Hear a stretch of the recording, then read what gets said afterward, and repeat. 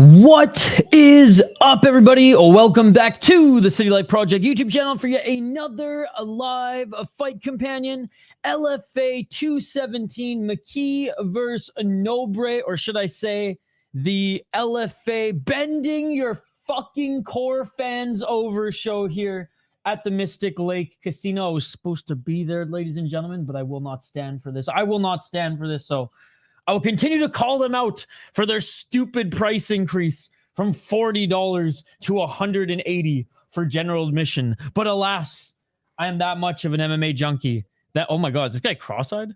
That I am here right now watching with you guys. So shout out to everyone hanging out with us. We are going to be covering the rest of the prelims here and the main event for LFA. Then we will jump over to Fusion Fighting Championship to catch the final few fights there. First two fighters here, ladies and gentlemen, we have Adam Poulain, the Mountain Man, who's 1-0 as a pro, 3-2 in his last 5 fights on a 3-fight win streak, including his amateur, making his pro debut. I've had the pleasure of watching this guy fight as an amateur a few times.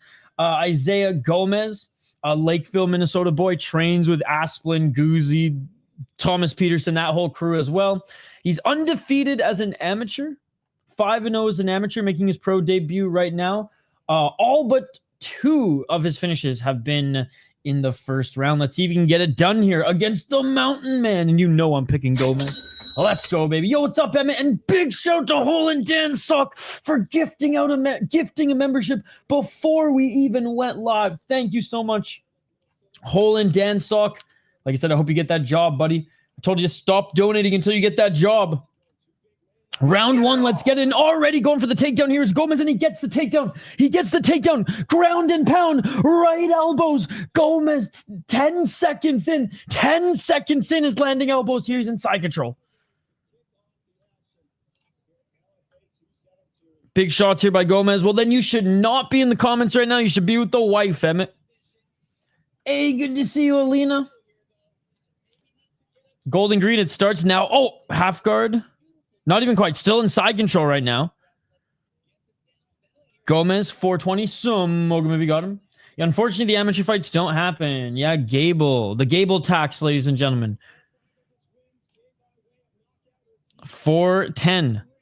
Looking to try to get into mount here, but no, can't get that left leg over. So, fuck it. I'll just land some elbows and hammer fists, says Gomez here as he does. Poulain trying to get back up to his feet. Poulain now settling into guard here, but Gomez still aggressive in the guard. Good to see you, Umbreon and Benjamin as well. 348. Shots to the body right now is Gomez. Oh, left elbow. Right hand by Gomez. She wanted to watch this stream as she's giving birth. Damn. Oh, and right back into half guard is Gomez.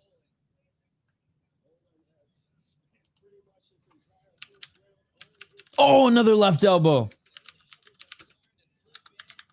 315. Posturing up right now, just in half guard right now, is Gomez. Poulain trying to grab his ankle, but Gomez continuing to land big shots.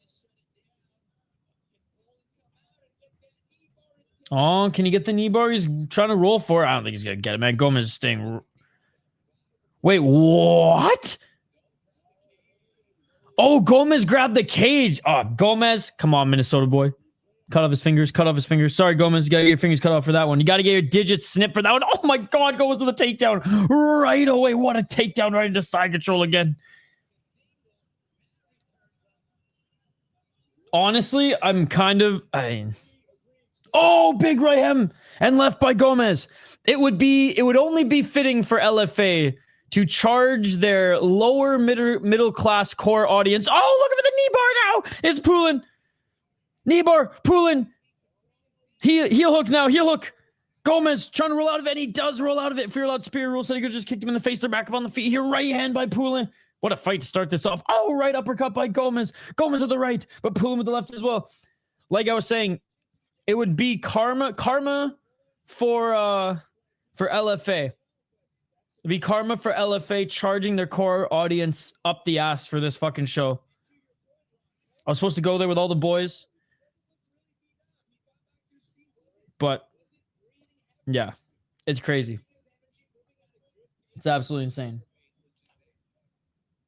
Good to see you, by the way, K1. Oh, Gomez, oh, another Minnesota boy coming out of that Thomas Peterson, Guzzi, Asplin camp here. And he's in full mount. Gomez in full mount. Oh, big right hand by Gomez. Gomez with another left. Gomez now with more shot series. He's not quite back mount. As Poulin's crawling forward, but Gomez staying on him, landing some big shots. Who will gas first? Who will gas first? That is awesome, Mehmet. Congratulations. Back up to their feet. Left by Gomez. They're both tired here. LFA acting like they have Peach Boy raising those ticket prices. Dude, from $40 to $60 I can stomach. If they would have raised the price to $80 for this event, fuck it. I'm still paying for it. 180 general admission? Like, go. As we said on Tuesday's stream, go fuck yourself, right? 45 seconds. It just sucks for some of these fighters and their families who can't even come to watch them. Oh, big shots to the body by Gomez. Trying to pull that tie clinch here as Poulin. They're still on their feet. 30 seconds left. Oh, right uppercut by Poulin. Right elbow by Poulin.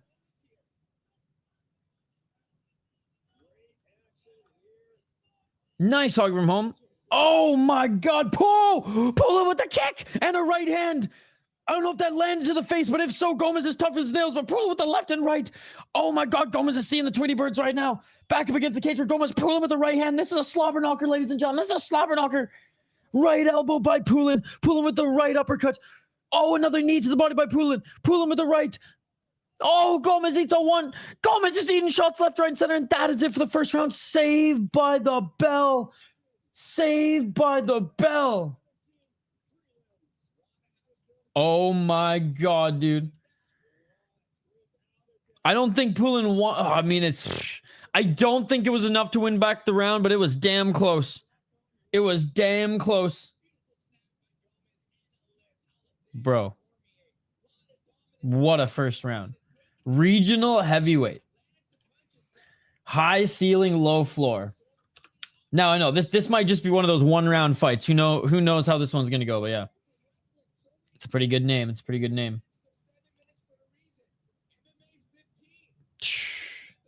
Yeah, we'll see. This was crazy pacing, and Gomez was taking some damage there at the end. Damage kind of stifled him. Woo. Damn. What a round. All right. Round two. Let's get it all. Oh, big left by Poulin. It's going, Hog from home. Busy day, busy day. I had to skip one this morning. 448, body lock here. Gomez trying to get the takedown. He's had easy, or it's been easy for him to get the takedown so far in this fight, and he finally gets it right into half guard again here, but a high left leg. There's Poulin. So he raises it. What's up, Alina? Good to see you. What's up, Gary? Nice finish now. I'm Samurai. I'm triple tasking tonight. Nice, Alina. Samurai's got some great fighters on the card. A lot of UFC guys and Dufour's on the card as well. Scrambling here's Poulin trying to attack that left leg of Gomez, but Gomez sprawls. Gomez, look for the neck. Good to see both of you. Tiani, Bistadi, and Alexis Nicholas going to MMA is interesting. I know. I saw that. Yeah, they're no longer fighting kickboxing, which is interesting because like both of them were doing well. Oh, big knee by Gomez as Poulin gets back up to his feet. Poulin's tired though. Oh, Gomez tired as well, but throwing shots to the body of Poulin. Both these guys are gas. Both these guys are gas. 1-2 by Gomez. Oh, left by Poulin. Poulin with the 1-2. Again, he's got the height and reach. Nice sprawl by Poulin, but can Gomez sweep that left? Oh, he might just get it here. Silva or Lopez. I'm leaning Lopez because I don't think Silva will finish him. Oh, great job by Gomez. Just crawling his way into full mount and landing some elbows here now. Yo, what's up, Kenny? Good to see you. Damn, too much going on at once, but we can do it. Tomorrow's the craziest day, Alina. Like at noon, there's like 10 promotions that I want to watch. Big elbows here in full mount by Gomez. Only, well, there's 2:55 on the clock. See you later, hockey. Gomez. Oh. Key lock. No Americana here. Gets into side control too. Switching it. Oh, if we're allowed real MMA, you can just land those knees to the face. Nice, Emmett. Oh, that pisses me off. That pisses me off. Like, what a fumbling of the bag by PFL and honestly UFC before PFL. Because he was supposed to come over to UFC, but they didn't look over. Well, they didn't talk to the Paris Commission first. Oh, trying to grab that neck there was Poulin for the guillotine, but Gomez just follows him to the ground as Poulin falls on his back here. Cedric Dubin didn't have enough time fighting in a cage professionally, so the UFC couldn't put him on their like first Paris card back in, I think it was like 2021. So they eventually just signed with the PFL, fought in their Challenger series, and yeah, there was some stupid like thing with the commission. They wouldn't let the UFC put him on their card. Back up to their feet. So UFC. Oh, big right hand by Poulin. Oh, big right uppercut by Gomez. Left hand by Gomez. 135 in this second round. What a fight here. What a fight. Another left by Gomez. Right hand by Gomez and Poulin. He's got a little hematoma on his left forehead. Or on the left side of his forehead. On his left forehead. Jeez. Oh, nice, Emmett. Oh, big left by Poulin. Right hand by Poulin. No way. Well, I hope your girl likes boxing. Good to see you, Dylan. My guess is Nicholas signs with the PFL Europe and Bistadi signs with LFL. He probably wants UFC. LFL or maybe Octagon somehow, some way. Nabs him. 52. Steve Asplin, motherfuckers. Let's go, Chris Cushman. Dude, Gomez is one of their training partners, or is one of the guys at their gym. He's another Minnesota boy. Good to see you, Chris Cushman. Oh, right uppercut by Gomez. Another right by Gomez. Gomez, 34 seconds, trying to let his hands go to finish this fight, but Poulin still in this. Now Poulin teeing off on Gomez. Oh, Gomez is hurt. Gomez is hurt. Poulin. Oh, Gomez is in trouble. Gomez hitting these shots. Poulin teeing off here in the last 20 seconds, but Gomez with the right hand. Oh, Poulin stunned. Poulin stunned. This is crazy. This is crazy.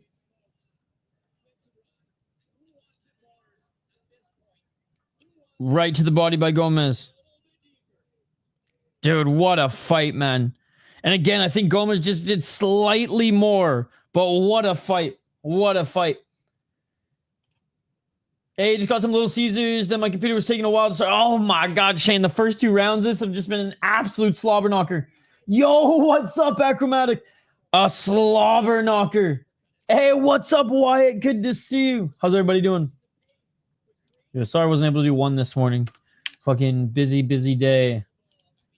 But, you know, they did, I think it was the LFA YouTube channel posted this like an hour ago and said it was supposed to start an hour ago, and I was so pissed because I was like, fuck, I like just finished work and I was going to sneak in a run. And it was like right before it started to piss rain, although it pissed rain anyways. I still got a shower after this. I'm still fucking soaked.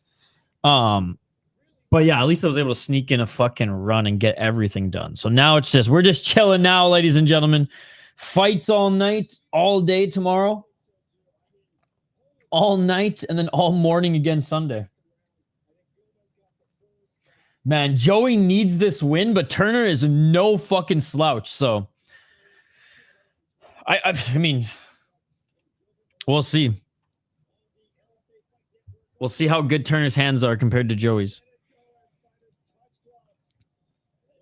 Let's see if Joey's start to put it all together here, because he's on such a good run. And then, yeah, man, he needs to get some momentum back here. But we'll do a little bit of a deep dive here in a little bit.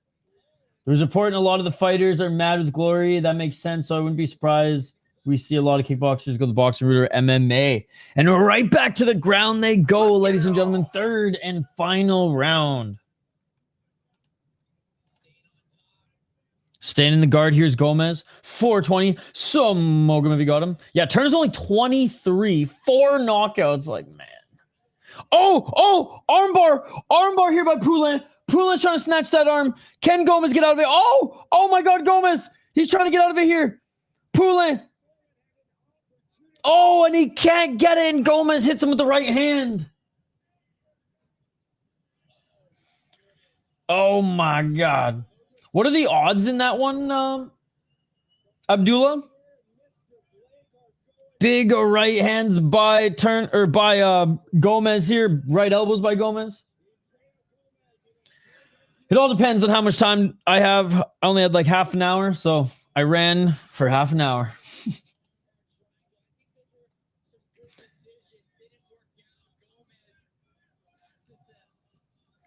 3:29. Yo, what's up, Mike Ross? Good to see you.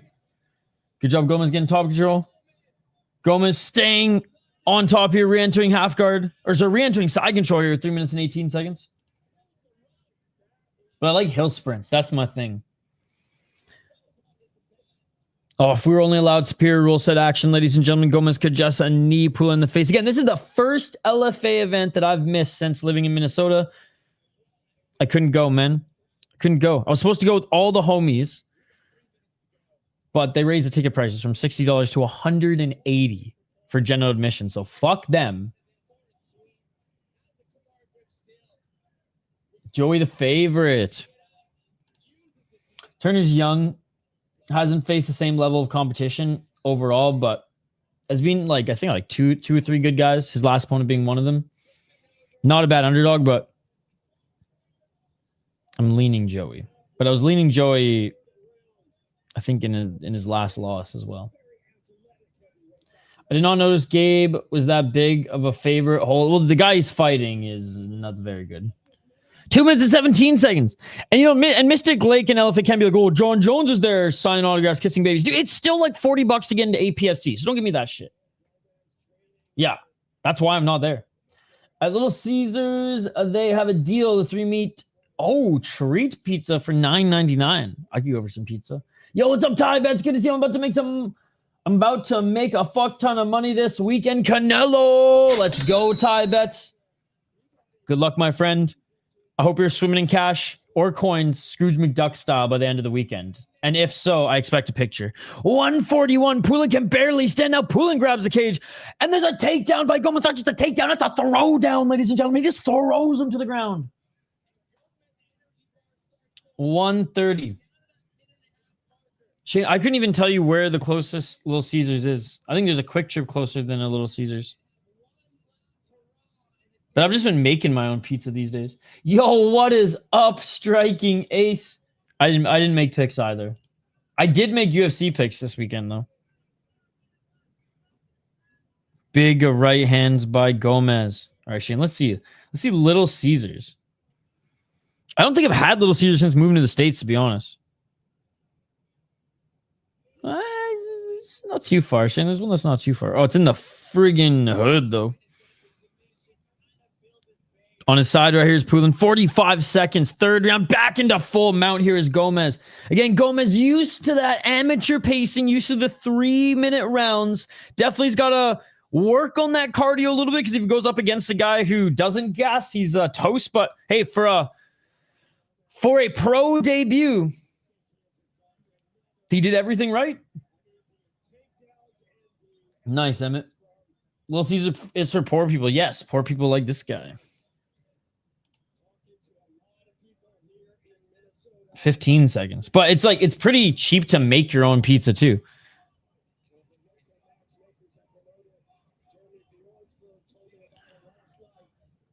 Back on his feet is Gomez. If we're allowed superior rule set, he could just kick him in the face. And that is it, ladies and gentlemen. That is it. What a slobber knocker. What a slobber knocker of a fight. Homemade pizza rules, man. Hell yeah, dude. If you make your own pizza every day at home, you'll end up looking like Mikey Musumeci, right? If you want to be borderline anorexic, all you have to do is eat pizza every day, guys. All right? Pizza and pasta. And don't forget that acai, motherfuckers. Oh, how's everyone's week going, by the way? Sorry I wasn't able to stream UAE Wars on Wednesday. Amberly, what is up, Amberly? Great to see you. I plan to do a lot more this week, but you know what I was able to do? I was able to get you guys a little prospect video for a little Noche UFC. How are you? If you guys want to check that out. All the fighters who are making their debut in the UFC. Hey, there's Thomas Peterson, who's fighting on the Brazil card soon. He was just helping out Steve Asplin Tuesday back in Minnesota here. Dude, that gym of heavyweights, man. Thomas Peterson, Ezayah Gomez, Gabe Steveson, Alvin Guzzi Hines. There's Steve Asplin, right? There's Guzzi and Steve Asplin.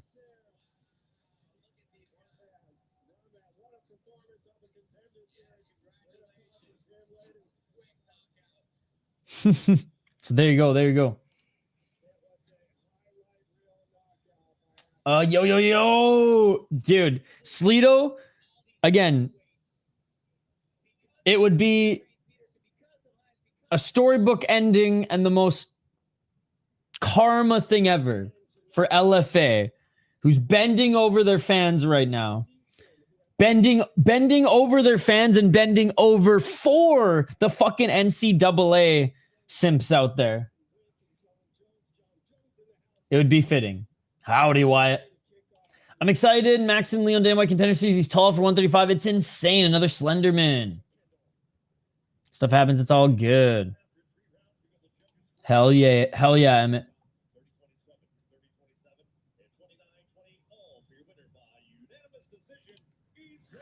Ezayah Gomez! Let's go, baby. Let's go, Minnesota. Minnesota, stand up, baby. Pro debut. Pro debut. Let's go, man. The basement team now. Let's go. What a great team they got there, man. Let's fucking go. That he did in his pro debut. I saw him fight 3 times as an amateur, and I was impressed. But, again, it's good that he ripped off the Band-Aid now, right, with those 5-minute rounds. All right, next prelim, ladies and gentlemen, should be Canada.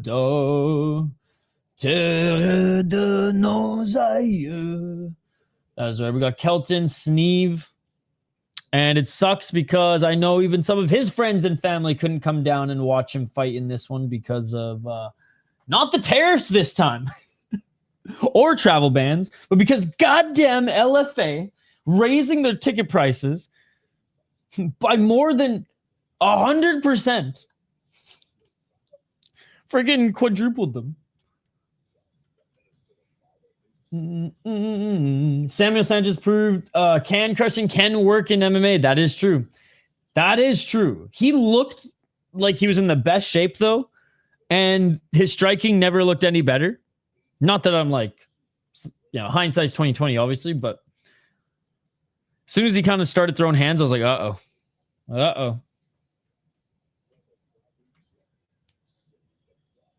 Hell yeah, and they came early, Amberly.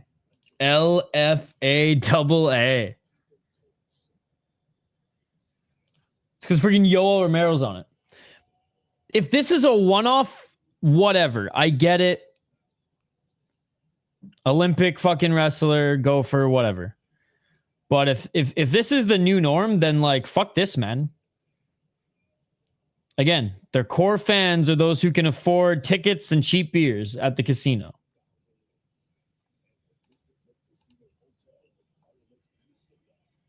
I'll tell you what, I'm going to stop paying for them too and get them to get my press pass next time if this is the case. Thoughts on Santiago Luna? I like Santiago Luna. I like Santiago Luna. I think that one's pretty... Is he not the favorite? Is he not the favorite? I'm pretty sure he was. But I was watching a lot of his tape today, actually. Yeah, he is the favorite. I think he's a little... he hits pretty hard and he's hard to finish. Kwong Lee, Minnesota boy. Kwong Kwong Lee's more chinny than I thought he was in the minors, like than I thought he was in LFA and on the regional scene. Having said that, he's like stupidly well-rounded too, and when he hits you, he's got power, and he does have good boxing. His wrestling's really good. That's a tough one. That's a tough one. I think it's. Oh. I mean, Kwong Lee's a good underdog because of the experience, and he's well-rounded and hits hard as well. But Luna's tough to finish, so I understand why he's a little bit of the favorite, despite him only being 6-0. Hey, good to see you, Paul. Good to see you. Yo, what's up, Activate A?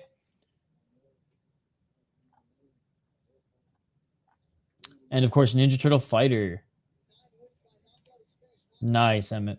Also, I'm pretty sure Samuel Sanchez's team was a little sneaky. His manager owned the promotion he was in and took down all his fights except for one where he looked bad. And that's probably the only one I was able to find. I did go through a lot of like his Instagram and like just, I guess, like fans' Instagram who literally posted his knockout and some of his highlights.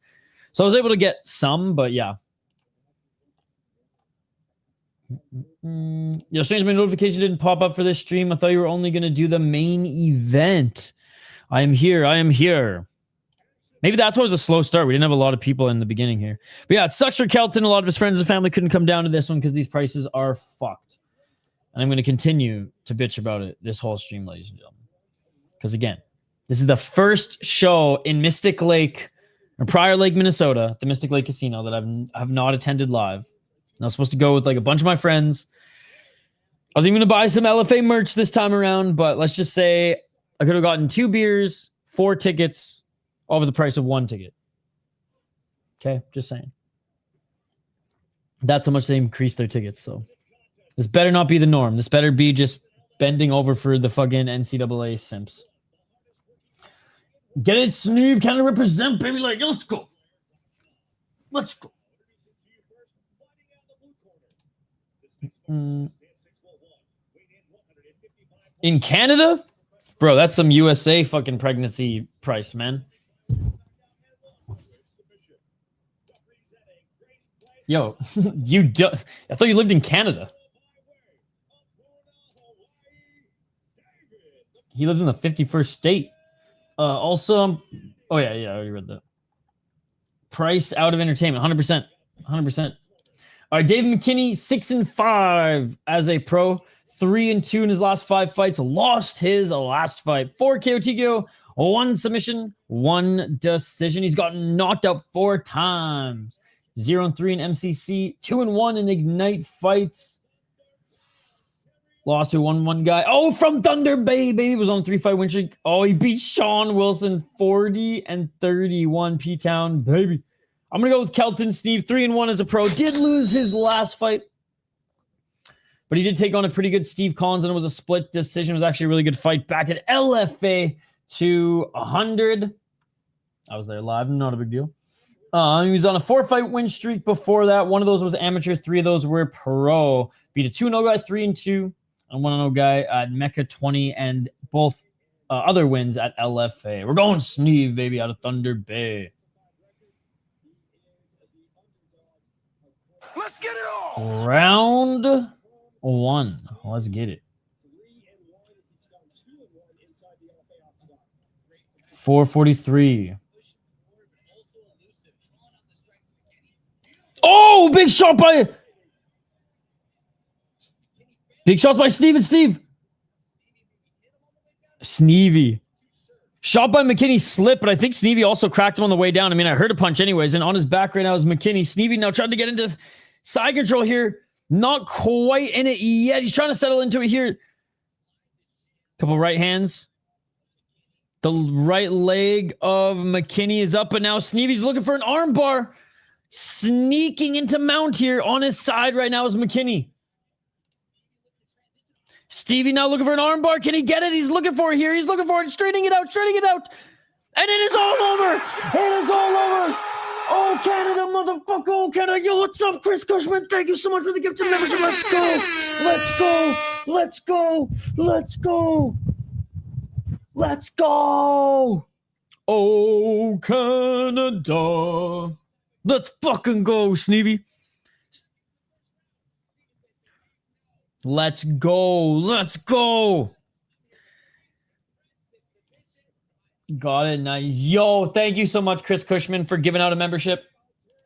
Maple Mauling. Yo, that would be a pretty good nickname.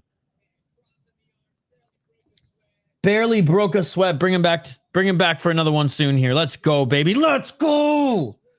Yo, Maple Leafs in the live chat. If you think we should bring freaking Sneve on the show. Give me some Maple Leaves in the live chat. If you want me to get Kelton Sneve on the podcast, let me know. Spain's not too bad either. Wrapping him up. Yo! Isha enters the tubers. Drop a like and sub for the best value reaction to the action. Reaction to the action's another good nickname. Let's go. Fight again tonight. Oh, there's one just down the road. Yo, Paul with the Maple Leafs. Dude, I'll have to reach out to this beauty. We got Matters Flaminas coming on the show next, which I'm excited about. He's got a fight coming up in KSW soon. Cage Warriors legend. And now fighting at the end of his career, although he's still got some gas left in the tank. He's still got some fight left in him. But last chapter of his career anyways in KSW, fighting some killers.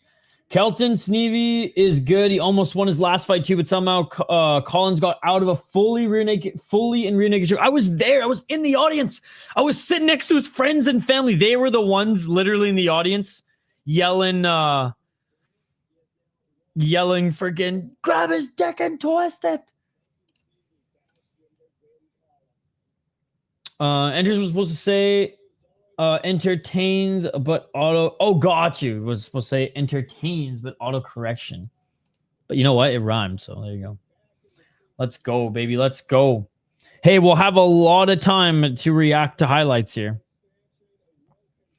Ezayah Pinson against Glendal Whitney, and then we get to the main card. Again, it feels so weird not being there, ladies and gentlemen. I'm usually 2 McGoldens in hand right now. Tweeting like a motherfucker. Texting Shane about our beer bets. Oh, well. They'll be back here probably in, I want to say January or February. They come here in the winter and then in the spring. Yeah, so. And I'm just interested to see. I'm interested to see how much their tickets are for their next one.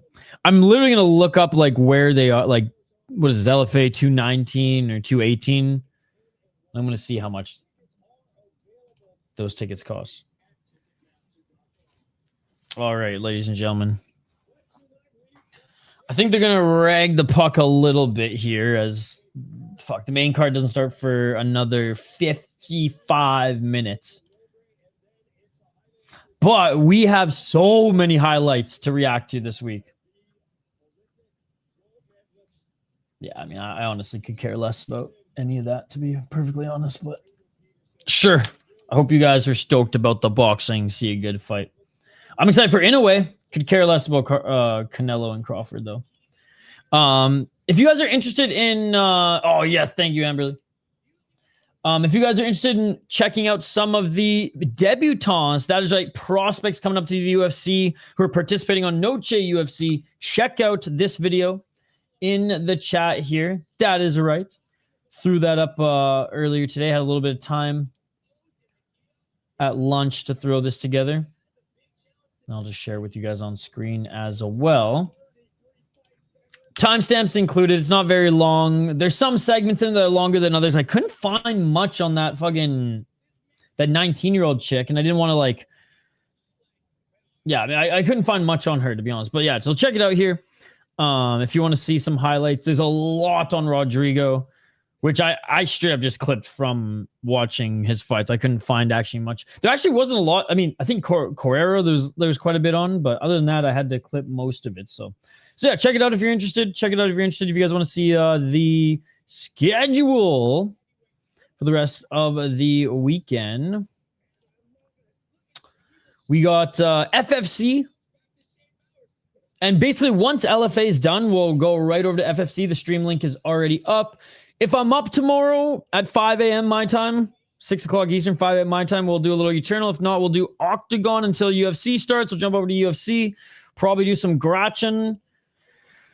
Then we'll stay up, do some Inoue. We'll keep staying up. We'll do ACA, and then we'll get some sleep. Sleep all day. Wake up for a little deep on Monday. Balls deep, baby. Balls deep. So it should be a fun one. It should be a fun one. And like I said, we got the FFC stream already up, which we'll jump to right after this. So exciting stuff, ladies and gentlemen. Exciting stuff. Looks like they're ragging the puck right now. Yo! Holland Dansok with another gifted membership. You don't have to do this. You already donated. You already donated. That's another 5. That's another 5. So shout out to Holland Dansok for gifting another membership. Oh, not much. Not much. Like anywhere between, I don't know, 400 and 900. But there's some bonuses. There's some bonuses for the popular fighters. And then sponsors, right? I'm very excited for Le'Veon Douglas in the UFC. I've been hyping him up since he won the interim LFA belt.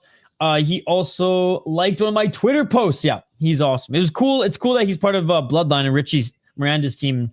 So in the podcast recently, he was talking about him. Yoel Romero and BKFC tonight as well. Every triple screens going on, missing Romero or Perdomo, Cuba. Yo, thanks again, Holland Dansok.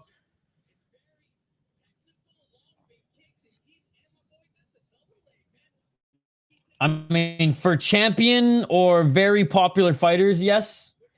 But you're lucky. You're lucky if you're making that much activity. You're lucky if you're making that much. Now, sponsors and bonuses included, yes, but not a lot. Most of the guys and girls aren't making that much base. Yeah, I'm not watching BKFC. I'm watching LFA, Ezayah. I'm watching LFA. But I'm sure the chat will keep you abreast. How was she even able to travel, Emmett, if she was that pregnant? Tomorrow's also Fight Club Rush and WoW. Yeah, Fight Club Rush, WoW, Octagon, Cage Warriors, Noche UFC, Garachon. Oh my god, there's so much. Fighting Nexus. Kid, you should be sacrificed. Yoel Romero and BKFC. He loves his tacos too much, dude. Kevin Gasline, 5 pounds. No, it's all good, Emmett. I love Yoel as well. Ah, let's go. Yes, with the Shotri tears, baby. We need some more Shotri tears, guys. We need some more Shotri tears. If you are a member of the channel, let me see them Shotri tears. Shout out to Aniki MMA. Shout out to Aniki MMA for being the guy who makes Shotri cry more than any of us, ladies and gentlemen. Shout out to Shotri.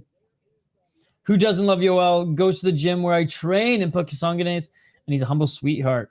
Yeah, I just assumed when I heard that it was for the more known guys. Yeah. Main card guys, that is. Yep. Gabe Steveson, opponent, really shouldn't be allowed to fight him. I guess no one better would sign to fight Gable. Well, that and Mikey P, they upcharge tickets. The only reason I'm not there, Mikey P, is because the tickets went from 40 to 60, right? Around that range. Because a lot of them are resell on Ticketmaster. But even at the box office there, 45 to 60 to 180 general admissions. So fuck that shit, dude. I'm not missing Cage Warriors. Damn, too much going on.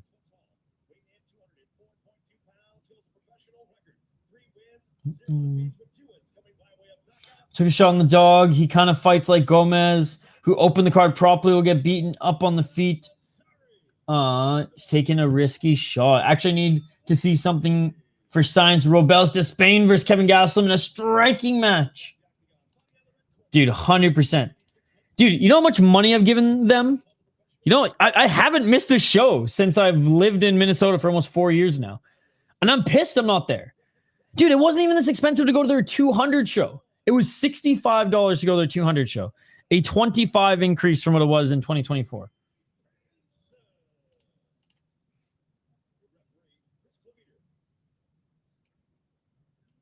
All right, ladies and gentlemen. I'm going to go with Ezayah Pinson here, who's 4-1. Fought twice in PFL, 0-1 in Bellator, 1-0 in LFA. Beat a 3-3 guy, lost to Abraham Babley, decision in Bellator Championship Series. But did fight Denzel Freeman, who's good. I think he's the heavyweight. He is the heavyweight champion in LFA right now, and he beat him in PFL. As an amateur, he went 1-0, but also fought some Muay Thai. His opponent, Glendal Bookshot, 3-0, 33 years of age. And he hasn't fought anyone to the same level, even though he had a good amateur career going 5-1. We're going Ezayah Pinson here. And nice job by Whitney. Whitney with the takedown. Whitney now with the back mount. Whitney now with the backpack, ladies and gentlemen. That was quick. Oh, flattening him out. Looking for the rear naked choke. This might be it. This might be it. Whitney. Whitney. Trying to fight the hands as Pinson. Trying to fight the hands as Pinson. Oh my God. Whitney squeezing here, ladies and gentlemen. Can Pinson survive? Oh, good job by Pinson. Breaking the grip, but Whitney goes back to it on the other side, and it is all over. He taps. He taps. He tapped the strikes. He tapped the strikes, and it is all over. He tapped the strikes, and it is all over. Oh, my God. Holy fuck. Oh, my God. I should listen to Activate A, ladies and gentlemen. I should have listened to Activate A. What am I doing? What am I doing?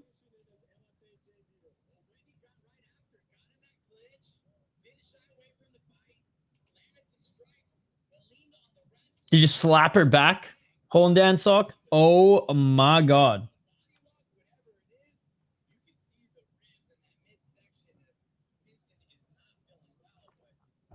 I'd have been like, bitch, you know what the 5 fingers said to the face? Slap. KG's a... Oh, yo, what's up, Anthony? I saw the picture you keep sharing. It's amazing. I'll actually bring it up on screen. It's just sad, man, because like... He's a, oh, thank you. You did not have to do that. Anthony Gansko gifting the membership. Let's go. You guys are far too kind. You guys have been gifting memberships left, right, and center already. Thank you so much. Dude, Tone, what's up, Tone? Yes, Whitney took him down, got on his back, didn't choke him out, almost choked him out, and instead said, you know what? Fuck the choke. I'm going to let it go and just hit shots. He's got some sick shorts, by the way, and yeah, it's all over. Yo, what's up, Toxic? Good to see you. No dog, no heart, tapping his strikes in under a minute. Pack it up. He gasses his entire tank in 1 minute. Big grappler. Plus 245, took a shot on the dog. Oh! She swung. Shoppers Drug Mart buying shit. Dude, it's always at Shoppers Drug Mart. Excuse me, don't bud. So I Karen Welfare fatty. Did she have like bright green hair or something too? She says, I didn't, but I said, whatever. She said, we can go. I said, yeah, I'm so scared of you. Oh my God. I would have been like, I would have just dropped fucking what I was holding and been like, let's go. Let's go. You know what though? Holding Dan talk. There's not enough Canadians in the chat to understand the significance of this question. But like, where do you think there's more scraps? Downtown London Drugs or downtown Shoppers Drug Mart? And if you don't know what a London Drugs is, then bro, you gotta spend some more time in Western Canada, but still. I'm a huge KG fan, just not huge in the same way as KG, though. Just become Daniel Cormier. Just be a short heavyweight. I'm not a parent, Emmett. I've told you that many times. I'm never going to be a parent. I'm the wrong person to ask. I ducked a slow female shot, got my receipt, left her right now. She said, I'm running, I'm scared. I said, bah, fatty. I would start playing the saxophone or the trumpet. Hell, the trombone and go do do do do do do do do do do do do do do do. Oh man, you can look up London Drugs, man. It's Shoppers Drug Mart, but for us in BC. And some shit goes down. Dude, now we got 45 minutes of buffer time, ladies and gentlemen. 45 minutes of buffer time. You know what? That's okay. That is okay. A, we're all going to go and raid Combat Casual and say what's up. All right.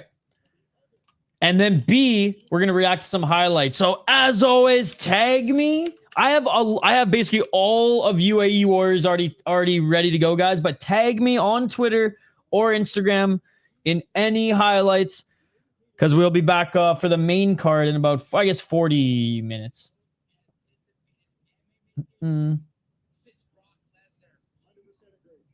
Yeah, mega from side to side.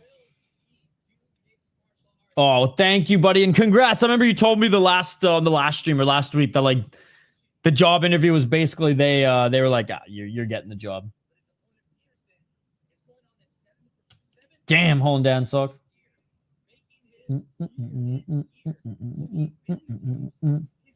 Hell yeah. Maybe I'm overrating him, but I think John Silva's gonna beat up Diego and finish him. I don't know if he finishes him, and if he does, well then damn. But like, he couldn't finish Vallejos, and Vallejos is tough as nails. But like, I'd imagine Diego Lopez is as tough as Kevin Vallejos, right? I do think Vallejos though is future champ material.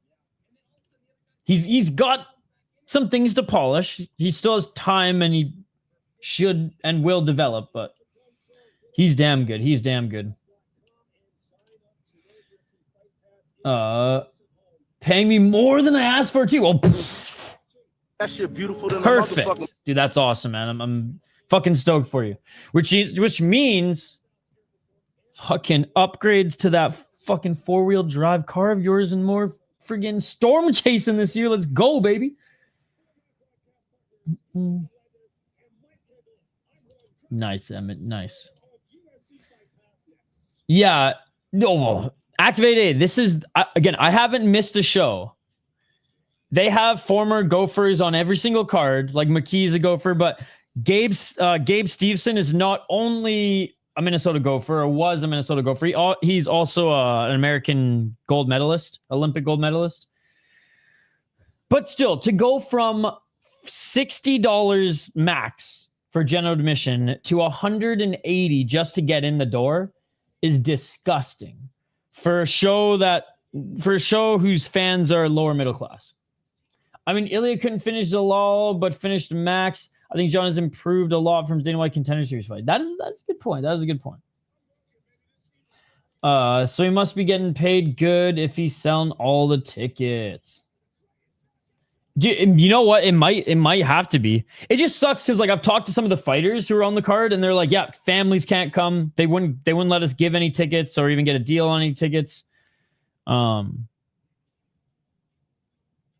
Yeah, it's unfortunate. It's unfortunate because like Denial and I were gonna be there, as well as Creepy Colors, as well as a few others, and a few of my friends were gonna go there as well, but.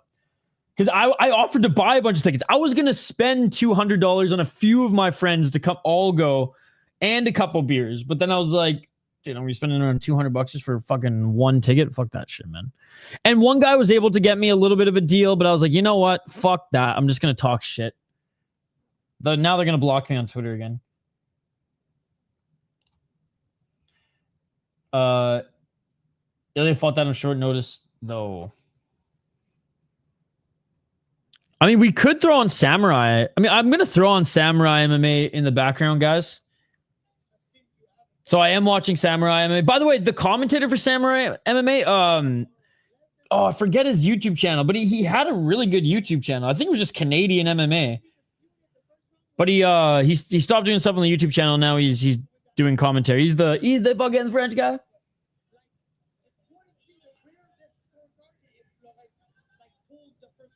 Is it a small town? No, well, it's 20 minutes away from the cities.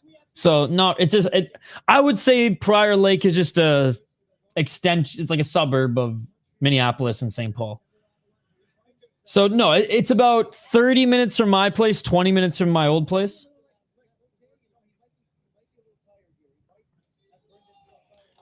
I don't know. because I'm not there.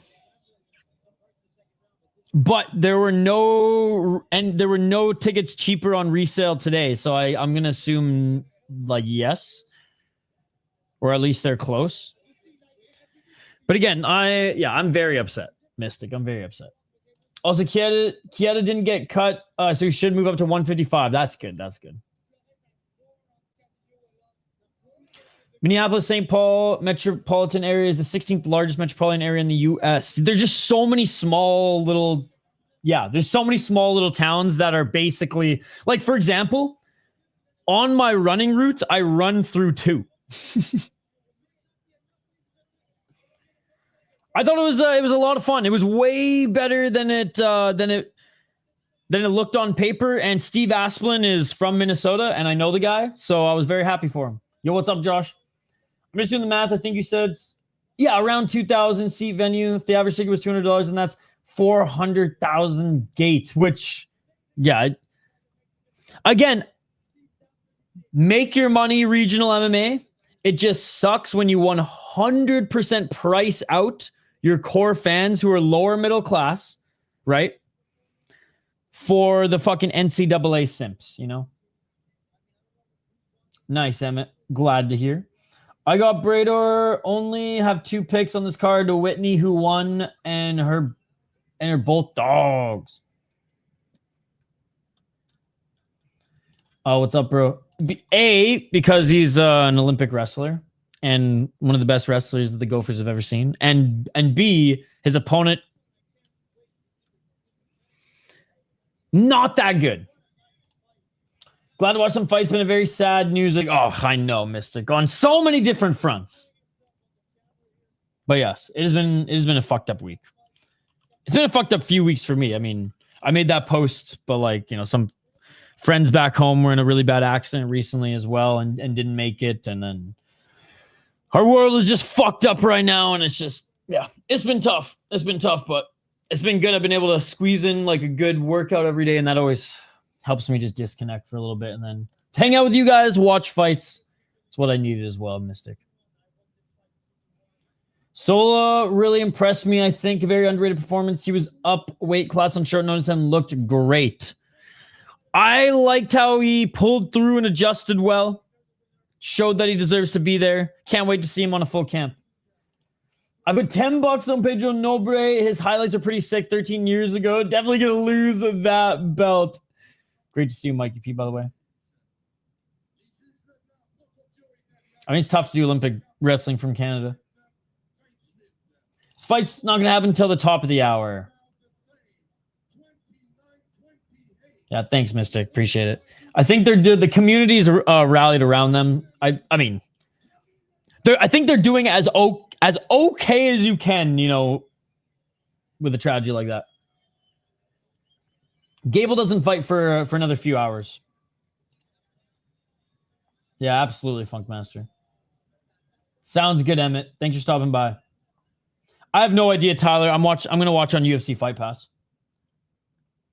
Good to see you, by the way.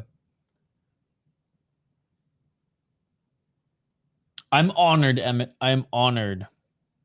All right, we do have Samurai MMA on in the background here, ladies and gentlemen, but let's do 2 quick things. Let's have a recap on some of the great highlights and cards that we've missed. I mean, the weekend of MMA started on Wednesday. Let's be perfectly honest. It started with UAE Wars on Wednesday. And yes, we usually cover UAE Wars, but this work week, it was absolutely insane for me. So I was unable to check it out. Speaking of checking stuff out, right when he goes on a break. But to go check out my friend, Idaho Skatesman.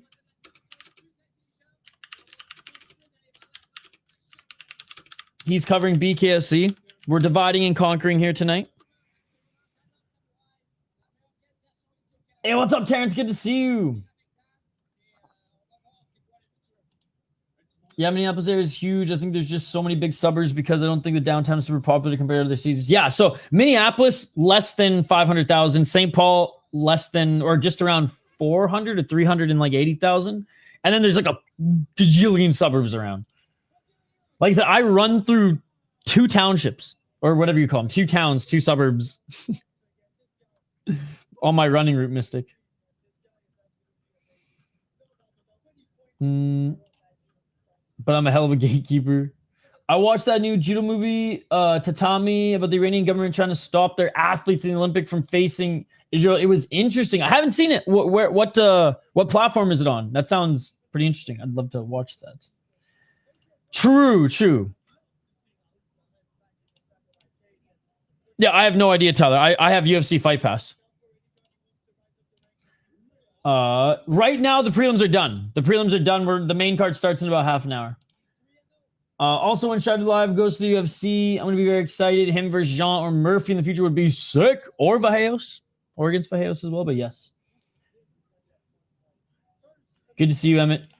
See you on the next one. All right, let's check out some of these amazing highlights from this week, ladies and gentlemen. As always, tag me at VI Sports Talk, Instagram or Twitter in any highlight you want us to react to here tonight. But let's start with fucking UAE Warriors, man. Because it was an awesome show. An awesome show on Wednesday. Highly recommend you guys go check it out. It was on UFC Fight Pass. All right, I'm literally gonna... I think I bookmarked most of it, but probably safer to bring either Chris Cushman or Kaposa on the tab here. All right. I bookmark a lot of them. I've watched most of them, but like it'll be fun to react to them with you guys here as well. Matisek also tweeted a lot of them. We'll go through Chris Cushman's page as well, but South Florida is just an amalgamation of cities and towns. I think it's like 7th biggest metro in the country now. Who do I like in the Brador versus Stiller? Leaning.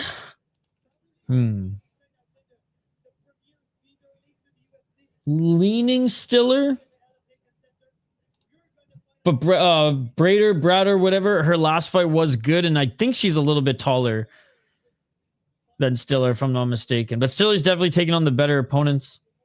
I know she lost to Inaba, but Inaba's good. That Sydney Trillo chick's pretty good, so I'll say Stiller. What's up, Open Palms? Good to see you guys. Go subscribe to Open Palms MMA, real MMA channel, not like this fake ass MMA channel, real MMA channel. She's a way taller. Do you see the guy in one championship born, I think, in 2008? Insane. Oh, the Ghazali? So it gets finished or gets a sub. Takes a knee to the face or elbow or gets a sub. Yo, what's up, Brian? Good to see you. Good to see you. Why are you so mad? Why are you so mad? How's it going, Phoenix? How's it going? Meanwhile, if you just laugh at a joke, that's it. Take him to isolation. I think it's probably worse than that, to be perfectly honest. I think it's worse than that. Yo, thank you so much, Hole and Dan Sock, for the 149 super stickers. Dude, Hole and Dan Sock has already gifted 2 memberships here tonight. Unbelievable. Unbelievable. Shout out to everybody who's been helping the community grow here tonight as well. Thank you so much, Hole and Dan Sock. 149, baby. Thank you so much. Thank you so much. But it will be starts by Stiller in this one. Sandro Boise is his name. Oh, okay. I didn't watch this morning. Roberto de Souza, I would like to see him fight someone his level in Ryzen because he clearly is the best fighter in his division by far right now. I need to see him fight Saladin in a super fight in KSW. Hey, thank you so much. Thank you so much. Honestly, if I was at Mystic Lake Casino right now, there's the $1 hot dog lady, I'd be going balls deep in them glizzies right now. Thank you, Hole and Dan Sock. For the next one. All right. Speaking of, let's talk about and react to some of the highlights that occurred earlier this week. UAE Warriors was on Wednesday, ladies and gentlemen. Wednesday. Check it out. He saw that knee. Pulled out of it well there, did Ezayah. Every UAE Warriors card doesn't do Too cool off cutting off the ankles.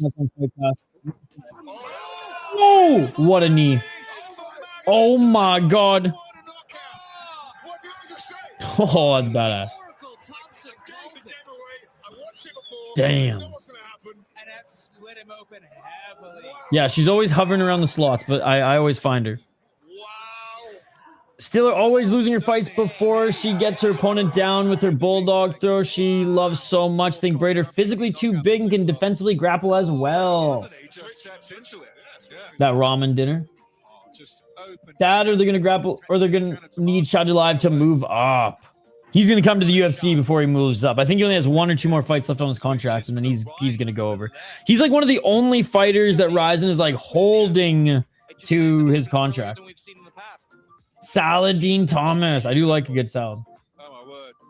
Surprised he held back after that knee, right? Oh my God, I would have loved that superior rule set action. Would have, oh fuck's sake, sorry. Would have loved some of that superior rule set action. He's good. He's good. He's he's been in the UFC before. But he was very young. He's very young. All right, so we just watched that one. Here's another performance here. Big right hand. Goes up with more legs. Back at the headshots. Then he stands him up. Wait. Seen that live? You got a point deduction as well. Oh, shit. Ref stands him up. Oh. Nice. Softening him up here for that rear naked choke. Hey, what's up, Chad? Great to see you, buddy. How you doing? He's enjoying himself. He's making a show. If you got $100,000 per hot dog, how many do you think you could get in the 10-minute hot dog eating contest? Oh, fuck, dude.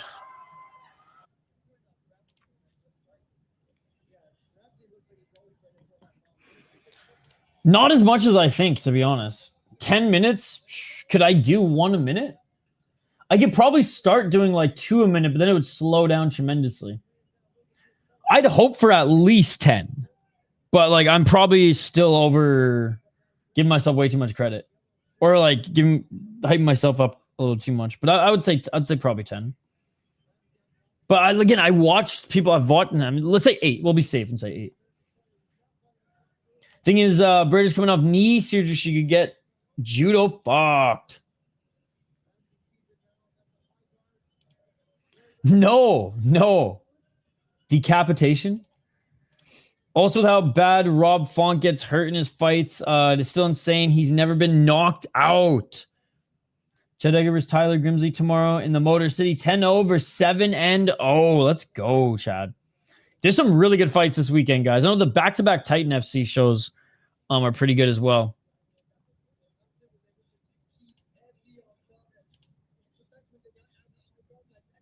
Oh, here's another one from UAE Warriors.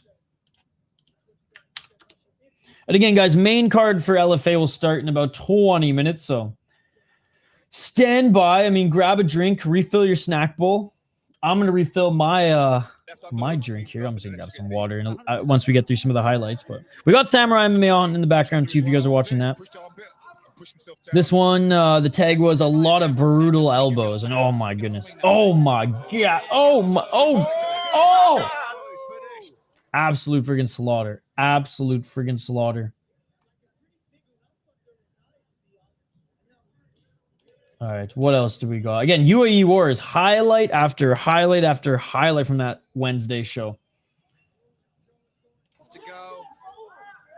Anyone going to put a stamp on this round? Well, that's the question. Who stamped their authority in this round? Neither one really. Oh my God. Eyes rolled backwards as he was rolling. Oh my goodness. Let's take another look at this one. He's already cut, as you can see on the right side. Is De Silva. Boom! He lands a big right hand and it is all over. Let's go. Folded him there. Yo, Kaposa shared no way. Our boy Half Dead Frank. Shout out to Half Dead Frank. You guys are probably familiar with him in our live chat. He shared a highlight from EFC the other day. We'll get back to the chat here in a moment, guys. In the third round here. Oh, shit. A little emoting. Screaming. Oh! Whoa! Whoa! No way. Oh, my God. That's the best one so far. Yo, nice, Reaper Jones. Hey, let's go. Open Palms MMA. Dude. Yeah, we got to watch this again. That's fucking crazy, chat. Look at this shit. Look at this shit. Oh! Oh my God, bro. He freaking murdered him. He freaking murdered him. Oh my God, dude. Holy shit. Dude, I'm fucking stoked for that fight. If it goes the distance, I'm leaning Lopez, but Silva's got that power. Yeah, but there's not. So you go with what's cheaper. I know Ishii can destroy a tray of hot dogs, I bet. No way you can beat Kobayashi. That dude almost beat a bear. Brady coming Jazz Division style. Ooh, I like to hear that. Find Kobayashi hot dog competition versus bear. It's hilarious. It's on YouTube. We're watching highlights right now. We ain't watching people guzzle down glizzies. That's for Kenny Bigham's OF account. I'm hella excited for Anyway Fight Sunday. I feel like I'm gonna oversleep and miss it. I'll be up. I'm just not sleeping.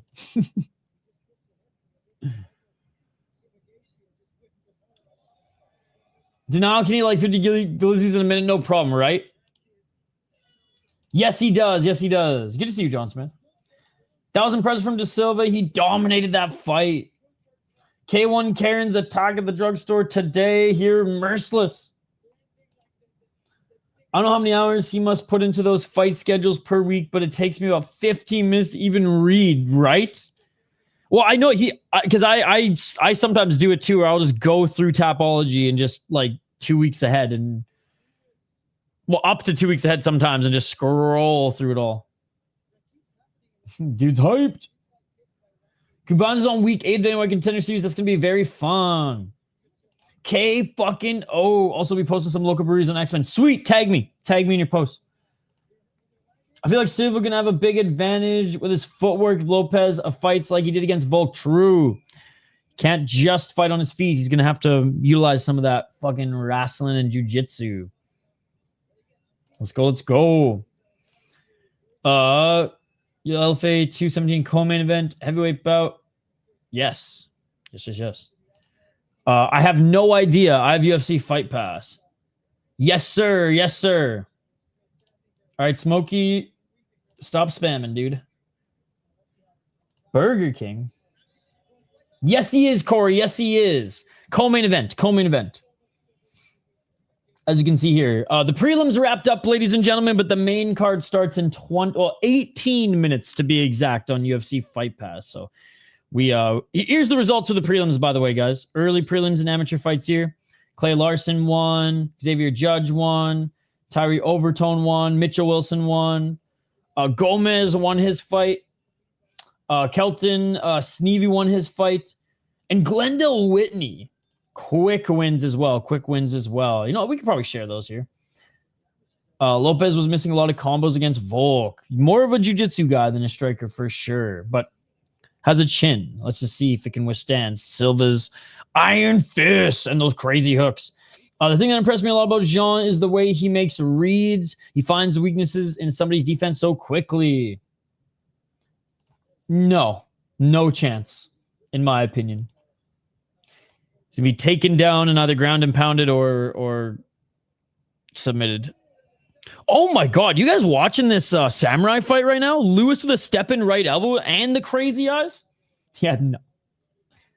Put it this way. If he wins, it's karma for LFA bending over their fucking fans, upcharging their tickets from $60 to $180. I live in Minnesota. I've never missed a live LFA event in Prior Lake. And I have no issue paying $60 to go watch LFA. Shit, I'd have no issue paying $80 to go watch LFA. But $180? Bro, get the fuck out of here. Yo, but you did well last week, right, Josh? You did well last week? All right, what else do we have here as far as highlights, ladies and gentlemen? What else do we have here? I'm scrolling up. Oh, here's a good one. This was at RCC. Did anybody watch RCC? I always miss RCC, man. This was a good one. Oh, his mouth guard went flying. Oh! Yeah, because all the NCAA simps will fucking bend over and give them all that money. Oh my God. Hey, love Steve Aspling. Glad he won on Contender Series, but we lost a fight. We lost a high-level heavyweight fight as far as the LFA rankings go. And we get a debutant. We get charged up the ass. Let's go, David. Well, no, but see, John Jones is there too. But at APFC, John Jones is always there for appearances. Charles Oliveira is there for appearances. Dustin Poirier, and those tickets are still $40. Just saying. No, exactly. Yeah, there you go. Gabe could stand and get chin, though. Wrestlers famously have bad chins. RCC was a beautiful violence. It is fucking awesome. I didn't watch it live, but I was sent so many fucking clips of it.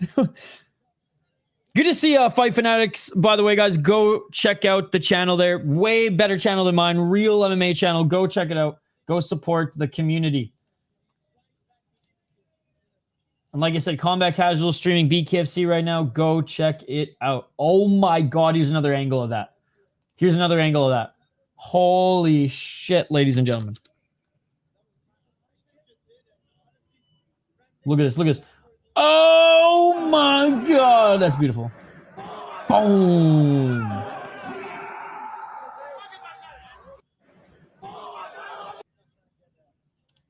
Nah, you're the real one. Not that other fake ass motherfucker. You're the real one.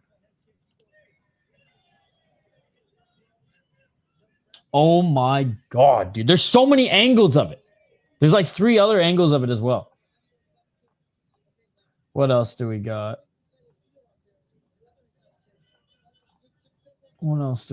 Oh my God, we got a head kick. And we got 2 angles of it. Dude, I love ragging the puck on this channel because we just get to watch violence. Again, 15 minutes or so until the LFA main card starts. Imagine Jelton Almeida with a good chin, right?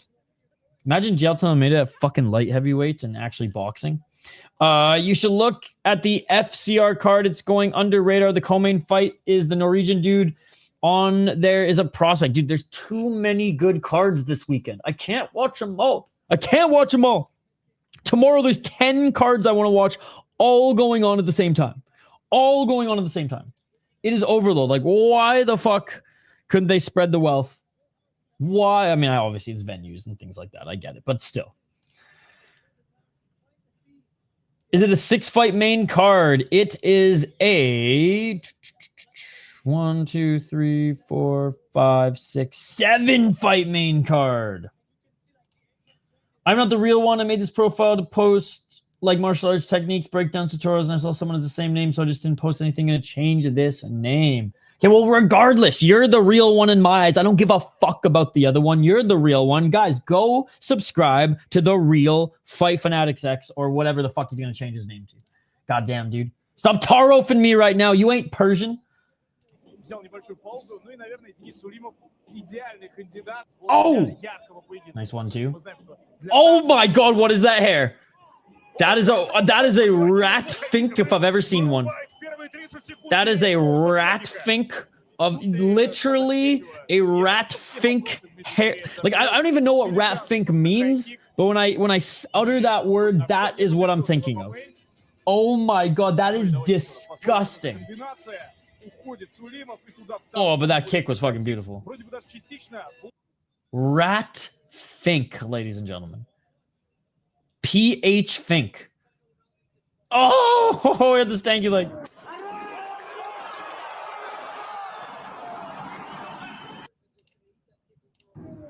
Oh my God, that's gorgeous. Down his back, freak.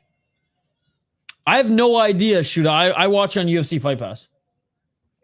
I didn't know Alexander Loof was on FCR card. Very fun fighter. Let's get some Monday Night MMA. Spread the wealth of 10 shows at one time, right? Hey, shout out to UAE Warriors. They did a show on friggin' Wednesday. I'm watching Cage Warriors, FCR, and Octagon same time. We making it happen. Well, I'll be covering Octagon tomorrow. If I'm up early, I said I do Eternal, but that's really early for me. What'd you make for dinner, Amberly? One of those? Fuck, man. I mean, maybe when I'm fully bald. Bobby Lee hasn't fought yet. He looks like fucking Henrik Sedin, though. Does he play hockey? All right, what else do we got here? I do have to take 2 minutes to go fill up my water bottle before the broadcast starts here. Oh, brutal. Alexander Shlemenko, man. A, still fighting. B, getting choked the fuck out.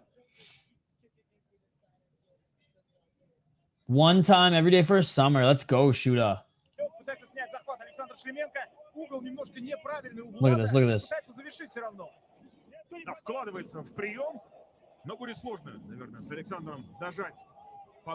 I think it's just you, Fight Fanatics. 2023 or 2024 wasn't their best year, but so far this year, I'd say it's been an absolute. It's been awesome. And I'm not just saying awesome because it's just been entertaining. Like for example, like the one fight that Dana White hated the most, I think was the most high level fight of the card or of the year so far. So put it this way, like Fight Fanatics, as much as we want it to be like the World Cup, like the best of the minors, it's not, because it's an entertainment show. And Dana White says he doesn't give contracts out to guys who win technical fights. He gives contracts out to guys who entertain, right? So if you want to be the best and most polished, Dana White Contender Series is not where you showcase that brand. And the guys who do win fights one-sided like that don't get contracts or, you know, get a fucking licking. So I think that with that caveat, it's still pretty high level. There've been a lot of pullouts, right? And I like how a lot of these underdogs who may not be super polished, but have come in and have shown that they want it more. Kind of like, you know what it reminds me of? It's like the Ultimate Fighter days, but to fight to get into the house. Like, it's just like that the house is the UFC now, you know? I'm leaning Hart, but that, like, Turner's a good underdog, man. I can't believe he's fighting still. Yeah, check it out. Check it out. Oof, poor guy. He is out cold, too. Out cold. It's like those fights to fight into the house in the old Ultimate Fighter, but the house is now the UFC. Oh my gosh, you guys want to see a front kick? You guys want to see a front kick knockout from Samurai MMA? Which I'm also watching right now.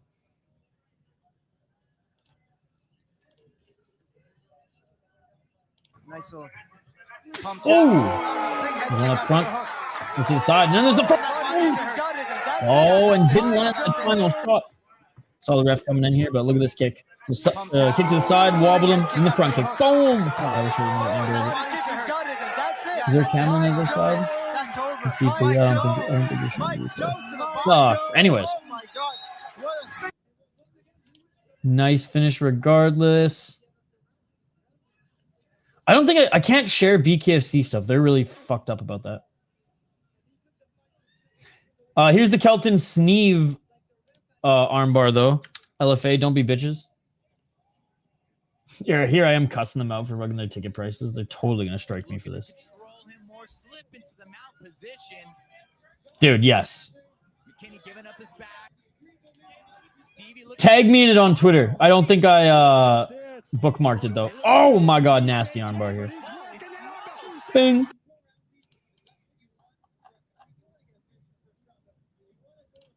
There we go. There we go.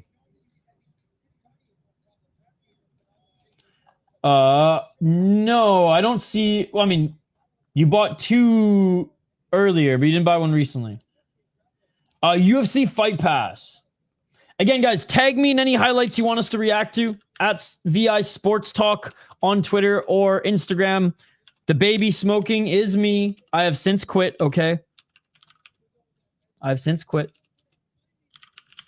I got banned off TikTok and I forget the other one. I think a Facebook group because of my profile picture. A hockey Facebook group. Yeah, I have no idea, Nick, because I have UFC Fight Pass. If Gabe steamrolls, how long till he gets UFC heavyweight division? Sucks right now. I mean, he needs some fights. He needs at least 3 or 4 fights before they consider him on Contender Series. I don't think they give him the Bo Nickel treatment of 3 fights. I think he's and he could have a pretty, injuries, barring no injuries, he could probably tear through regional heavyweight pretty quickly. But this is his first fight. He needs at least 3 or 4 before the UFC even consider him. YouTube is thank you so much. Hole and Dan Sock, smoke him if you got him, ladies and gentlemen. You don't need to keep donating this so much, dude. You're far too kind, man. Big shout out to Hole and Dan Sock, man. Gifting 2 memberships already, not to mention a super sticker, not to mention another toonie, baby. And shout out to Anthony Ganskow, as well as Chris Cushman as well. You guys are awesome. Yeah, Alex, I'm not sure. I reached out to Jay. And I said, hope everything's okay. So I hope everything is okay, man. I hope everything's okay. But the plan is, Smokey, that, he's going through LFA. Dana White and him are, they're close. If all goes to plan, he'll be in the UFC sooner than later.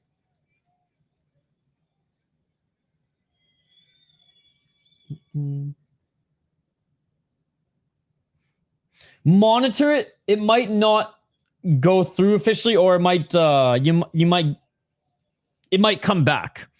That's happened to me a couple times before, Dan Sock. Just monitor it for an hour and just check, because sometimes it'll just bounce right back. Gable hasn't trained being punched in the face. Well, he has a little bit.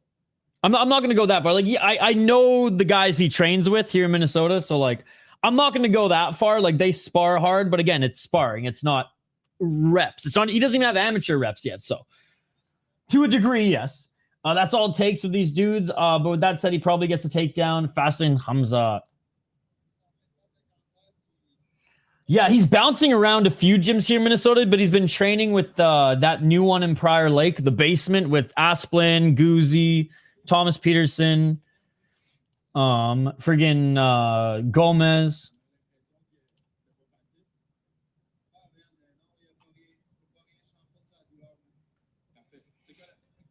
Yeah, I used to do, I wanted to play hockey growing up, but my parents said that I was too soft to play hockey, and Persian dad, American mom, they didn't give a fuck about hockey. So I did martial arts as my sport pretty much until early adulthood.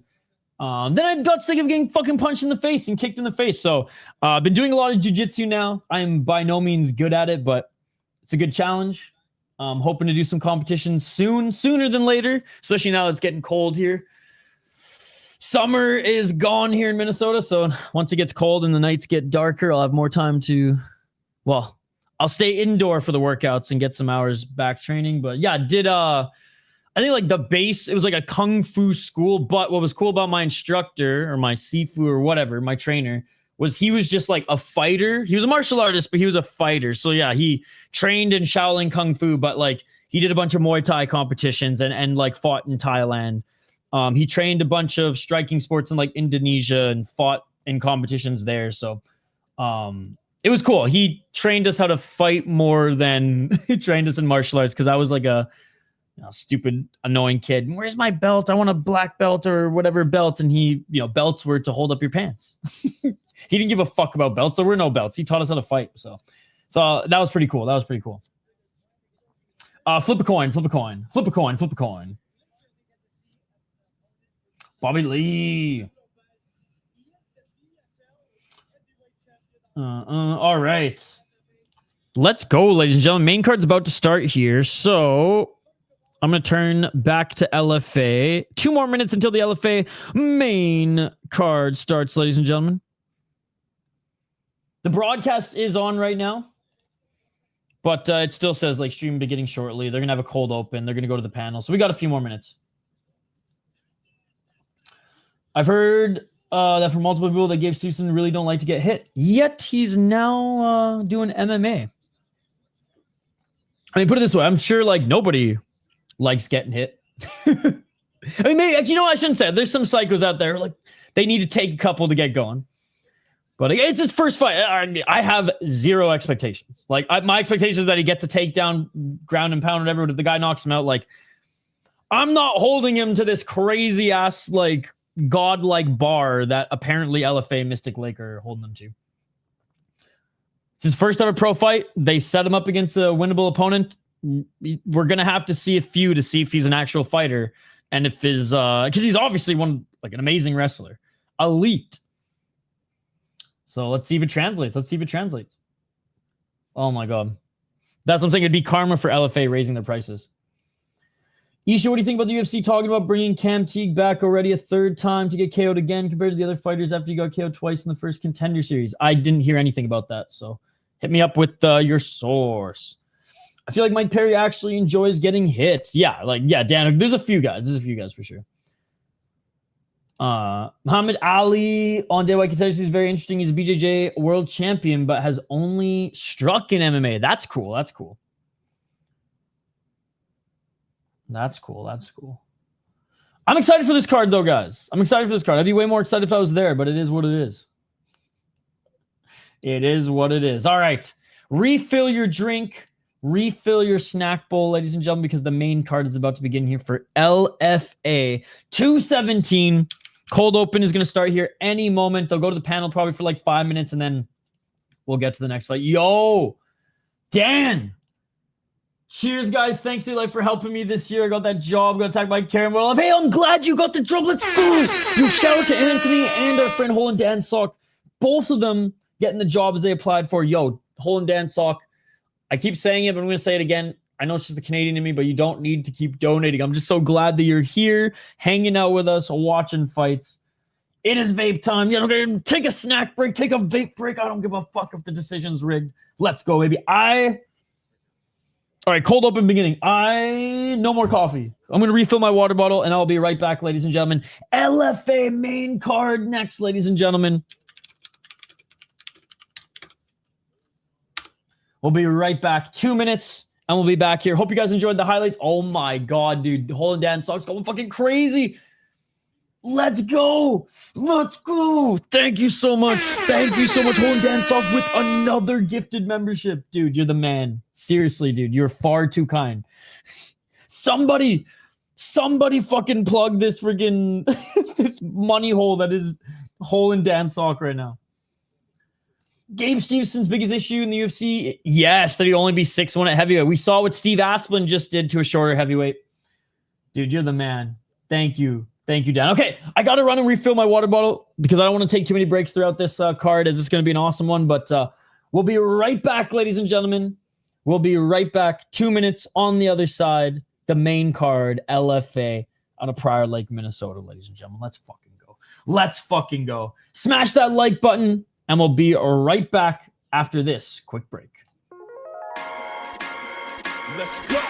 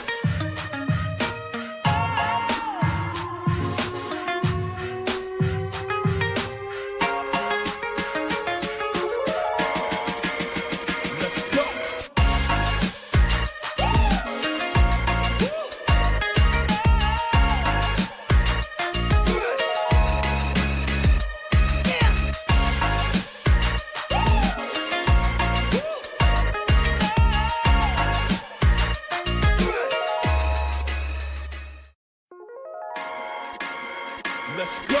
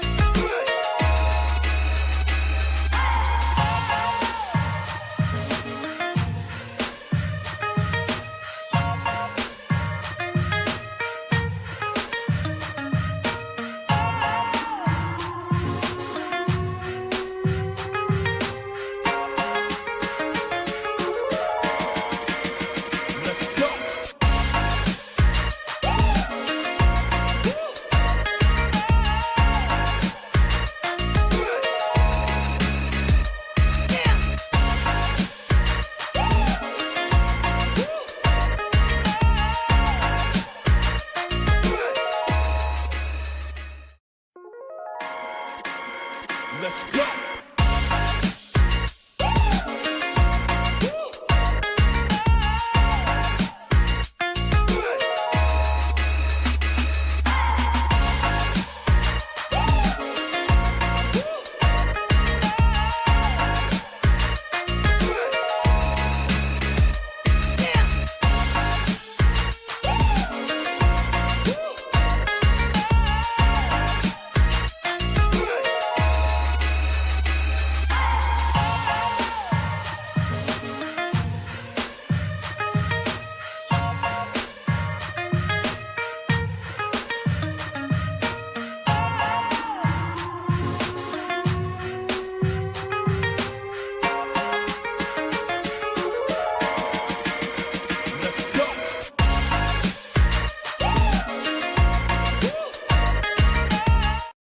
And we are back live here on the City Light Project YouTube channel for yet another live fight companion. LFA 217 main card starting now, ladies and gentlemen. Shout out to everybody joining us here. If you're new to the channel, smash that like button and subscribe. Ring that bell for notifications so you never miss an upload, so you never miss a live stream. And my God, is the schedule packed here this weekend, ladies and gentlemen. We got FFC right after this. We'll cover the rest of that card. We got early morning boxing, early morning friggin' mixed martial arts, late night Japanese mixed martial arts, Noche UFC, and like friggin' 7 other promotions going on at noon tomorrow that I all want to cover all at the same time. So it's a great weekend. It's literally started Wednesday with UAE Warriors. So yeah, it's just been a whole week of fights, ladies and gentlemen.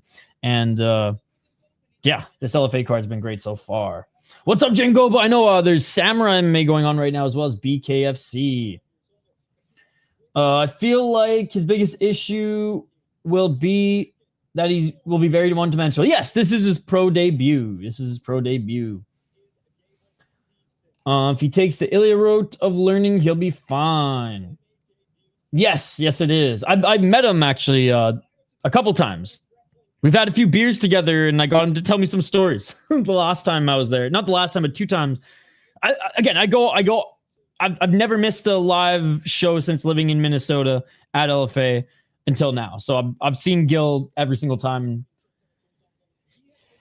He's known to have a couple with the boys at the casino bar after the show.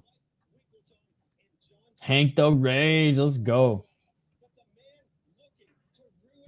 Who wins? Still have Stiller and Santos. You like that? Sure, yeah. Stiller's a lot smaller, but I do like her wrestling. Oh yeah, for sure.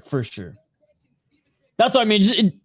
He's only 25. Like how much time does he want to develop? Obviously, he probably wants to make some money early, but let's be honest. Probably the reason why LFA is bending over and slapping their fans right now is because they need to pay him. Nebraska boys fighting too. Let's go. Shane's picking Stiller. Wait, did he talk as being robbed against Ben?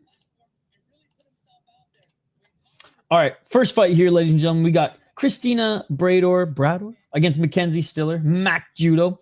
She's 4-1 as a pro, but 5-2 compared to the 5'6", 33-year-old out of Miami.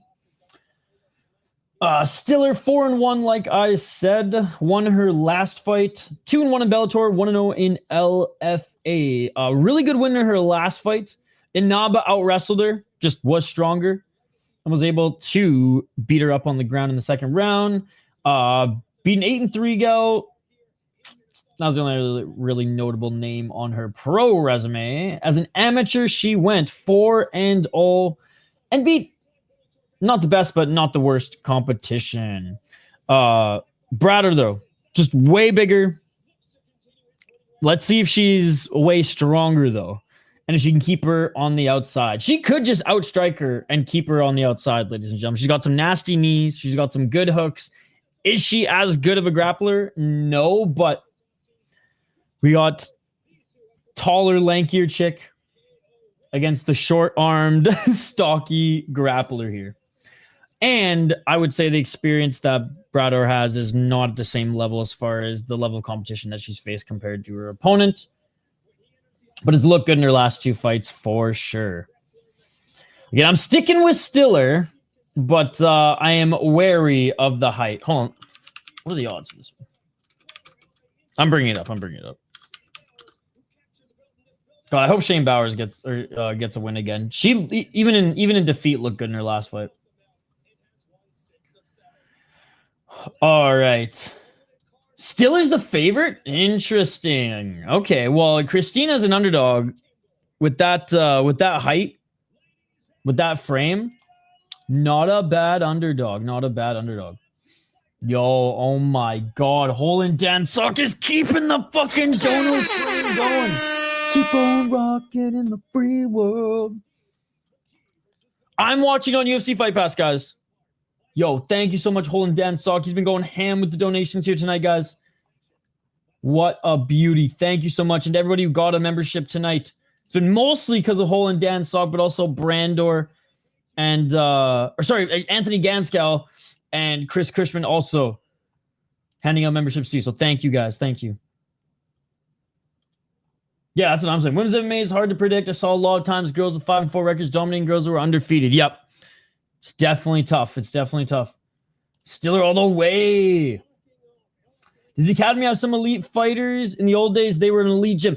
Not elite right now, but they still have a bunch of good fighters. She walk out of freaking bass? Oh my God. With a few fish? Oh my goodness. That's amazing. That is some friggin' Midwestern ass shit right there if I've ever seen it. They still have like a roster of good fighters, but I wouldn't say that they're elite right now, Scott. But that is like the gym to go to in the cities. Right? How many fights? So Gable, quite a bit. The main card just started. So we got 1, 2, 3, 4 more. Oh, it's all good, Amberly. You're a member, so I appreciate it. We'll give out some more memberships on the UFC stream tomorrow, guys. How's it going, Joey? How's it going? All right, Stiller entering the cage. Oh, man, I should be there right now. Fuck those guys and the fucking $180 ticket for LFA. Love you, LFA, but what the fuck, bro? Anyways. I'm going to bitch about it all night, so just keep rolling your eyes, guys. Keep rolling your eyes. I should have 2 McGoldens in my hand right now. I'm watching it on UFC Fight Pass, ladies and gentlemen. The Netflix of fights. Cancel your Netflix. Don't buy Starbucks this month. Boom. You don't buy one of those crazy-ass Starbucks drinks. Boom. That's your Fight Pass this month. Literally. Same price. They're not even paying me to say this. Yo, Dan, seriously, man. I'm like getting concerned now, and I almost want to like send you back the money because you just got a job. It doesn't mean you got to drain your bank account on this channel. Oh my God. Another gifted membership from Hole and Dan Sock. Yo, thank you. Bro, I got to do some highlight membership streams fucking this week. Or all of this will be for nothing, dude. Thank you so much, dude. Yeah, man, fuck Starbucks, man. Yeah, stop donating. Thank you, dude. I am glad that you're doing it via members because that is cool that we're building the community, but my God. Starbucks gonna sue? Come at me, bro. That's all I gotta say. Come at me, Starbucks. Fuck your frappe. Is that what you call them? Frappes? Frappuccino? Whatever the fuck they're called. Fuck the Frappuccinos. Buy the Fight Pass. That should be the slogan of the City Life Project. Fuck the Frappuccinos. Buy UFC Fight Pass. All right, here we go. Stiller 26. Cristina 33. 65. You know what? The 65 and a half to 62 inches of reach. I thought there'd be a bigger discrepancy, but I mean, it's still quite the difference. But let's see if she can get those throws and the takedown here early. Oh, I would like a kicking bag in your room idea still. I don't got any studs, dude. But again, I have priorities right now. I will send you back the money 100%. But yeah, getting a kicking bag eventually will be something, but it is far down the priority list. So I am send me your PayPal and I will send you back the money, my friend. Because I do not deserve the money. My PayPal is, I think it's in the description of this. So if you even just want to make a request, I will send you back the money. I'm going to send him back the money. I'm going to send him back the money. I'm going to send him back the money. Just make a request. 180 is too much. I mean, the pretty much bring the guy that they're sure Steveson will beat and charge more because of it. Yeah. Mackenzie's blue steel stiller. All right. You know, she doesn't look that much taller standing there facing each other.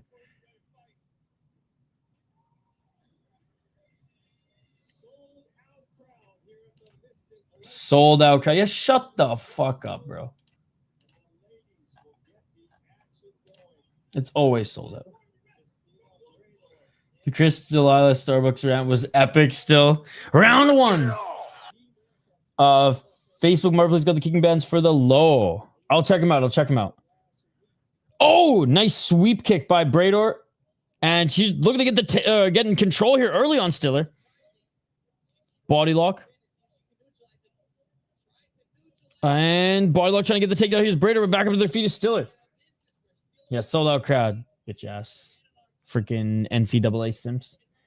Team MMA Masters also got their fighters ready. Should be a good fight. How's it going, Dr. Lemon Lime?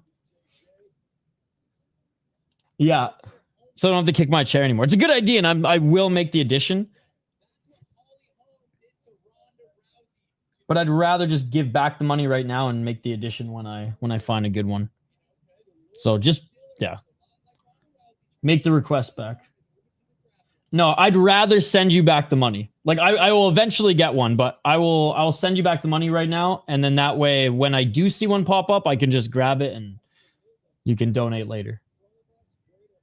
350. Yeah. But I'm going to focus on the fight here, Dan. Just make a request on PayPal and I'll send you back the money, no problem. Sorry, 2 degenerates. Let's get back to the fight here. So far, pretty even. Brador's having a tough time taking Stiller back to the ground. Yo, thank you so much for the $5, Cheyanne. Thank you so much. 327. Didn't even use the freaking characters to write anything. Thank you so much. Dude, you guys are far too kind. You don't need to donate. 318. Left jab by Brador.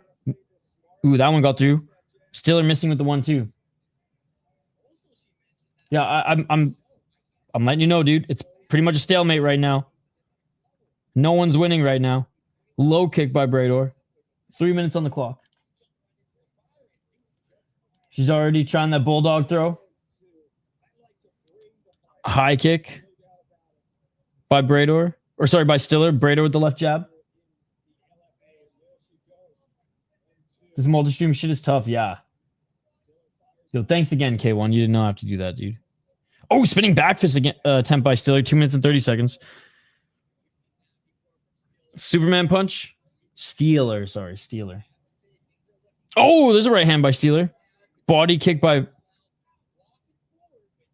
Brador.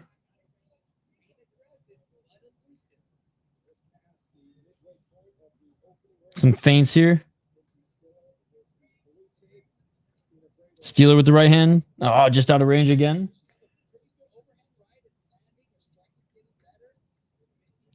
Yeah, Steelers swinging here, but just out of range. Yeah, Steeler. 155. I'm just saying, I've sent back donations before, and I'm happy to do it again if needed. That's all. But I appreciate it, as I said.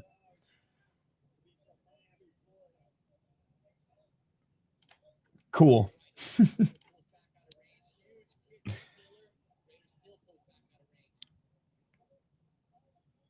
Bragging about beating women in the chat. I love it. I love it. The women fighters. Very tough. Very tough indeed, Two Generates. 120. I beat up the flyweight girls, by the way, guys. Badass, brother. Badass. 1 minute and 12 seconds. Oh, there's that chip takedown. She was looking for it. She was looking for the hooks and overhand. Wasn't able to find those. Got the trip takedown. And now she's in half guard. Let's see if you can do some damage. There's 2 shots with that left hand. Pushing up that left shoulder of Brador up against the cage. Right knee planted, left foot planted for Steeler. Back up to her feet. Looking for a re-entry here. Trying to get into side control, but Brador on her knees. Brador back up to his feet. Back up to her feet. Oh, bulldog choke. Here it is. There it is. Steeler, she loves it. She loves it. And she got it. Steeler with the bulldog choke in the first round. Let's fucking go. Oh my God. Activate A said it. Activate A said it. Oh my God.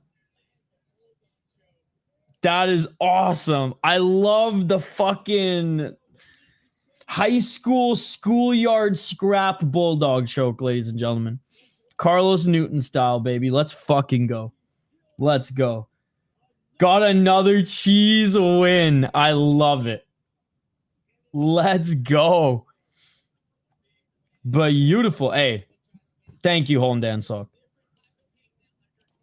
I got the sand fights with LFA and the Crawford Nello weigh-in show at the same time.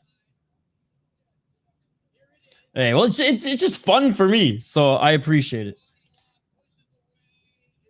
Yo, shout out to the multi-view. I just pulled up Samurai MMA on the side. Yeah, we were watching a little bit of Samurai MMA in between the, I guess, the intermission. Good to see you, gray shirt. That's my Midwestern lady. Dude, I was going to say, walked out with a few fish in hand, too. Let's go. Always one mistake, and she gets something out of it. Okay. I'm wet, the audio selly, and I cash. Again, Bulldog choked is one of the most embarrassing submissions you can do to your opponent. Especially at the end of the round, too, eh? End of the round. And there you go. There you go. The 26-year-old gets it done. All right. Another local boy, Santos Verdinez. He trains out of Minnesota as well, going up against Alex Coover. Minnesota versus Iowa here. He got brutally knocked out against Ewing, but came back strong against Timothy Bender in his last fight. Nah, toe holder smothered choke, I feel like. Looks so bad when you're losing by bulldog choke. And Steeler improves to 5-1. All right. 145ers in this next one.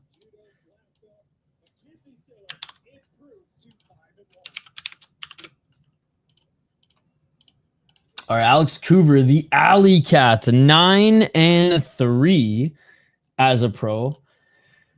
5-0 in his last 5 fights. So he's on a heater right now. 4 knockouts, 5 submissions, 0 decisions. And that is what we love to see, ladies and gentlemen. 1-0 in LFA, 5-1 in MSCC Midwest Cage Championship. Why don't I work for them? Why am I not working for Midwest Cage Championship right now, guys? Beat a 9-29 guy. Oh my goodness. But also beat a 5-3 guy, 5-0 guy. Actually won a regional title against a 5-0 guy. Respect. 3-12. Oh, Jesse. All right, so there's a lot of cans on his record. There's a... Oh, my God, Tony Crowder. Wow. He went 10-2 as an amateur, and I feel like he fought probably better guys on the amateur scene. I will say, in his title fight, I mean, I don't know what Ray... Okay. Sweet baby Ray. That's awesome. Still doing pretty good. But, yeah. Hasn't faced the best competition here. And Santos Verdinez is good, man. 30 years of age, 7-2. 2 KO TKOs, 3 submissions, 2 decisions. 5-1 in LFA, 2-1 in Ignite. Again, this was brutal. I was there for this one. He got knocked the fuck out, but came back strong at LFA 206 and had a huge knockout of his own. Before losing to Ewing, he was on a 4-fight win streak. The 1-0 guy is better than half the guys his opponent fought. So, yeah, pretty well-rounded is Santos. I mean, a little chinny as we've seen, but I think he gets the better of the alley cat here. And I imagine he's the big favorite. Hey, look at that. Our boy Steve Asplin being interviewed on the LFA broadcast right now. So Coover's the underdog at plus 175, plus 165, kind of around there. So on Bet Online, he's plus 175, Bovada plus 160, Jazz plus 150, MyBookie plus 130, plus 160 on DraftKings. So there you go. Fight against a 9-29 guy is crazy. You should not even count if you're 8-2 and you fought him. Reto Tatsumi fighting tomorrow. Really good Japanese boxing prospect. Him and his brother. I'm watching the in-away card. What? GG of the other dude. I mean, if you're... I don't gamble. But there's a lot... Like, if I did gamble, I'd be picking underdogs too, but...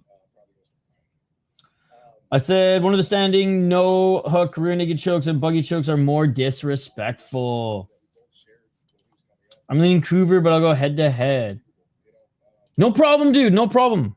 Yo, well, what's up to Click Vault's girl as well, and Click Vault for hanging out and listening to me yap and cover the sport. Better kid my parlays. Okay, yeah. I could care less about that.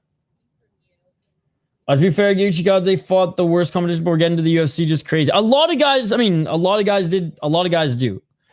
mean, talent is talent, even if it's a recognized fighting cans, but yes, the experience is a huge factor too. And you got to get those live reps again against really good competition. And I think that's what's like plaguing heavyweight right now globally. Is it's just like the level of heavyweight's not that great, except for the top few of only a handful of major organizations too. And like mostly just the UFC. Nah, dude. I watch fights, not numbers. Watch Gichikadze record before entering the UFC. Yeah, it wasn't the greatest. It wasn't the greatest. He fought 1-31 guy. Yeah, and I mean, Habib and a lot of these Japanese guys, I mean, Habib fought in 2-round fights that should have been exhibition that weren't. A lot of the Japanese fighters do as well. I could go for a banana right now. There's a couple fellows that faked their records into the UFC too. Yes.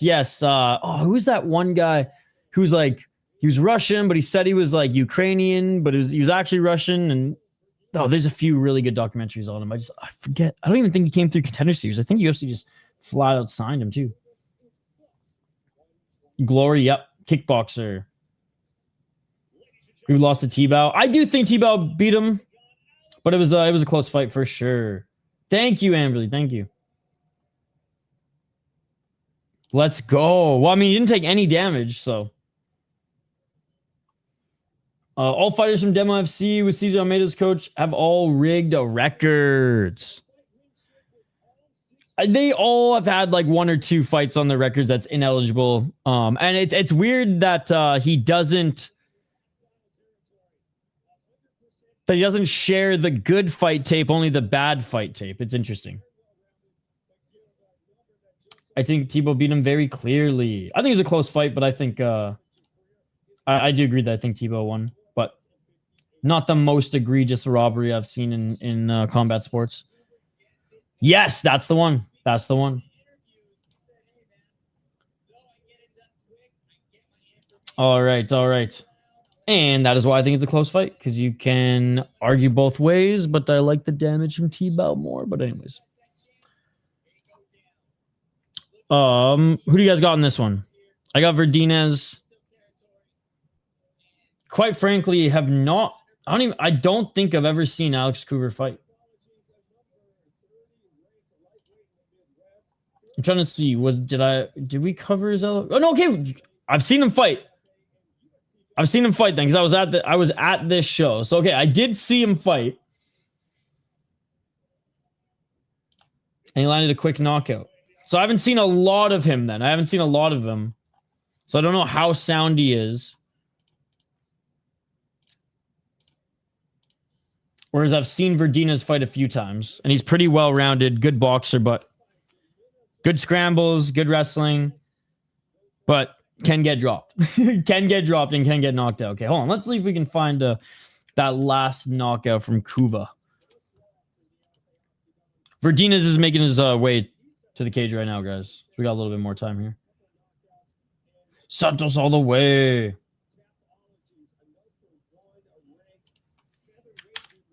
Well, you know me. If you do roids, you're a better fighter in my book. KSW, baby. KSW. The elite league. The elite league.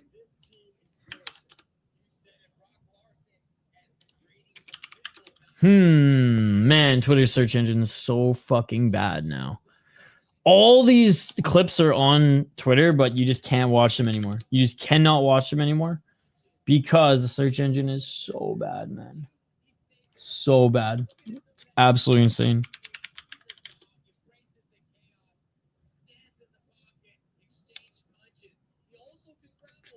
Unless Chris Cushman can find it and tag me in it quick, it's literally impossible to use Twitter now to find highlights. I don't even use it anymore. I've just been going on Instagram and YouTube.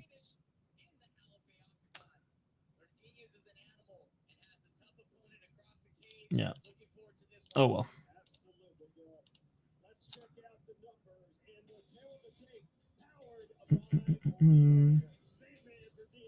Oh, I had her name correct. Damn. Well, then it was, what's his name? Gilbert said it wrong a couple times because I was going off of what he said. That Persian guy's a behemoth. Oh, the Persian guy won the heavyweight title in summer fight. Nice. Fuck yeah. Won by TKO. Rush Manfield is the perfect definition of an ACA sacrifice. He's unbelievably washed. Oh, yeah. Yeah. Oh, I was just Alex Coover is at LFA 200. But it's all good.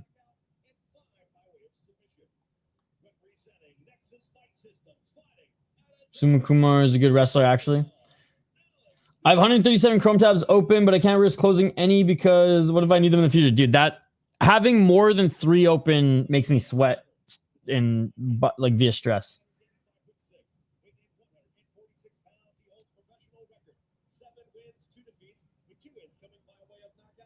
Bro, you're a degenerate gambler. How do you not have a place to watch this? Or how are you not subscribed to Fight Pass? That's crazy. Yoel did. Nice. I mean, we figured you would, but let's go, Yoel. I'll check out that highlight right after this. All right. I don't even gamble and I have Fight Pass. That's crazy, brother. Calamosh should be one of the middest, most glazed boxers of all time. I don't think that. I disagree. I think only fucking Dana glazes him. What other boxing fan glazes him? This should be interesting. Round 1.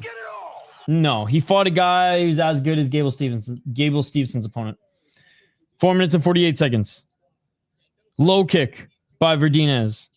Coover with the low kick again. Coover, just got cracked by right hand. Verdinez cracked him. Verdinez hurt him. Coover's hurt. Verdinez walking forward. Throwing shots. Dropped him again. Coover throws a right hand. Oh, Coover with the Muay Thai clinch landing knees.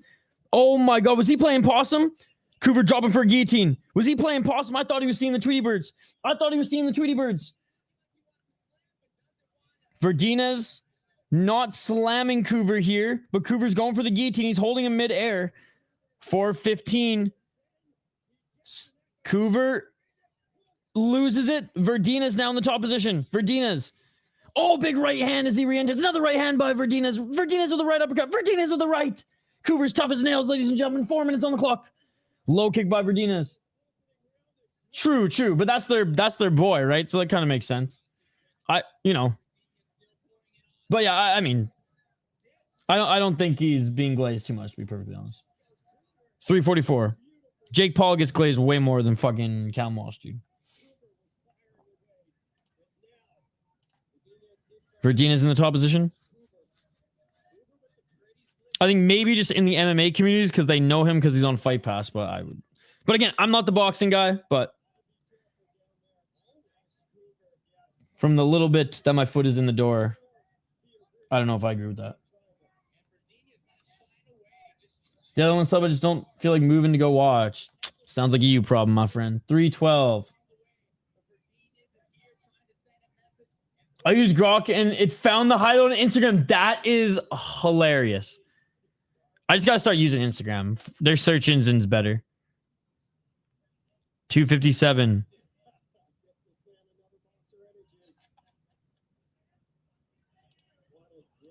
Back up to his feet is Coover. Oh, 2 more big right hands by Verdinez.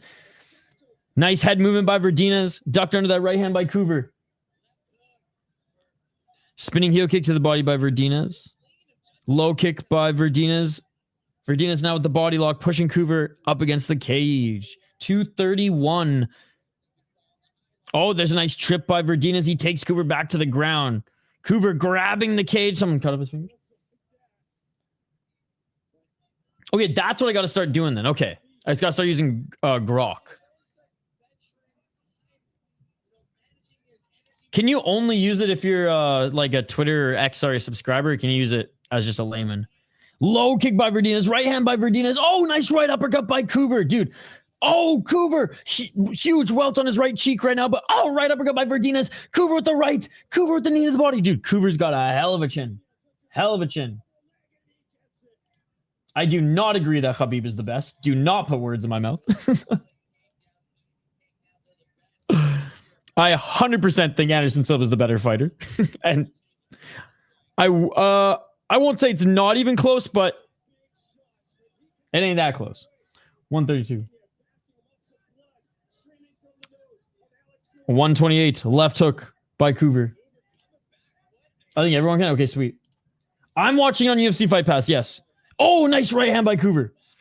I think Khabib should be on the Mount Rushmore as one of the best, but Anderson Silva, I think, is the greatest fighter of all time. And I'm not saying that I'm right or wrong, but that is what I think. Closest thing I've ever seen to magic, ladies and gentlemen. Anderson Silva almost made me a religious man. Because I was like, that motherfucker ain't real. Oh, right hand by Verdinez. 45 seconds.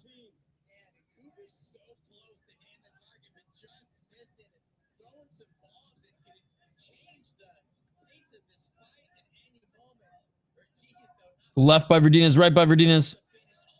Oh, man, Coover swinging with that right. But Verdinez lands a right as well. Man. Counter left by Verdinez. Verdinez, you can just tell, a little bit more skilled in the boxing here. His head movement's a little bit more clean. He's blocking and ducking under a lot more shots than Coover. But Coover's tough as nails. And Verdinez now going to the body. How is Coover taking all these shots, ladies and gentlemen? And he's continuing to step back and throw hooks as well. Because if he can land one big one, man, it's still going to do some damage here. End of the round. And a big knee by Verdinez. And that's going to do it for the first round. Solidarity, creepy colors. Solidarity. Fuck LFA for bending over their fans and then taking it in the rear from the NCAA simps, man. I hope Gabe gets fucking caught with a knee just so. I mean, I got nothing against the guy. Don't want to wish, like, not in the lens of wishing pain upon anybody, but just for the karma of LFA fucking over their fans.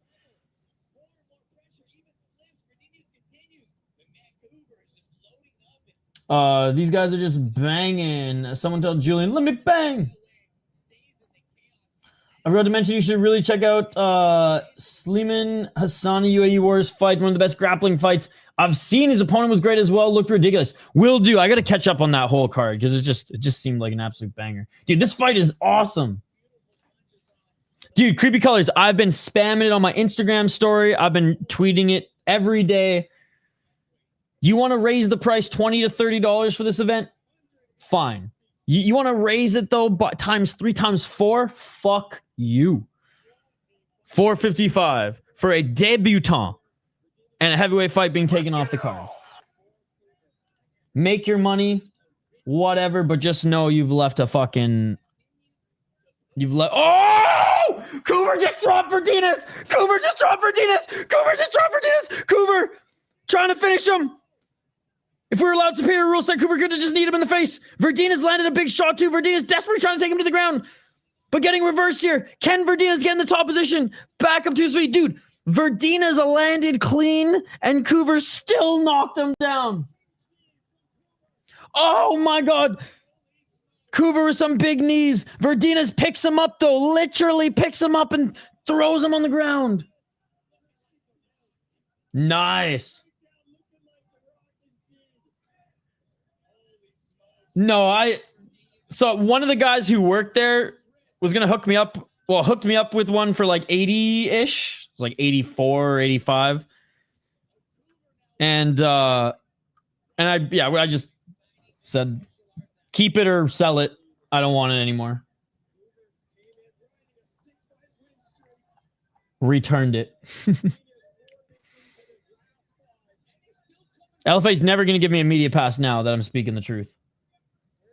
330. Low kick by Coover. I can't believe they're back at center right here. Coover with the right hand. Right hand by Verdinez. Dude, Verdinez would have finished half the guys on the roster right now. Coover is an absolute machine. 313.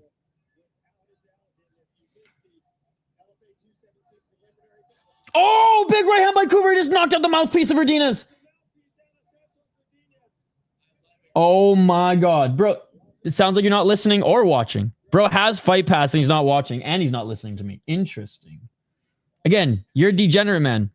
It's crazy that you gamble, yet you're not even watching right now. Blows my mind, brother. Blows my mind. 2 minutes and 52 seconds. Left by Hoover. Oh, big left by Verdinez.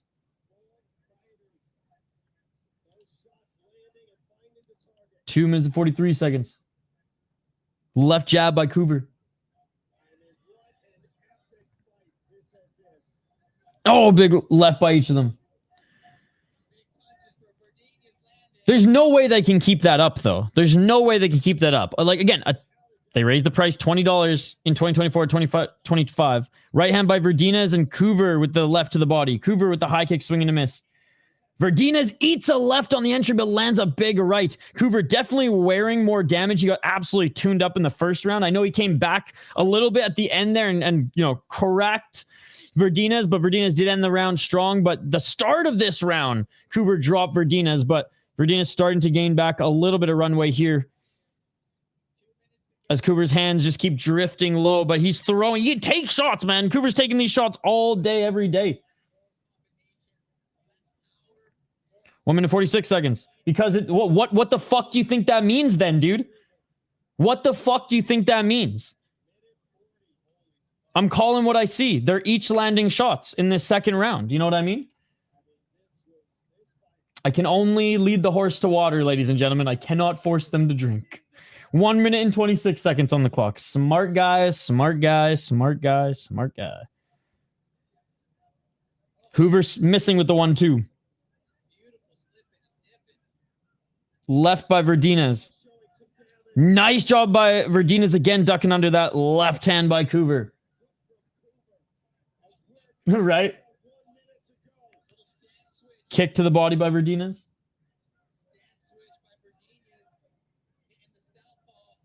Oh, big right elbow by Verdinez. What's up, Gavin? How you doing? Oh, each of them land a left. Oblique kick by Verdinez. Must have seen John Jones in the audience. What's up? Oh, beautiful trip by Verdinez. Who is this guy? Is he from Thailand? What kind of freaking trip was that, ladies and gentlemen? That was beautiful. That was a freaking Muay Thai trip right there. That wasn't some judo shit. Now Verdinez is in the full guard of Coover. 100%.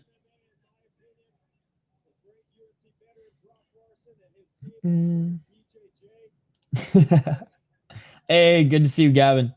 That trip was fucking clean, man. Still in the guard here. Final seconds of the second round. We got one more round of this, ladies and gentlemen. Beautiful hammer fist there to end the round. And despite being dropped early in the round, Verdinez did more than enough in my eyes to win back the round, ladies and gentlemen.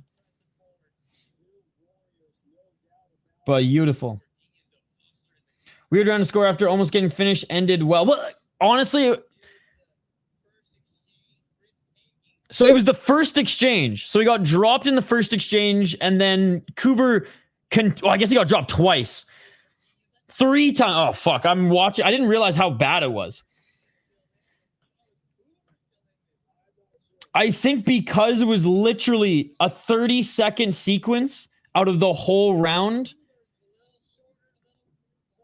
Oh, man. You're right, though. It's definitely, looking at the replay here, it's definitely harder to score than I thought it would be.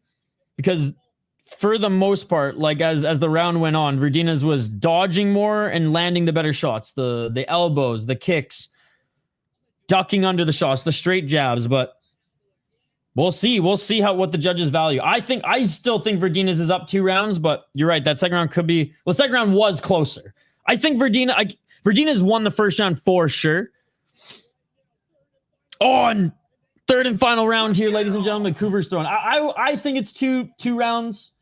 Verdinez, second round, definitely closer. First round, no doubt. Verdinez gets the takedown. He's already in side control.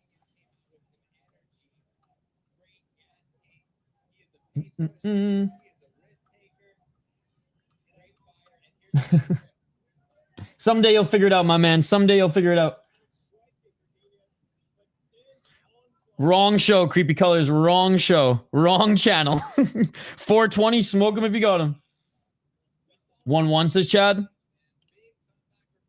I'd say Coover won. I just can't. 30 seconds. This isn't Muay Thai. 30 seconds. For me, just doesn't win you the round.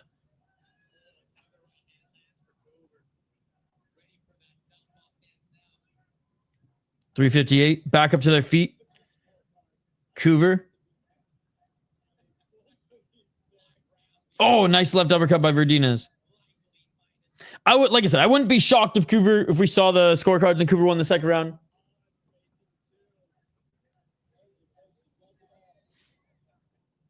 But sick fucking fight regardless. 334. Body lock here by Verdinez. Oh, and good job just dragging Coover down. Just pressuring him down here. Oh, looking for a rear naked choke, but Coover spins, ass to the mat, back to the cage, and Verdinez just pinning him up against the cage and landing some right hands.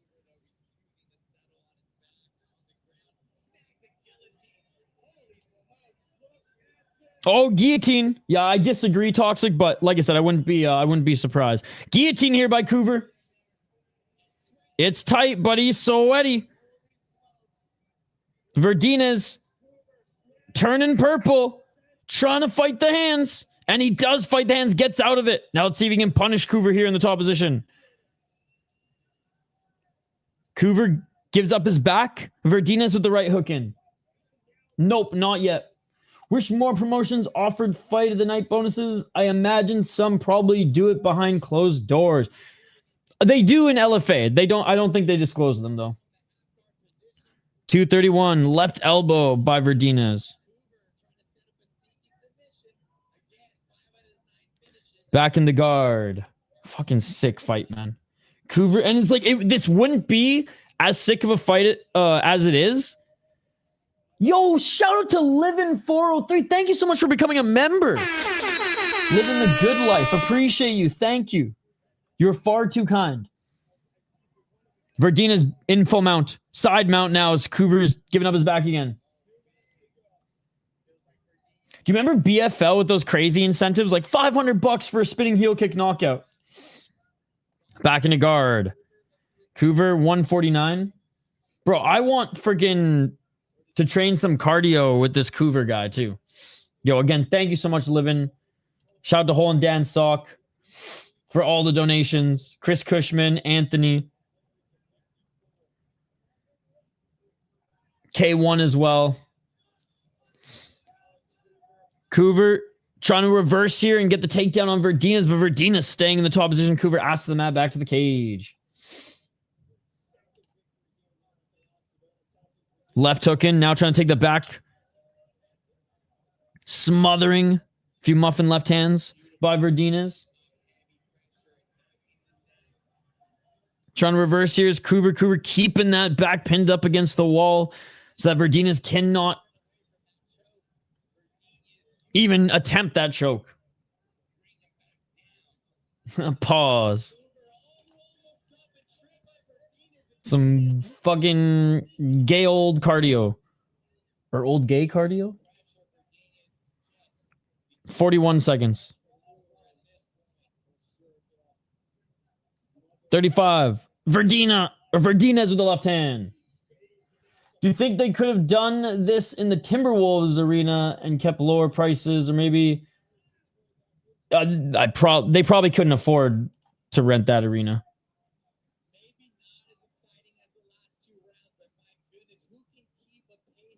Like, I mean, maybe with these ticket prices, yeah, but then, like, what's the point, right?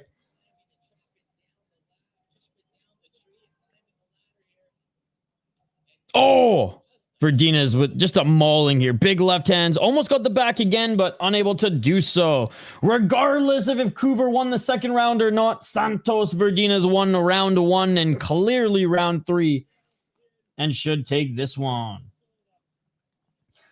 Yeah, and you know what? And I think Verdinez ultimately did more damage.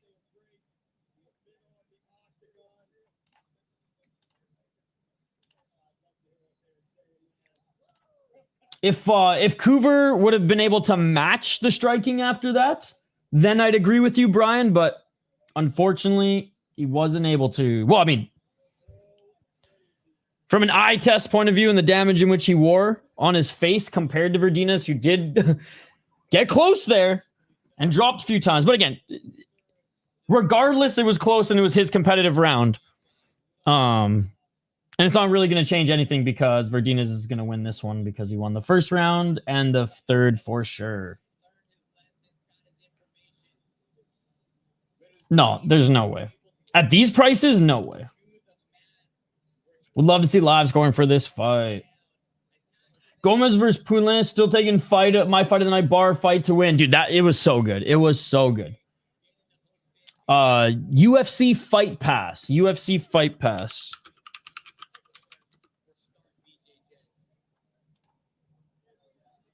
All right, listening in for the official decision. And again, 29-28. I got no issue with that. I don't mind being on an island with that Verdinez second round take. But I'm not a judge, so it doesn't really matter. Thank God.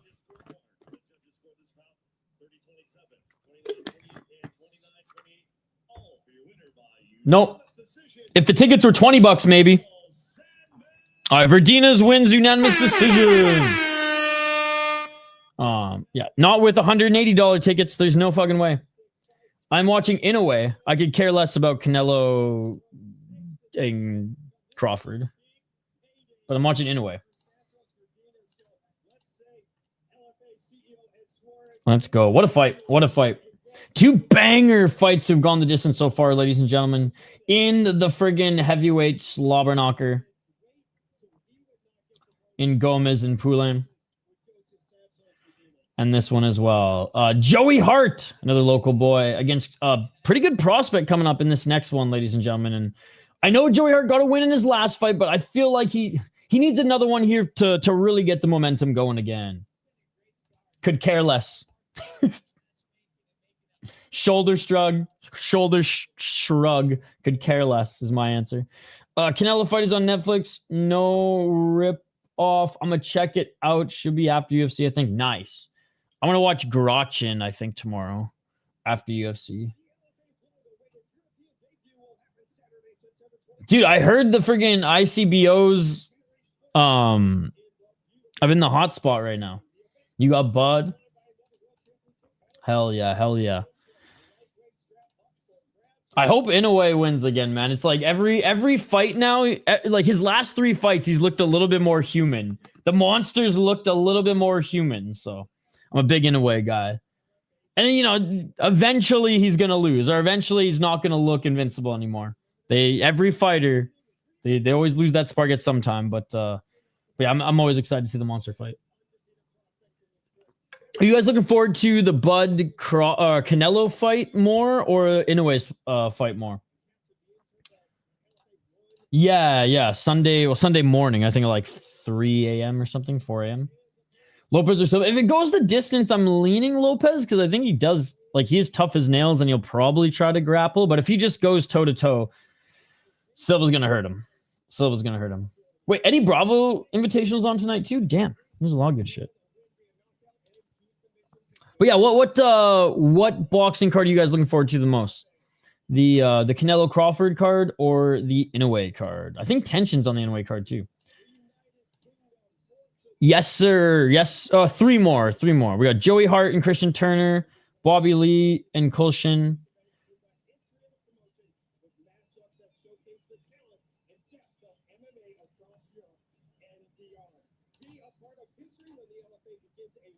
All day, no contest. Let's go.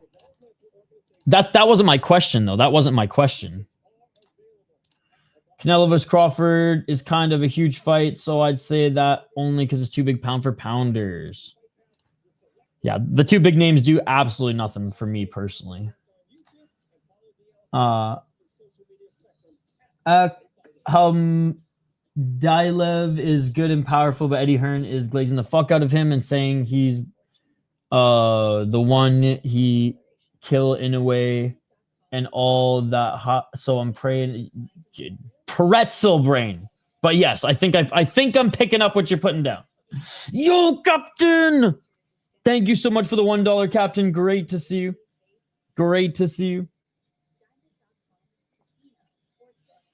Oh, Gavin thinks Inoue's going down. Like I said, Inoue's looking more and more human. Dude, thank you so much for the $1, Captain. You did not need to do that. Guys, go check out Captain Rafucho's channel. He does a lot of not just mixed martial arts coverage, but all sports coverage as well. It's all good. I just asked which fight card are you guys looking forward to the most? And he said Canelo card is much bigger, which I'm not disputing. But that didn't answer the question. Or maybe it did. Maybe that was his way of saying that's my pick. I imagine this is a different Bobby Lee than the comedian that was on Joe Rogan. Yes. The Mad TV legend that is Bobby Lee. Up Canelo wins tomorrow. Nebraska, bud. Edgy brah.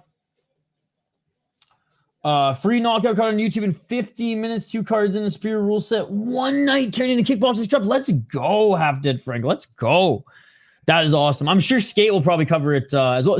By the way, Half Dead Frank, thank you for sharing that knee in EFC. We shared it on stream and shared your YouTube or your Twitter account. So shout out to Half Dead Frank, guys. I'm sure Skate will cover that. I'm going to do some Fusion Fighting Championship after this. But if you guys want freaking Superior rule set 1 night tournament kickboxing, free knockout card on YouTube. Half Dead Frank, I'm going to make you a mod so that you can share all these amazing links in our chat here. Because like I owe Half Dead Frank some merch too with how much he's fucking helped out the channel recently. Like there would be no channel if there was no Half Dead Frank these last couple weeks, guys. Like that's how much he saved us here. So here, 1 sec.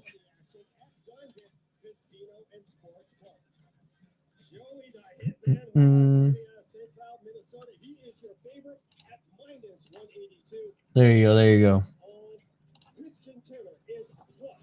Dude, Aries tomorrow, I know. For the 11 people in the stands. Apparently, they're making it so North Americans can watch it now. Excited about both. Let's go. He's getting slept, and Eddie Heard will cry like Shatri. Let's get some Shatri crying emojis in the chat. Got you. I love Japanese combat sports just better. So I don't even know, I couldn't even tell you all the names of all the Japanese boxers on every card. But I don't know. The fights for me are just more exciting. The judging is a little bit less. And when I say a little, I mean like an iota less corrupt. The Kevin Lee dance. We got hit with the Kevin Lee dance against Tabales, who in a way destroyed. Split decision, Canelo and Bud calling it now. Upset, I'm gonna miss Edgy Bra. Hoping anyway survive tomorrow from Counterpunch. Rujan in his cotton shin. But I'll watch like main fights only because I ain't watching no boxing while UFC's on. Hell yeah, Fight Fanatics. That's why you are the real Fight Fanatics. Let's be positive. Half alive, Frank. Romero wins, baby. We got a few more fights left. Yeah, I love the shot your face. Let's go. There you go. Well, Amberley's night is made. Hell yeah. How are they going to do that? I have no idea. They said on their Twitter account they were going to do it, but I don't know. Thank you, Half Dead Frank. It was a nice win. Joey Hart, my last leg. He gets slumped here. I pulled an all-nighter last night, so unsure if I'll stay up for FFC. A fair enough striking ace. I think FFC's starting right now, too, so like we're only going to catch the last few fights. Amberley, he looked like a monster while his opponent looked like a freaking the Milkman. Or the Muffin Man. All right, let's get to this next one, ladies and gentlemen. Both of these fighters entering the cage now as we roll on through here. We have Christian Turner, the young Titan, who's 8-2 as a pro, 5-0 in his last 5 fights, 23 years of age, out of American Top Team. 4 knockouts, never been knocked out, 1 submission, 3 decisions, 0-2 in LFA, 1-0 in PFL. He's never won in the LFA so far, and he's taking on the talented and local boy, Joey Hart, and Dana White Contender Series alumni. He's on a hell of a win streak right now, ladies and gentlemen. He beat a 7-1 guy in his last fight in a different Aries, not the French one, but a decent opponent nonetheless. Trey Manley was pretty good. Took a step up in competition pretty early in his first 2 LFA fights, so no shame in that. No shame in that. Hasn't just crushed cans, so I like that about his development. And he went 4-0 as an amateur. Joey Hart has fought better competition though. 28 years of age, 7-3 as a pro, and has come back and won 1 since his 2-fight losing streak. But I still feel like he needs another win. And hey, you beat an ATT prospect here, you're right back into that upwards momentum swing. 7-3, 7 wins via KO, TKO, 0 submissions, 0 decisions. 3-1 in the LFA, 0-1 on Contender Series. Lost a split decision to Benjamin Bennett, and not the most exciting fight. And then came back to LFA and got knocked out, man. I was there. The crowd was pretty much crying when Joey Hart got knocked down and knocked out. But he came back strong. It's a 5-3 guy. Doctor stoppage. Let's see if he can upset the ATT prospect here. I am going with Joey Hart. But as a plus 125, hell, plus 130, I think is as high as you can get him on bet 105. The young Christian Turner is not bad at all. We're going with Joey here. Minnesota stand up.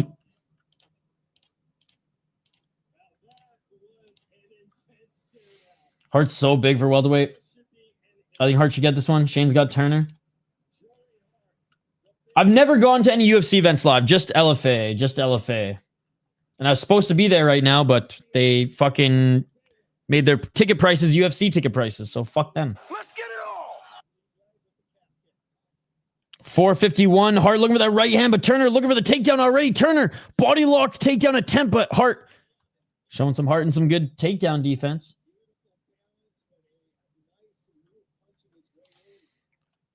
Good to see you, by the way, Z. Ooh, between Inoue and Lomachenko? Probably still Inoue, but fuck, man. That'd be tough. That'd be tough because Lomachenko, like, he's taking some big hits, but Oh, big right hand by Turner. Hart ate that. Hart just ate another left hand by Turner. Turner, good combos there in the pocket. Oh, jeez. There's a left jab by Hart, but Turner's chewing up that leg. Hart with the left uppercut. Hart with the left jab. Hart with another left jab. Hart with a step back left jab. Hart with another left jab. And Turner, another low kick. I follow everything all the time, Z. I follow everything all the time.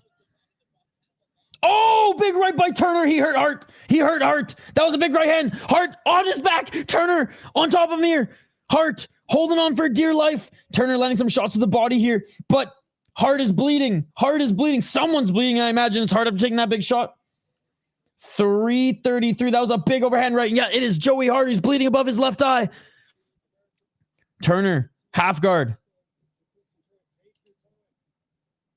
Nice, dude. That is awesome. Very cool. That's so cool, Fight Fanatics.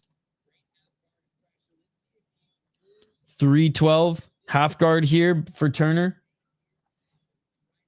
Hart in big trouble. Loma is quite a bit bigger, but I'd love to see that fight. Anyone could use a big name on his resume. Lomachenko retired. Creepy colors. But, well deserved. What a career. Yeah, when he was active. So, like last year, Lomo, Inoue, Navarrete, Big Bang Zhang. Those guys are some of my favorites. 241. Still in half guard here. Turner. He's looking to try to posture up. Oh, shit, out of the triple A's, and my remote is dead. So dead. I can't forget on Fight Pass. Oh, come on, Strike. You gotta just, like, get the app on your phone and just fire it up there in the interim. 223, trying to pass here. Is Turner to get into mount, and he gets into side control instead. Now he's going to try to go for that arm triangle choke or go into mount. 213. Full mount. Yeah, good. The ATT guy, good underdog pick. Off of adapting. Big Bang Zhang. Let me bang, bro. Right, wrong guy. Oh, excuse me. If we were allowed superior rule set, this fight would be over, but we have the fake unified rules, ladies and gentlemen. Turner would have been able to kick Hart in the face if we had real MMA rules. Re-entering in half guard here is Turner. He was back up on his feet for a moment. Back into half guard here for Turner. Damn, he hits hard and he can smother you. And Christian Turner, oh, first time at welterweight. Damn, so usually fights at lightweight. Damn, he's this strong at welterweight? Dude, Big Bang is great. Oh! Now looking for... Oh, and he got it! He got the choke! He freaking nabbed up a freaking Darce, dude. It is all over. It is all over. Joey Hart tapped. Oh my God. All right. Well, Christian Turner's the real deal. James Neal, ladies and gentlemen. He spoiled the party for Joey Hart. The momentum is halted again, ladies and gentlemen. First time at welterweight. Snatches the neck after Joey Hart was just surviving off his back. I know, man.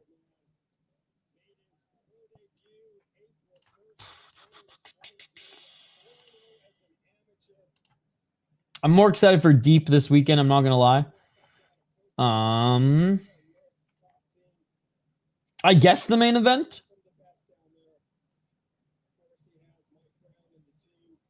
And I always love watching Kwang Lee fight because he's from Minnesota too. Nasty work. I remember when he was hyped on Contender. Yep. And then lost that to... Well, that's the thing. Like, he lost that split to Bennett and then got knocked out by Chris Mixon. Now gets submitted. Damn. Big win for Turner. Right. Jeremy Stevens versus Mike Perry BKFC. They just faced off and they hate each other right now. Almost fought. Let's go. Already selling the fight. He's a problem. And he's only 23. Now 9-2. What's up, dude? How's it going? What do you think about TKO trying to mend the Ali Act in boxing to make their own league? Not a fan of them trying to turn boxing into how the UFC runs their show. Not to say boxing's perfect because it's corrupt as fuck, but I would rather the fighters actually have options than be tied down and the Ali Act be dismantled. Yeah, and that guy didn't get signed if I remember right. Yeah, it wasn't the most exciting fight. Ferreira versus Hernandez. That could be a fun one. It just depends what Ferreira shows up. The October 4th BKFC card is on my birthday. Let's go. Yeah, I don't think it will work well for boxing either. Yeah, it's always on Tapology. Two more fights. Nope. Congratulations, LFA. You have yourself a Kevin Holland. Bro, he literally has fought 3 times this year already. I think did Joey Hart, right? Oh, it was a guillotine. I thought it was a Darce the way he's... Whatever. It looks more Darce than guillotine, but whatever. Yeah, January, April, September. He'll probably sneak one more into in November. December, maybe. We got Bobby Lee, ladies and gentlemen, and Not of the Mad TV variety. Not of the Bad Friends variety. I mean, Hernandez has been showing up recently, which is good. It won't work out there. Trying to have one world title, which is illegal not to use one of the 4 world organizations. Say Gable wins very convincingly and doesn't lose his next couple fights. Over under 5-5 wins. Oh, I said if he wins 4 in a row and like even 2 of them are against like other guys who say are like 3-0 or 3-1, 4-1, then they're probably going to fast track him because he's that popular and he's that big of a name. I don't think they're going to go full Bo Nickel though. Like I don't think he's going to come in 3-1, 2 shots on Contender Series. LFA can give him a lot of fights, right? Because LFA does a show almost every weekend. So depending on if they're going to cover his travel and stuff like that, which if they're going to charge people up the ass. See, I go to all these events. $180 general admission. I was going to bring all the boys to this one and cover the price for all the tickets. But I'm like, not at that price, I ain't. And it's the Gabe tax. It's the Gabe tax. I like fall. I like fall, spring. Actually, I like all the seasons, man. I like all the seasons. That's why I like living in Minnesota, because you get a heavy dose of all the seasons. It'll be funny, Bobby Lee wins with his grappling. He's not a bad wrestler, but he's kind of washed. He has been doing this for a little while. 29 years of age out of St. Cloud, Minnesota, ladies and gentlemen. 15-9 as a pro. Shout out to the Huskies. Woo! 3-2 in his last of 5 fights. Win one, lose one, win one, lose one, win one, lose one type of fighter. 3 KOTGOs, 7 submissions, 5 decisions, 6-5 in the LFA, 0-3 in Bellator. However, he is the Mecca champion right now, where he cut his opponent via head kick. So there you go. Before then, lost to a 7-3 guy.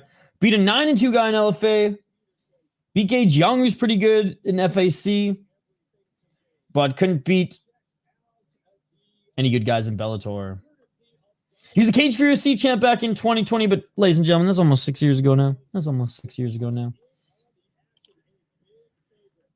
His opponent, Kulshin, out of Russia. This kid is sick. Well, I shouldn't even call him a kid. He's 25 years of age. This man is sick. What about the guy? I'm Dana White. 5-0 in his last 5 fights, 7-0 as a pro. 1 knockout, 1 submission, 5 decisions. 4-0 in LFA, 2-0 in ACA. Beat a 9-3 guy, 7-2, 9-2, 6-4. He's the real deal, ladies and gentlemen. Literally fought better guys in LFA than he did in Open and ACA. And as an amateur, fought in the IMMAF and took out some really good competition. Fucking love the St. Cloud native, but I think Kulshin's going to get this one done. Let me know your thoughts in the chat, ladies and gentlemen. Kulshin's the minus 2,500 favorite. Oh my goodness, dude. He's as high as minus 2,800 on Bovada. I think the lowest you can get him is at minus 1,300 on Bet 105. Fighting an ACA is tricky, though. He could fight someone with a bad record that is like 100%, 100 fights in other combat sports. Yeah, I generally, unless they're washed Brazilians, I generally hold the ACA as far as the level of competition to a high regard, but fuck Kadyrov, dude. I feel like Steveson's going to get the UFC and win until getting to top 15. Well, dude, there's only like 28 to 30 heavyweights in the UFC right now. Like it's the thinnest division. Not even talent-wise, but like literal bodies. So like top 15 doesn't really mean anything. Top 5 means something. Top 15 doesn't mean anything, in my opinion. Because outside of the top 5, there's just a bunch of guys. Maybe the Waldo Costas of the world or Acosta of the world are kind of those tweeners. But overall, I'm picking up what you're putting down. Got Kulshin. Lee's a fun vet, but he's a sheep to the slaughter. Bowser versus Sanchez fight should be fun. Bowers takes her down, hoping for Sanchez upset. She's a fun scrapper. I love Bauer, by the way. She's always fun to watch, and I met her at the last show. Even in a loss, she was hanging out with the fans, so it was pretty cool. Ooh, love me some McDoubles, Hole and Dan sock. Hell yeah, climb that tree. Spencer Rice style. Experience matters. That is true, that is true. He does have experience as well, though. He fought in the IMMAF against really good opponents. But, like I said, love me some Bobby Lee, baby. St. Cloud stand up. What have you been sipping on tonight, Hole and Dan sock? Rapid fire my UFC picks for tomorrow. Oh, that's such a big card, dude. I'm going to say no. I'm going to say no. Ante, Dalia, I think... I'm not a picks channel, man. There's way better channels out there that will give you UFC picks. I'm not a real MMA channel. Ante Dalia, I think, is easily going to be top 5. I'm watching LFA now. An apple pie. The fucking cinnamon's fire. I don't think I've had an apple pie in the UFC, or sorry, in the UFC, at McDonald's in forever. Vodka straight. What's your type? I like Ybaora. I like Ybaora.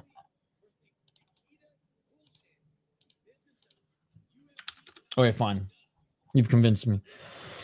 Oh, I think, yeah, I got Rodrigo, but if it gets past the first, or if it gets past halfway through the second round, he could gas.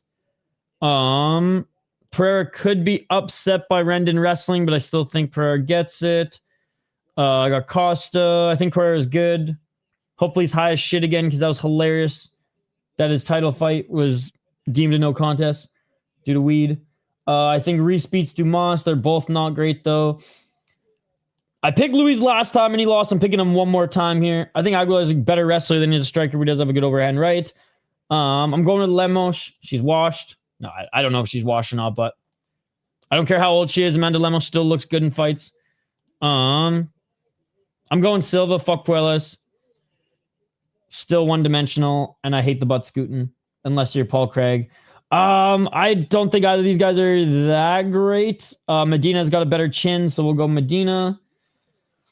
I picked Kwong Lee. I think he's a little bit more chinny, and Luna's hard to knock out, but I think Kwong Lee's just a little bit more well-rounded and has just fought some better guys overall, but Luna's a legit prospect. I'm not surprised he's the favorite. I think Hernandez beats Ferreira. Stoltzfus, I mean, honestly, who gives a fuck? I don't know. Probably Stoltzfus. But Fat Gaslam, you can never count out. I got Jared Gordon, Martinez, and if it goes decision, I got Lopez, but obviously Silva's dangerous. There we go. There we go. It's on Fight Pass, but his chin ain't. That's the real. That's the real factor. Everyone's better than Medina, but no one has a chin like him. It's on UFC Fight Pass. He's a amazing wrestler. We've never seen him fight pro MMA before. That is my thoughts. Oh, I knew Taboji got it wrong. They're fighting at lightweight, not welterweight. I was wondering why it said that. Oh, okay. Let's go. They're being announced right now, guys. Bobby Lee. All right, here we go. Here we go. Fight's about to begin. Round 1, ladies and gentlemen. Featured fight next, and then the co-main, you got the Gophers and USA wrestling legend. Oh, tense stare down between these two. God damn.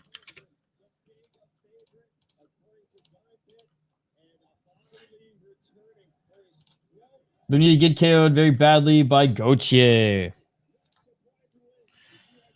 But again, I don't give a single fuck about that fight, and I give this much of a fuck about the UFC card. So, like, you're probably right. That's why you're the Fight Fanatics, and that's why I don't make picks, ladies and gentlemen. Because I ain't the picks channel. Fight Fanatics is the real MMA channel. So you're probably right. You're probably right. All right, let's go. Round 1. I don't think Todorovic is good at all as far as being at the UFC level.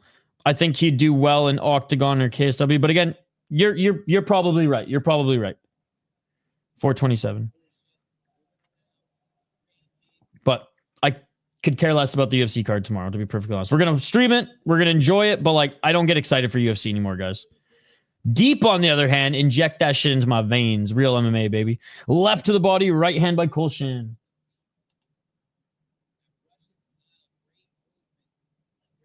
Honestly, I don't even care if Medina wins or loses. I just want to see him get punched 30 times in the face and still smile. And then the fear comes in the other guy's face in that, how the fuck am I going to finish this guy?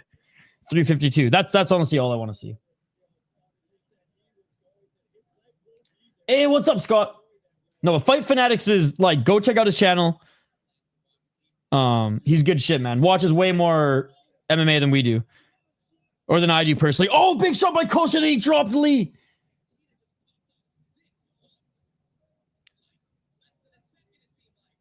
$327. 323. Oh, for sure, for sure. 315. That was some beautiful boxing by the Russian. It was a great 4-punch combo there. Didn't quite fold Lee, but got him to the ground. How's it going, Scott? How's your evening going? 258. Right elbow by Kulshin.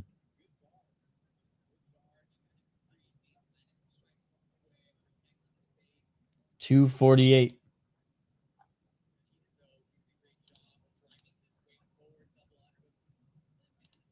Still in guard. Here's Kulshin. Who else in the UFC is from Bolivia, by the way? They're just keeping Medina because he's the only Bolivian fighter available. I'm pumped because the new sumo tournament that starts this weekend. Oh shit, does it start tomorrow?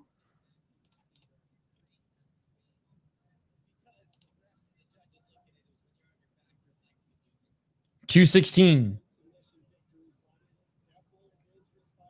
No one? 210. Oh, big right hand by Kulshin.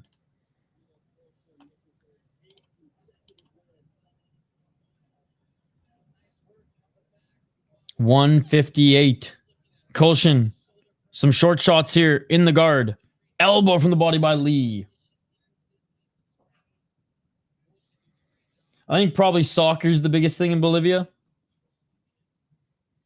It might be grown, but I'd be surprised if it's quote unquote popular. But I mean, fighting is a world sport, but maybe MMA itself is not. You know what I mean? Like maybe boxing is still probably a little bit more, but I got to imagine, given how even smaller leagues are pretty accessible these days, that it's growing everywhere. But yeah, I can't imagine it's popular. There you go, Hole and Dan sock. 1 minute and 10 seconds on the clock, and Kulshin still in the guard, landing some muffin shots to stay in position. Hey, no problem, dude. And again, in that Medina one, like really, I'm just banking. I just really want to see him take a bunch of shots and smile, and then see the fear in his opponent going, "Oh God, how is this guy not going to the ground?"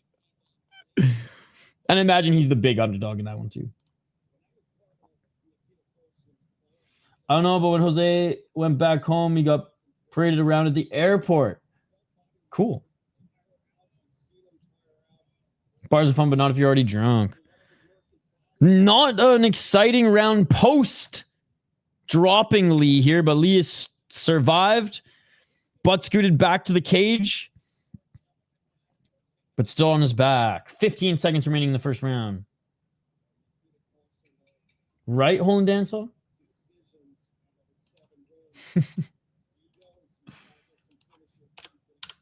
All right, that's going to do for round one. Clear first round by Kulshin, but maybe could have done a little bit more.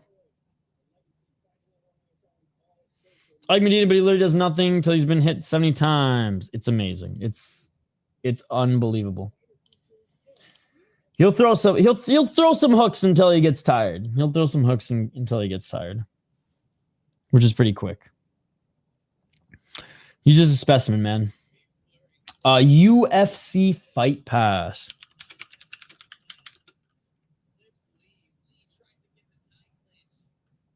Oh, he clipped him when Lee went for the clinch there. Yep. All right, round two coming up, guys. To be honest, I legit have Lemos, Medina, and Dustin before I even researched. This card, though, is not going to be friendly to picks or betters. Yo, Holland Dansock with another super sticker. Let's go. Let's go. Yo, Holland Dansock has gone full fucking Oprah. Just giving out fucking super stickers left, right, and center. Thank you so much, Holland Dansock. Braden Peterson is the best heavyweight. Slip on this. Thank you so much. It should be on YouTube, right? Yeah. Well, Gabe Steveson trains with Guzzi, Asplin, Gomez, who we saw on the card, and Peterson as well at the basement.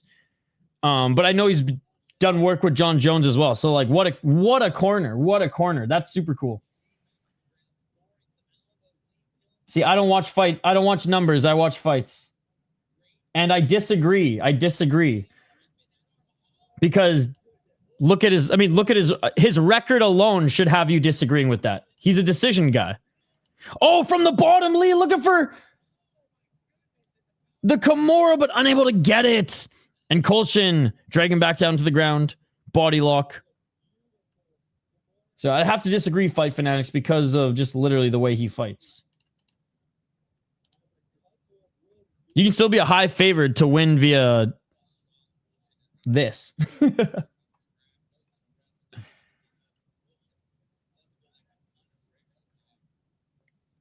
Heavyweight contender? I doubt it. I mean, yeah, but for him, it's bad that this is going... I disagree. Wholeheartedly disagree. We watch fights, not numbers, man. We watch fights, not numbers. See, this is why I don't gamble, because I roll my eyes at this shit. Superior rule set! Superior rule set! Kulshin with the grounded knee. He's my new favorite fighter. This is why the unified rules is trash. This is why this is fake MMA, ladies and gentlemen. For all of you guys who roll your eyes at me whenever I say fake MMA, this is why it's fake MMA. Handicapping the sport. Overpriced tickets. Handicapping the sport. This is an absolute disgrace. This is an absolute disgrace. This should be legal. This should be legal. Goddamn. Fake MMA. Fake MMA. Even Bobby Lee's like, come on, bro. I'm good. Dude. Pride rules are now Ryzen rules. Ryzen rules are more brutal than Pride, dude. Pride did not allow elbows. Ryzen does. DQ. Imagine Lee gets the DQ. The superior rule set. He's talking to the ref right now. He's taking time, which he's allowed to. The 0.5 Japanese ethnicity took over and threw the superior rule set.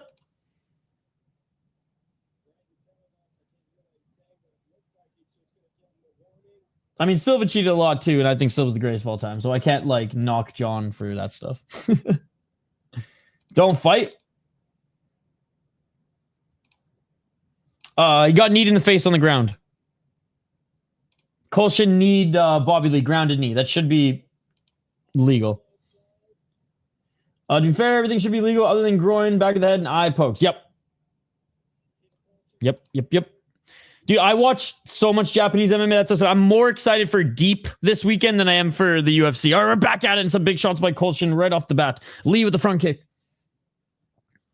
Kulshin need Lee in the head, but Lee's coming back. 308. Person getting my win bonus and hitting an Aljo type performance. That is true, Holden Dan Sock. 1-2 by Kulshin. Low kick by Lee. Yeah, but usually those aren't intentional, Shane. Like 9 times out of 10, those aren't intentional. Nice 1-2 and a knee by Kulshin. And Lee, I don't know if Lee, I think Lee pulled guard there, to be honest. No, he doesn't get the KO. He continued. 229.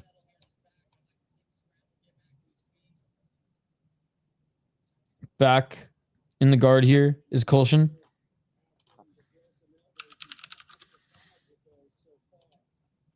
$214. And again, Lee hasn't really found any answer to Kulshin here other than, I guess his only answer would have been to take the DQ, but he ain't going out that way in front of his Minnesota crowd. Some elbows from the bottom here by Lee, but Kulshin throws a left elbow of his own, but there's, again, some more by Lee who's being somewhat active in the guard here. Come on, old man Lee, St. Cloud, baby, stand up. Guys, don't forget to smash that like button. There's 70 people watching, but only 25 likes. I have Rodrigo, but he gasses. So he's got a round and a half to get his work done because he is tough, but once he gasses, he slows down. Hey, thank you, thank you.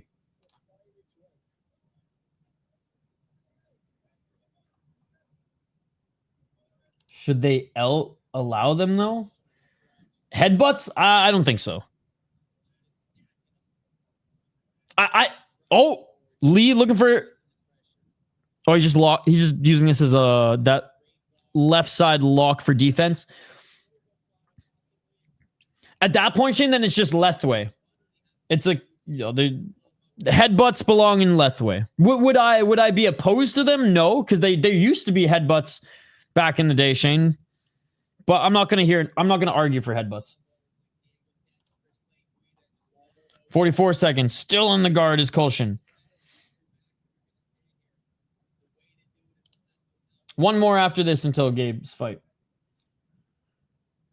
I have a slight panic when they cover the mouth.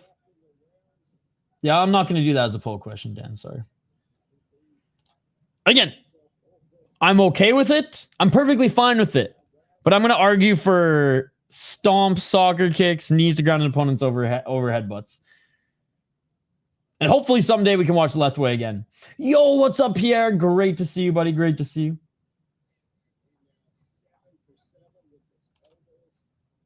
But I should get a poll question up. I do have a good idea for a poll question. End of the second round. Because Holden Dan Sock, everyone would just say yes. Everyone would just say yes. Oh. All right, but I will get a question up.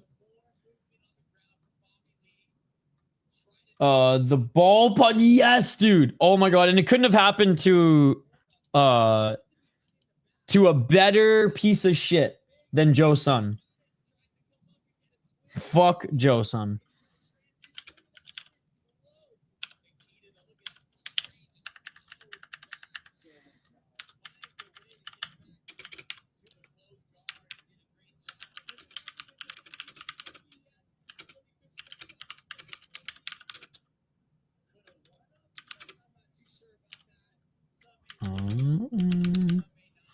One sec, guys. I'm getting a poll question up.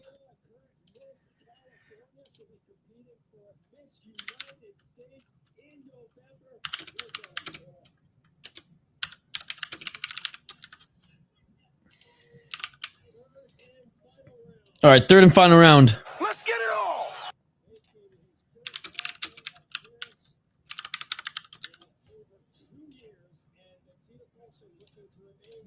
All right, 447. Walking forward is Lee. Jared's coming up as best performance, so I think you're crazy, but who knows? I think Rafa Garcia's is tough, but pretty one-dimensional. Like, I want to believe he's got, like, really good boxing, but I just don't see it. Just caught up in the fight. Did he not get point taken away off the knee? I think he did, but I was reading chat.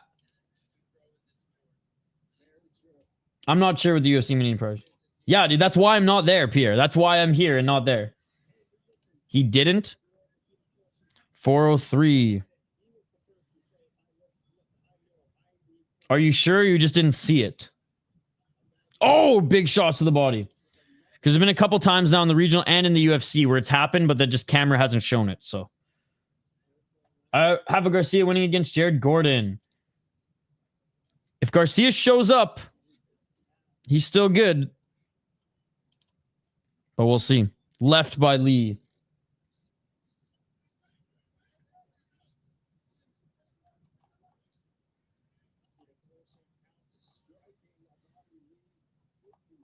You mean odd job? What do you mean? Left hand by Kulshin. See, there you go. 312. Kulshin, good boxing when he commits. Lee pressuring him outside that center line. Lee with the left hook, but getting frustrated now.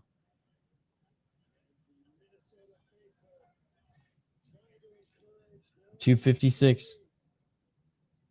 Should take it a DQ like a warrior, like Anthony Smith, baby. I mean, not like Anthony Smith, sorry. Like Aljamain Sterling, baby. 242.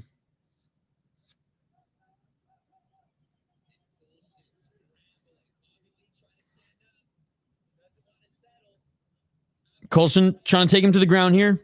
Body lock. Dragged him down a little bit to one knee, but Lee back up to his feet trying to fight the hands. Get UFC fight pass then, brother. Yeah, who the fuck is that guy? I mean, Garcia's got fight years on him too.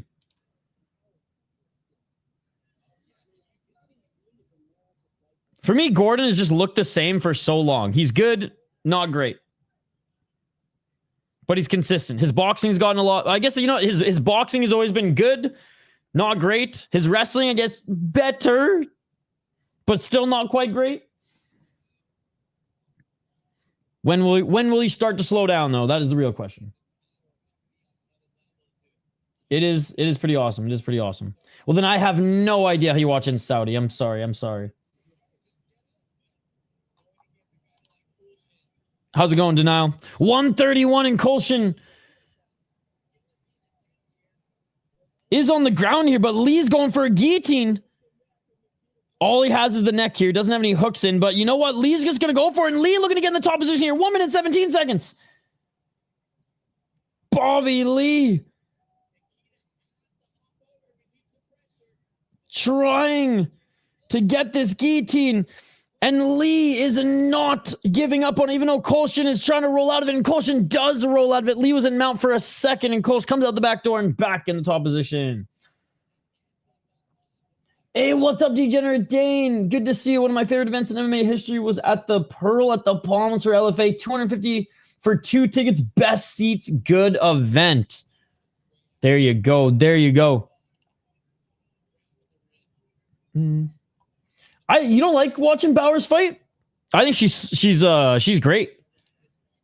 I don't know. Her last 3 fights she's been in have been good fights. I think her fight's going to be better than fucking Gabe's performance. Because we all know what Gabe's going to do. Takedown, arm triangle choke, or takedown, ground and pound. Done. What's up, Manny? Kulshin's winning this fight. This is YouTube in 2025. You know the answer to that question.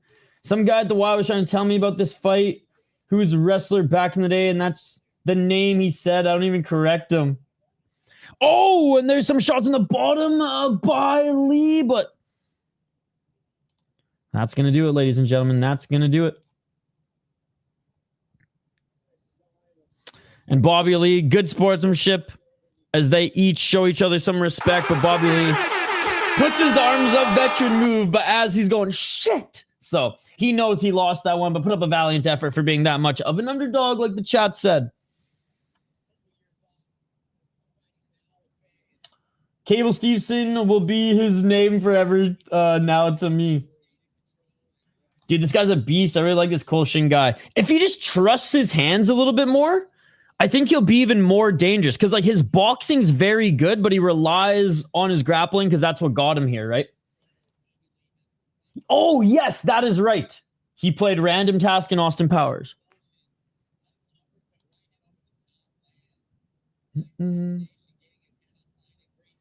I mean, everyone on one side calls everything soy liberal. Everyone on the other side calls everything fascist. So, I mean.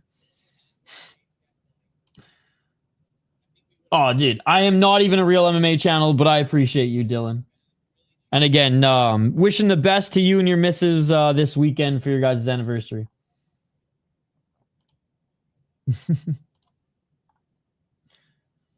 Imagine using Bing as the GOAT. Hey, what's up? Dude, is this the Ryan Hall? We have the Ryan Hall in the chat. One more. I know. But you know what? I think Skate's going to cover it. I'm going to do Fusion Fighting Championship after this. There's a lot of short hooks. I'm nervous on top of tall buildings. Just a reminder, it's almost 4 a.m. for Activate, who apparently left the chat and is sleeping. No point was taken. Wow, that's bullshit. That is bullshit.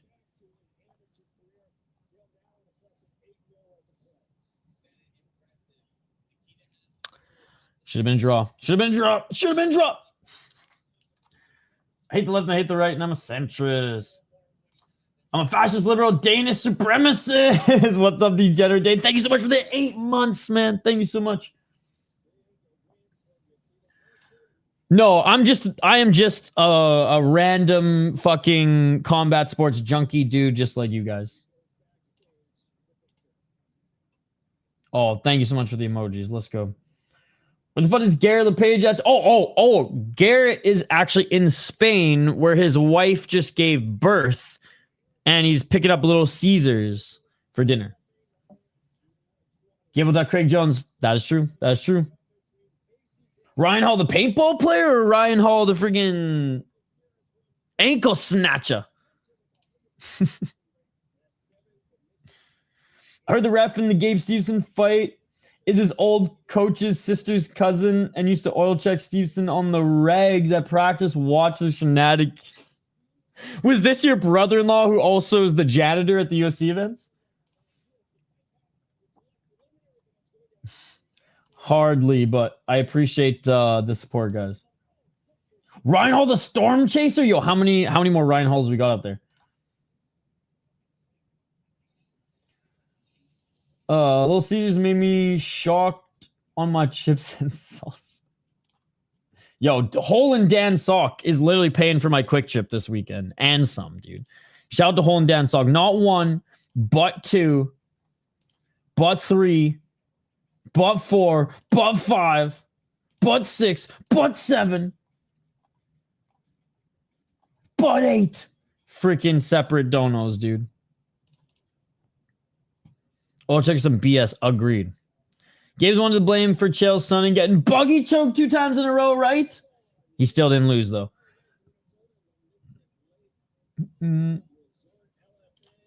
I think Eddie Hearn does a good job promoting his guys. I ain't a real MMA channel, dude. I'm a fake channel. Fusion Fighting Championship, baby.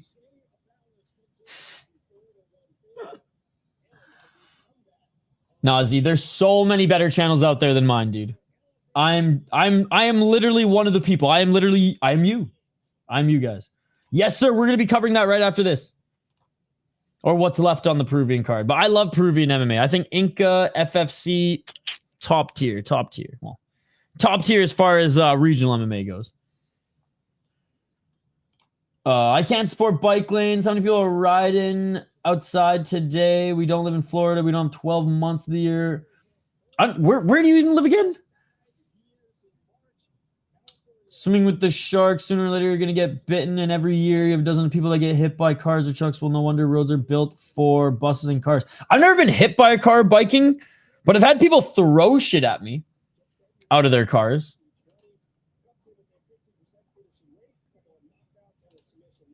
Mayor Rob. Oh, roads are built for buses and cars. I didn't know that was a Rob Ford quote. That is amazing. He does it in a very annoying way, like yelling at Bird at the press conference when he didn't understand that much English. I'm watching on UFC Fight Pass, Jimmy. 8 Chinese lucky number for Fortune. I'm 25. Kung Fu Lion dance team.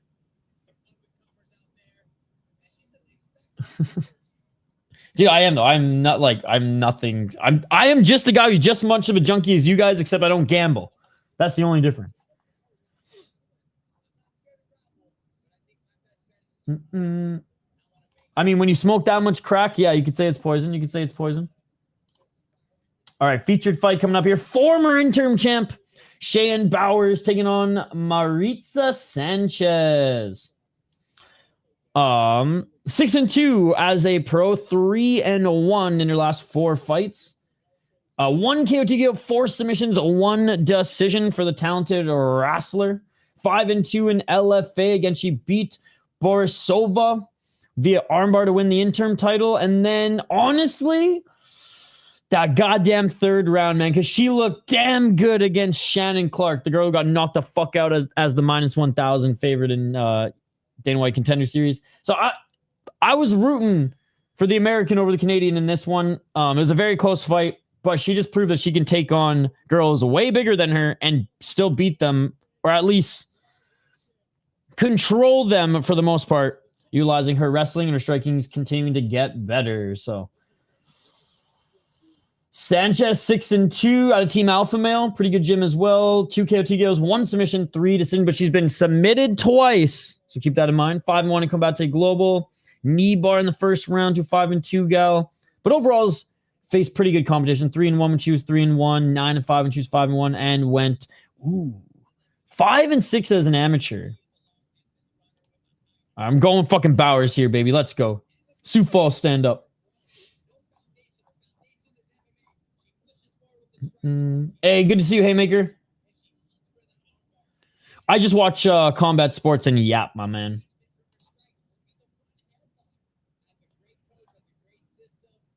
Oh, you're behind? Let's go, let's go. Not only is Ryan Hell not a storm chaser, he's not even a meteorologist. I'm a NATO nerd. Oh, there you go, Sleeto. Don't ever gamble. $10? Yes, Fight Pass costs $10. It's honestly, it's the Netflix of fights.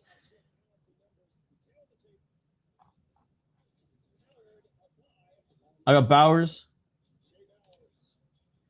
But yeah, to our friend who keeps asking about what our channel is, how about I just show you quickly what our channel is? Fighters are being announced right now. This is our channel, buddy. This is our channel. In which you're watching on right now. What do we post here, ladies and gentlemen? What do we post here? We post, today I posted some prospect highlights from those debuting off the regional scene at UFC. We had some Dana White Contender Series highlights. I had Richie Miranda on the show. We had Ryder Richie, who's now playing at one of the Boston schools, on the show. I'll make this public, by the way, the Brock Faber interview tomorrow. Ryzen podcast, crazy stories in the world of mixed martial arts, Canadian Heritage Month, talking about Rob Ford, by the way.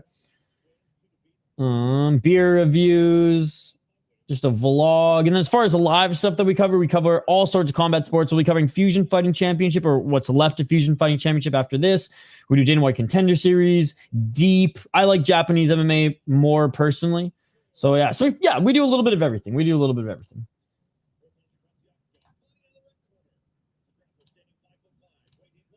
What are the odds for this one? Bowers is the favorite at minus 410.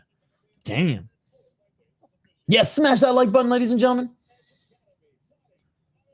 My neighbor went to see Evanescence for her birthday, and I'm kind of a fan too. So she was over here telling me about the concert. That is awesome. I didn't know they were still touring. Rooting for Sanchez. Hope she can keep this standing. Her takedown defense sucks though. Her split decision with Shannon Clark was the difference between her getting Contender Series shot and Shannon getting it. Well, Shannon got it before her. That was Shannon coming back from Contenders. Oh, nice, Brandon. It was some. I co-own the channel with a friend of mine back home. We used to play music together, and when we performed, we called ourselves the City Life Project. Yeah, shout to Z. Round 1, ladies and gentlemen. Let's get it on. But yeah, I just hate saying that like I'm an MMA channel. I'm just one of the boys, man, watching sports, doing our thing. But saying I'm a real MMA channel is a slap in the face to all the real MMA channels out there. All right, let's turn our attention to this fight, guys. Hell yeah, hell yeah. Nice overhand right by Bowers. 420. Smoke him if you got him. Low kick. No, she got knocked out as a -1,000 favorite, remember? Oh, nice left hand by Sanchez. Sanchez got a good left jab, and she is a little taller, a little longer. By the way, Shane, I'm going Bowers. I don't know if you heard my pick. Nice roof block by Bowers. Love to see the old fucking like karate roof block in MMA. She jacked Toxic.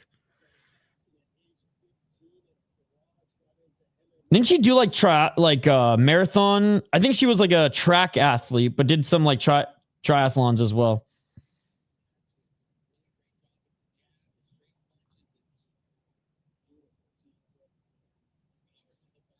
Yeah, you know what, gray shirt?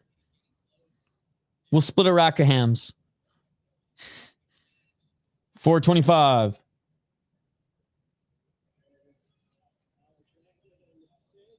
Bowers missing with the left hook. 318.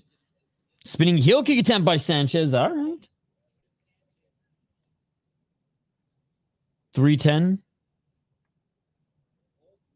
Bowers hasn't found her entry yet, but is holding her own in the striking.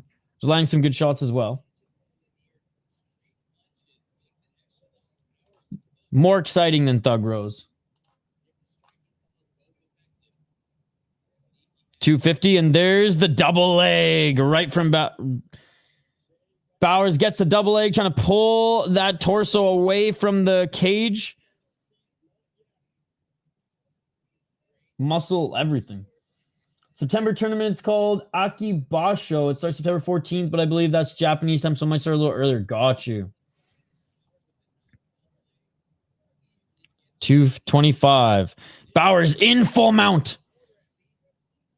Bowers in full mount. 218. Postured up and is just landing big right hands. Sanchez giving up her back. Bowers continuing to land big shots. Both the hooks are in. She's got that backpack, ladies and gentlemen. Backpack, backpack, backpack, backpack. Yeah! 2 minutes and 2 seconds. We hit her with the backpack, ladies and gentlemen. That's got to be embarrassing. 157. Bowers softening her up here. Both hooks in. Looking to get that right hand under the neck. What's up, Eduardo? Good to see you. Hey. 144. Bowers unable to get that arm under the neck. But she has been landing some decent shots here. Not a lot of visible damage on Sanchez yet, though. Bowers took some nasty low kicks, so you can see. I know she's pasty white, so everything's going to welt up, but look at that right leg. Some visible damage there. 116. Scott does a good job of sharing in the Discord too, Amberly. 1 minute on the clock. Good job fighting the hands here by Sanchez. Bowers now using that right leg to try to get the right arm of Sanchez away. 59 seconds. Oh, now she's going to go for the arm. Now she's going to go for the arm. Round 1. Oh, good job by Sanchez rolling out of the armbar, but Bauer stays in the top position. Yup. Oh, Bowers jumps right on the back again. 37 seconds. Only one hook in, but this might be under the chin. Can't see where the ref is standing. Oh, it is. It is, and it is all over.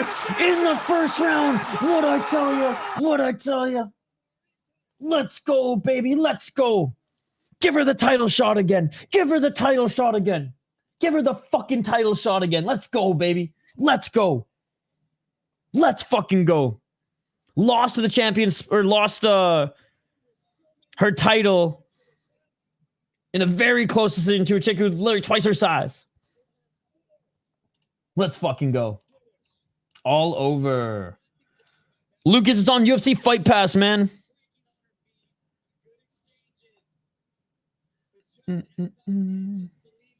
Hold on, dance like you're in Canada, bro. You're talking like you're in Russia right now.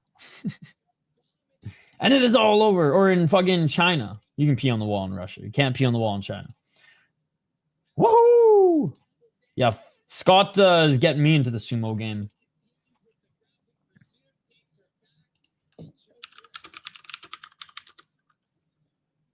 There we go. All right. The reason everybody is here is the fight coming up next, guys. Carson, cancel your Netflix. Don't buy your McDonald's meal this month or your Starbucks drink, and boom, you got Fight Pass. That easy, my friend. That easy. Carson knows what's up. Not real MMA fans, I see. Sorry, I can't help you guys. I'm watching it on Fight Pass. And if you have a site for UFC and it's not on there, then I don't know what to tell you. Don't know what to tell you. You'll see his highlight of his fight in like a few seconds after shit's going to be posted every MMA page. Real fight fans don't pay. All right. Well, then I guess this isn't the community for you, Carson. Have a good one. We'll see you later. My Fight Pass has not glitched out at all. I am not. I just don't understand why people are fans of the sport yet don't watch regional MMA. It's very interesting to me. Who's this Gable Steveson? I'm here for a 0001 UFC vet, Pedro Nobre. Can't wait for Gable to either get a first round win or lay on him for 3 rounds. Carl Burrito's out again. Yo, if I was sponsored by Fight Pass, I'd get that shit tattooed on my forehead, bro. Real fight fans don't even watch the fights. They just go out and raj some dude and end up in prison. Am I right? You're a smart guy. You're a smart guy. You're a smart guy. Off topic, but does Alex beat Magomed? I think probably Magomed beats him again, but I'm knocking on wood. Alex lands a sick knee and maybe rocks him and maybe can finish it. Dude, Bowers is good. Bowers is good. I don't know any links, man. I'm watching on Fight Pass. I don't search the internet for shit that's on Fight Pass because Fight Pass is the best deal if you're an MMA fan. I would suggest the same place you look for your UFC stuff. You know what I'm saying? Your UFC cards.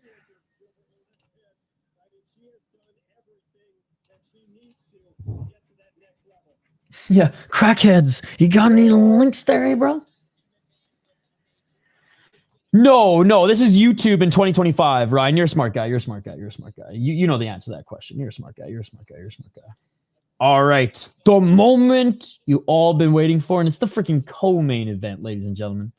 Because we got another gopher who's undefeated, 9-0, though, in Mitchell McKee in the main event. So you got 2-for-1 gophers on this card, ladies and gentlemen. Actually, it's so funny. I was talking to a buddy yesterday who I do the Wildly Informed show with on the Soda Pod, and he went to school with McKee, which is crazy. Not U of M, but high school, I guess. Luke Riley got in the UFC, though. Brito just, I don't know, bro. They should put in the Cuban fighting and nerd. No, it's coming up next. It's on UFC Fight Pass, Ryan. It's on UFC Fight Pass. Yeah, sometimes the lower regional shows it's just lower. It's not as popular, right?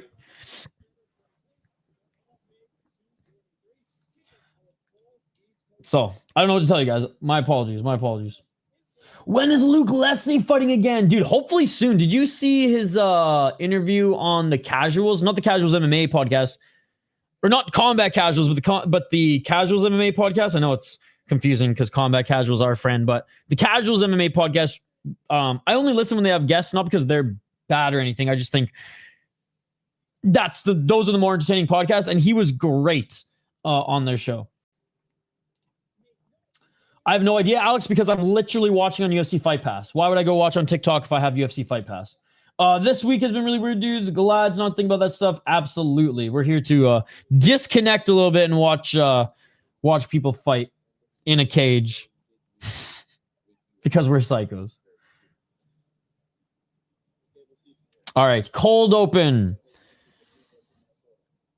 Absolute legend from the University of Minnesota, ladies and gentlemen. Golden Gopher, stud fucking wrestler who is also an American Olympian. All this guy does is win. Wherever he goes. Big Ten. Pff. Olympics. Pff. Now, in mixed martial arts. And I mean, 4 or 5 years ago, Dana White even said, like, when he decides to do mixed martial arts, we'll be here. We'll be here. And, you know, coming through LFA is the easiest route to the UFC. If you're good, don't get me wrong, because they throw you in the fire usually right away. Now, heavyweight's a little bit more thinner, and let's be perfectly honest. Braden, Peterson. This is a, what do they call it in basketball? A layup for your first one here. But again, if they give him the Bo Nickel treatment, give him 2-3 more fights, contender, or just bring him into the heavyweight division, because fucking Hamdi came into the UFC with 5, or was it like 4-0 too? With a couple more amateur fights, but still. It's not going to be off this one, ladies and gentlemen. The competition does have to go up a little bit to take that next step to a major organization, and the major organization in the UFC, but the heavyweight division globally right now, not just the UFC, but globally is thin. So if there's any time to make a mark right now at 25 years of age, I mean, she might as well. But he's been training with the boys in Prior Lake at the basement with Steve Asplin in the striking department, Thomas Peterson, who's pretty well-rounded, Guzzi, who's pretty well-rounded now, and spent some time with John Jones after his attempt to make the NFL. He trained with John Jones for a few months as well. So there you go, Gabe Steveson. I imagine he's going to get the takedown. Arm triangle choke seems to be one of the first. Arm triangle choke or arm bar seem to be that straight arm bar, or Kimura seem to be like the first few submissions that these heavyweight wrestlers get. That or ground and pound. But I think he will beat Braden Peterson here. The Blood Axe. Very cool nickname. 1-0 as a pro, but he does have some amateur experience, ladies and gentlemen, going 3-1 in his last 5 fights. He did fight back in April as an amateur and as a pro just a couple months ago in July, where he got a first round knockout against a 0-3 guy. As an amateur, he actually won a title by knocking a guy out. He's gotten a rear naked choke victory as well, and a standing rear naked choke. But he is 37 years of age in his second pro fight up against the wrestling phenom from Apple Valley, Minnesota. I'm going with Gabe Steveson. I can't wait for his next fight, and hopefully it's not in Minnesota, for fuck's sake, so I can actually afford to go to the event again. What are the odds in this one? He is the minus 3,300 favorite on Bovada. He's minus 2,200 on BetUSA. He is minus 2,300 on Bet Online. Come on, Peterson. How crazy would it be if Peterson gets the knockout? You have Steveson? I did see that. What's up, sad man? Good to see you. Good to see you. I did see that. Well, because they're actual journalists, not bootlickers. Easiest path to UFC trade at CKB. Blake, you ain't wrong. Good to see you, Blake. Good to see you. Hey, long time no see, but at least we converse in the Discord. Good to see you, Blake. Yo, deep this weekend as well as Ryzen in 2 weeks. We're back, baby. Let's go. Hasn't fought yet, buddy. Hasn't fought yet. I think I've answered you a few times. What fight card? There's like 30 fight cards tomorrow. The entire world will be going crazy. I'm rooting, or Gabe gonna win, but I'm rooting for Peterson because Gable ducked Craig, which resulted in Chael something getting buggy choked twice. Yup. No, it was just a journalist asking real questions, and Dana was like, being Dana. Couldn't answer the hard questions. Didn't want to answer the hard questions, so we're just kind of calling them names. Also, that French kickboxer from One Championship who won the belt a while back is going back to MMA. Yep. I saw that. And there was another guy, too, another kickboxer someone mentioned earlier in the chat, too, in one. Why am I blanking on his name? Who, like, they both, one announced that they're both going to MMA. Sanchez lost. She got submitted in the first round. I tried to open a Twitter account so that I could follow some of y'all, but can't do it, sadly. Minus 5,000 now for Gabe Steveson. My goodness. Yup, 3-fight contract.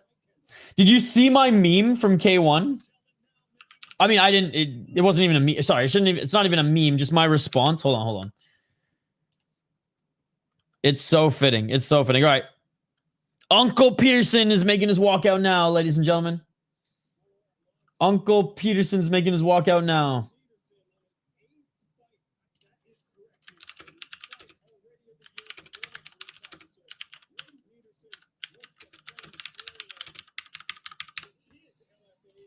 Yo, even Garrett Armfield's ripping LFA for their ticket prices too. Shout to Garrett Armfield on Twitter.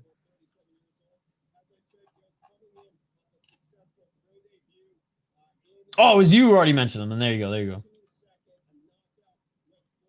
Oh, you mentioned Anpo, yeah.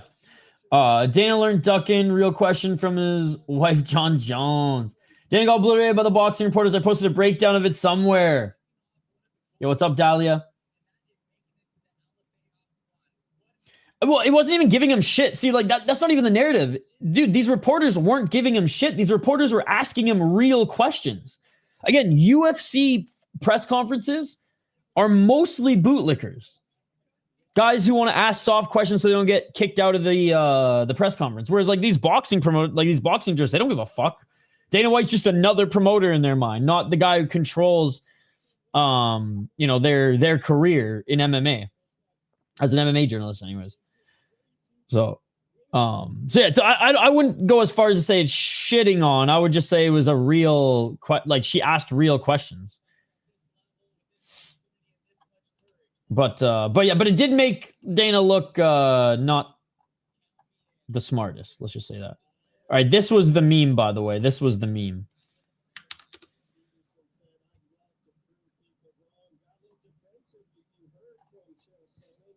So Genki Sudo, right? We are all one. We are all one. And my thing is that we are all going to one championship.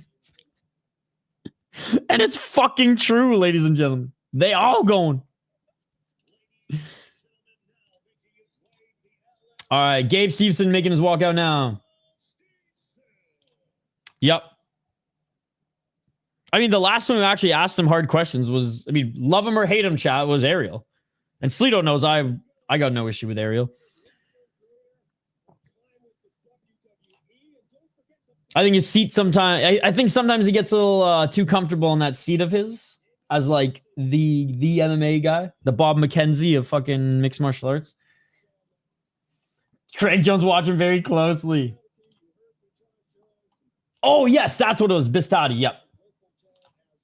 Yes, thank you. To be fair, top-level heavyweight kickboxer with some training in defensive grappling could make... tell that to freaking Warsek, who got beaten by Phil DeFree in one round. Just saying. Phil DeFree, greatest heavyweight on the planet. Yep. These reporters were like actual reporting shit. Wasn't some handpicked UFC people, so Dana didn't know how to react. These reporters were not asking Dana about what drink he liked in Chicago. They just asked normal questions, what sports journalists do, and it was enough. It was too much for Dana. Yep. He was not getting shit on at all. He just doesn't ever have anyone that isn't blue shirt John Morgan asking me, so how does it feel to be in this city? That most yep. Milk toast question, magical. And it's unfortunate because like John Morgan's a very good journalist. And he's very passionate about combat sports and actually kickboxing in general. But like he doesn't want to get aerialed out of the UFC. Any athletic heavyweight will make it entertaining. True, Sean. True. Cherry picking and whatnot. I hope boxing stays. These at least there's no monopoly like UFC. I've already told you many times it's on UFC Fight Pass. Yeah, UFC. Here, I'll spell it for you guys too because I know it's tough.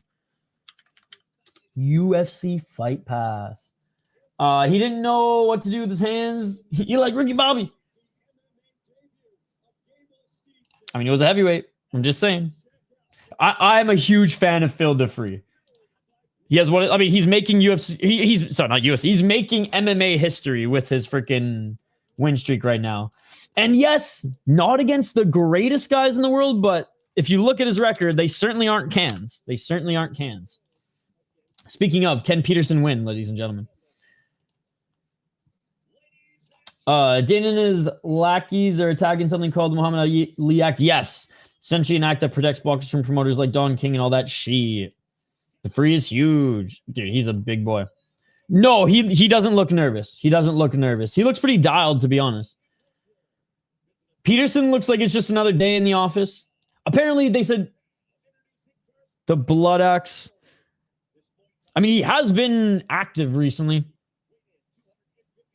Came in at 253. He's tall, but he's got a big belly. 6'3".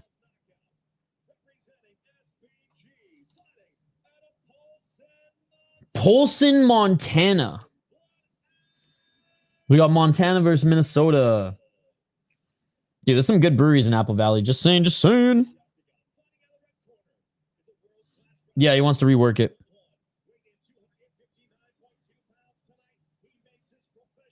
Actually, I don't know if I'd call it nervous. I don't know, Chad. What do you think? Do you think he looks nervous or do you think he looks dialed?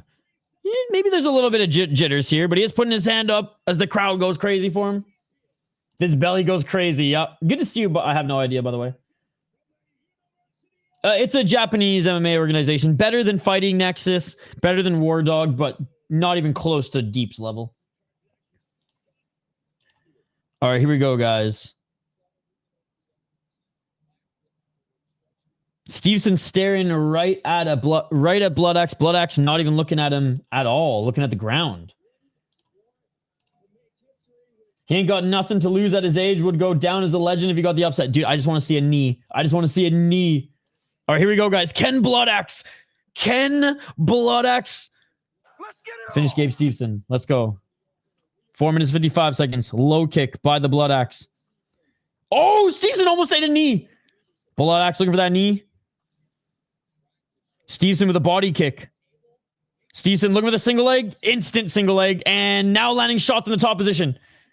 Steveson in half guard.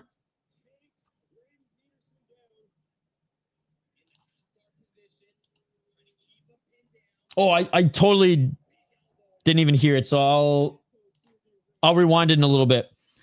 Steveson trying to get into side control here. Did land a nice right elbow. Oh, big left elbow by Steveson. Ground and pound, ladies and gentlemen. Deep is the feeder league to Ryzen. It's like Ryzen's LFA.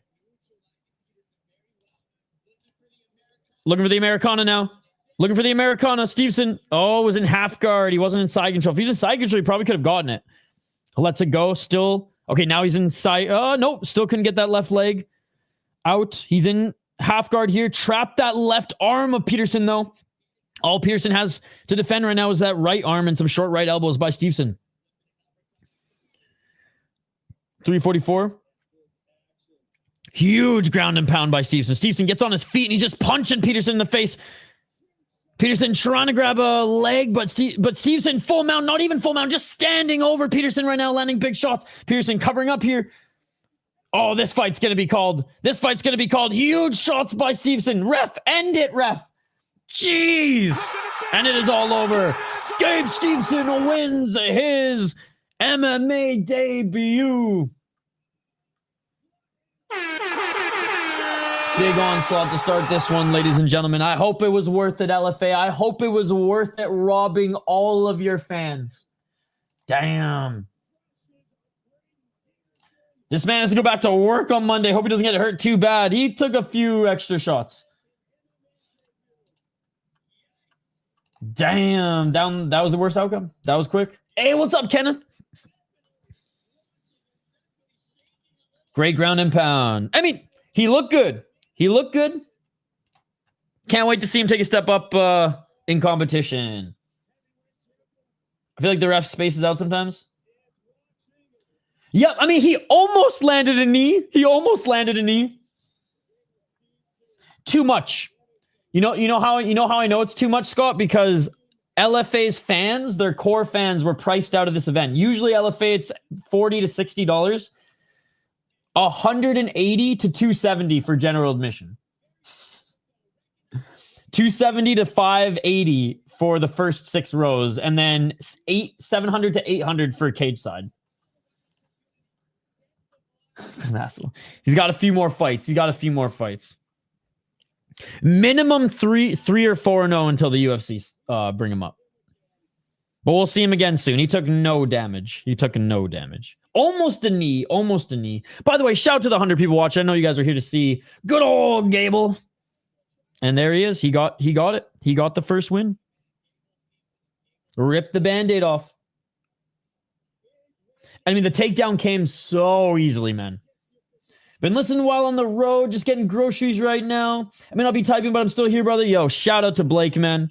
Blake's, I mean, a huge combat sports fan, but a huge Japanese combat sports fan as well. So, yeah, get your errands done, man. We got a big weekend of fights ahead.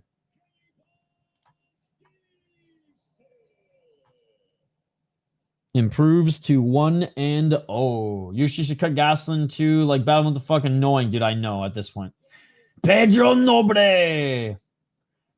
Hey, no problem, dude. You're the best. Hit that like button, yo. Yes, smash that like button if you guys haven't already.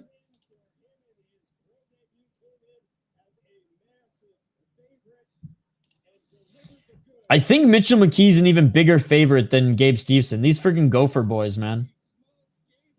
Yeah, minus 5,000 for Mitchell McKee on BetOnline. All right, they're interviewing Gable right now. Gabe Steveson says, "Don't worry about me. How y'all feeling?"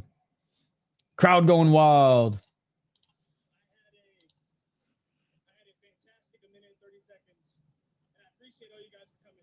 He said, "I had a fantastic minute and 30 seconds, and I appreciate you all for coming."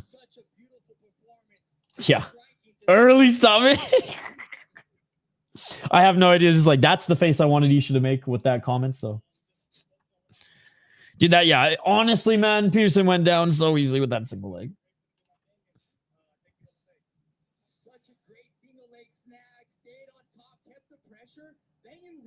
Hey, Gabe Saints, thank you to LFA. Not gonna lie, I thought he would strike more. Minus 1,000 is crazy. It's like his opponent doesn't even have hands or something. His opponent's older. I mean, his opponent's 39 years of age. He's Unk status. LFA loves their Gophers to win in Minnesota. Let's just say that.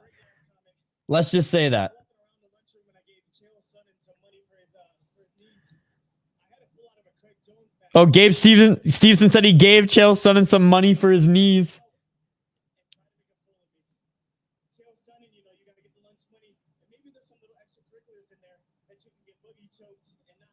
He's calling it, dude. He's whipping on Chael Sonnen right now. Oh my God, the cheeky smile to Uncle Chael. Oh my goodness. Fight Fanatics is smashing his table right now. The disrespect. That's how much of a favorite he is.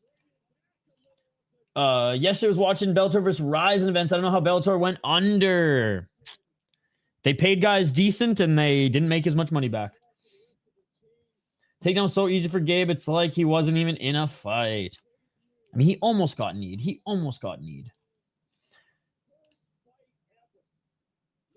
Oh, yeah. Oh, yeah.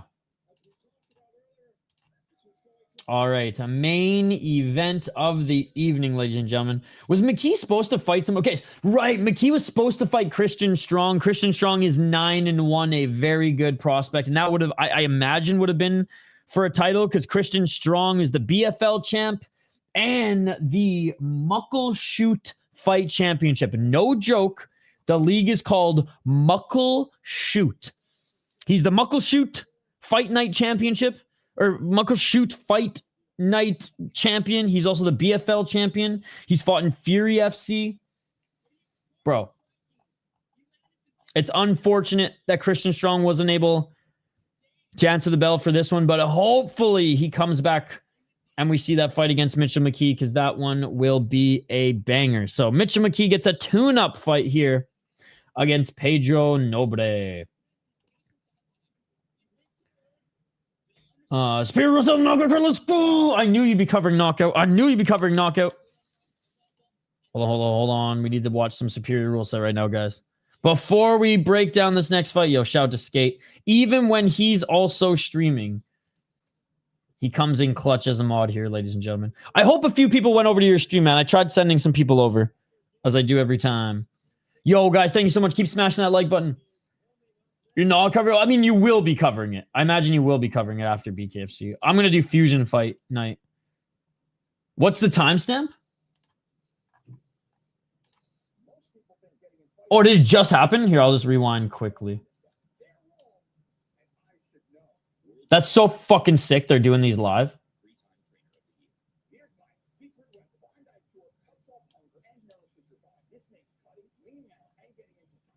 Dude, the fucking Mike Dolce just trips me. I always forget about this guy. Oh my god. Oh my god. Okay, one sec. I'm trying to. It's a live stream right now, chat. So I'm trying to get it on screen. One sec.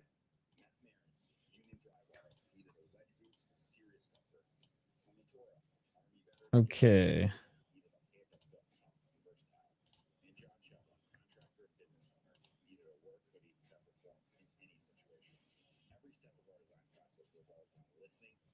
Guys, knockouts on right now. Superior Rule Set Kickboxing. Need I say more? Superior Rule Set Kickboxing. Grounded knee and soccer kick kickboxing. Dude, this looks like some amateur shit right now, too, with their gloves. Oh, God, I love fucking knockouts so much. Yo, where's the Superior Rule Set at? Where's the knee at?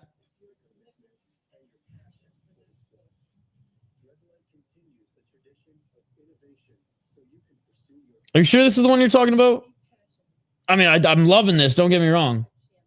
Or did I miss it? Did I miss the Spear Rule Set? Regardless, this kid just fucking dominated. So let's go. Let's go. Anyways, guys, go check it out. Half Dead Frank shared it in the chat earlier, and Skate just did God's work and shared it again. So appreciate you guys. Fucking love me some Superior Rule Set Kickboxing. Steveson trying to go on an Onksley and run like Buckley. He should say thank you to Shell for getting the buggy choke. It was for getting buggy choke instead of him. Is he making fun of the guy who took the grappling match he was too puss to take and pulled out? Shameless. Peterson was going to go for a knee bar. Should just let it go on longer. Oh, I mean, he needs a few more fights. But I think if he wins 2-3 more, for sure. For sure he's in the UFC.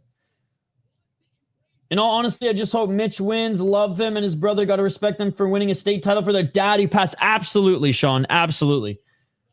Like I said, I was talking to my buddy yesterday, and he went to or he grew up in the same town as McKee and went to school with him as well. So we were talking about him yesterday, actually. What's the popular arm wrestler from Canada? I have no idea. Gary Goodrich? I don't know how many fights will be on YouTube. 9-0 versus 22 and 8, 2 type records are like combat sports. Rite of passage. It's true. The whole thing. Frank said it would be the whole card, but I don't know. Last time I tried to watch a knockout card on YouTube, it ended up like cutting out. I mean, Half-Dead Frank usually doesn't lead us astray. Why would you even need a soccer kick in kickboxing? Dude, striking ace. It's amazing. Where you stop, your team's going to get cut out. Happen early in the third. I think it's MMA, I don't know. I don't know what knockout's doing these days. Spear rules said kickboxing just looks like MMA to me. How many minutes until the round? It doesn't work like that. Hopefully soon. Yep, I think Rebels is still around, is it not? Skate is the kickboxing guy, but I'm pretty sure it is. Gabe Steveson, what a marauder. Not worth 160 for those 90 seconds, though. No. Bro canceled because of a toe injury, and there was a guy on CJI that did a match with a very badly injured leg. I mean, Fight Fanatics, he didn't want to hurt himself before his LFA fight. Dude has giant hands. Goodridge is the only Canadian arm wrestler I know. That's what I'm saying. Gary Goodridge, shout out to X-Arm, baby. I'm glad somebody in the fucking chat understood that reference. Striking ace, you're the fucking man, dude. Let's go, baby. Let's go. Let's fucking go. I'm not a big arm wrestling guy, I'm not going to lie. Even if he was a cult classic guy in like Ontario, I wouldn't know. Why I say Gary Goodridge is he was an MMA fighter, but he also competed in... Well, he also was a professional arm wrestler and competed in X-Arm. Mahuki Craig Jones would choke Gable under a minute. That's why he pulled out. And his foot was a balloon.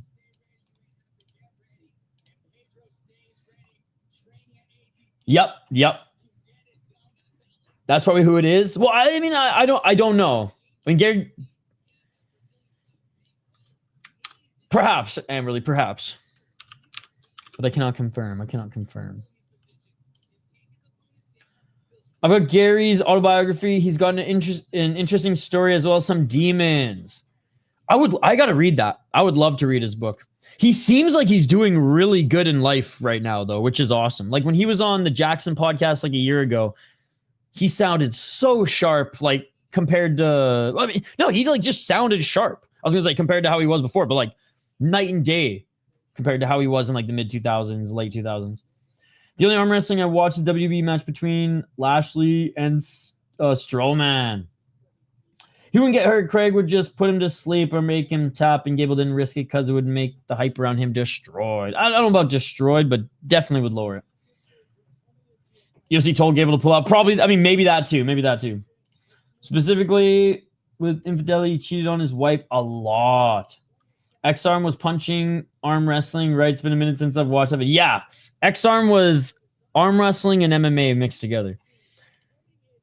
And I believe it was created by the same guy who started the UFC. Or like Marowitz, I think. I'll have to read his book. Looks like we tied the... Shane, there's one more fight. That wasn't the main event, Shane. That wasn't the main event. We got one more Gophers wrestler. I mean, I'm going with the minus 10,000 Mitch McKee, Shane. But if you want to go head-to-head to win it, or you can play it safe and just we tie it up here, Shane.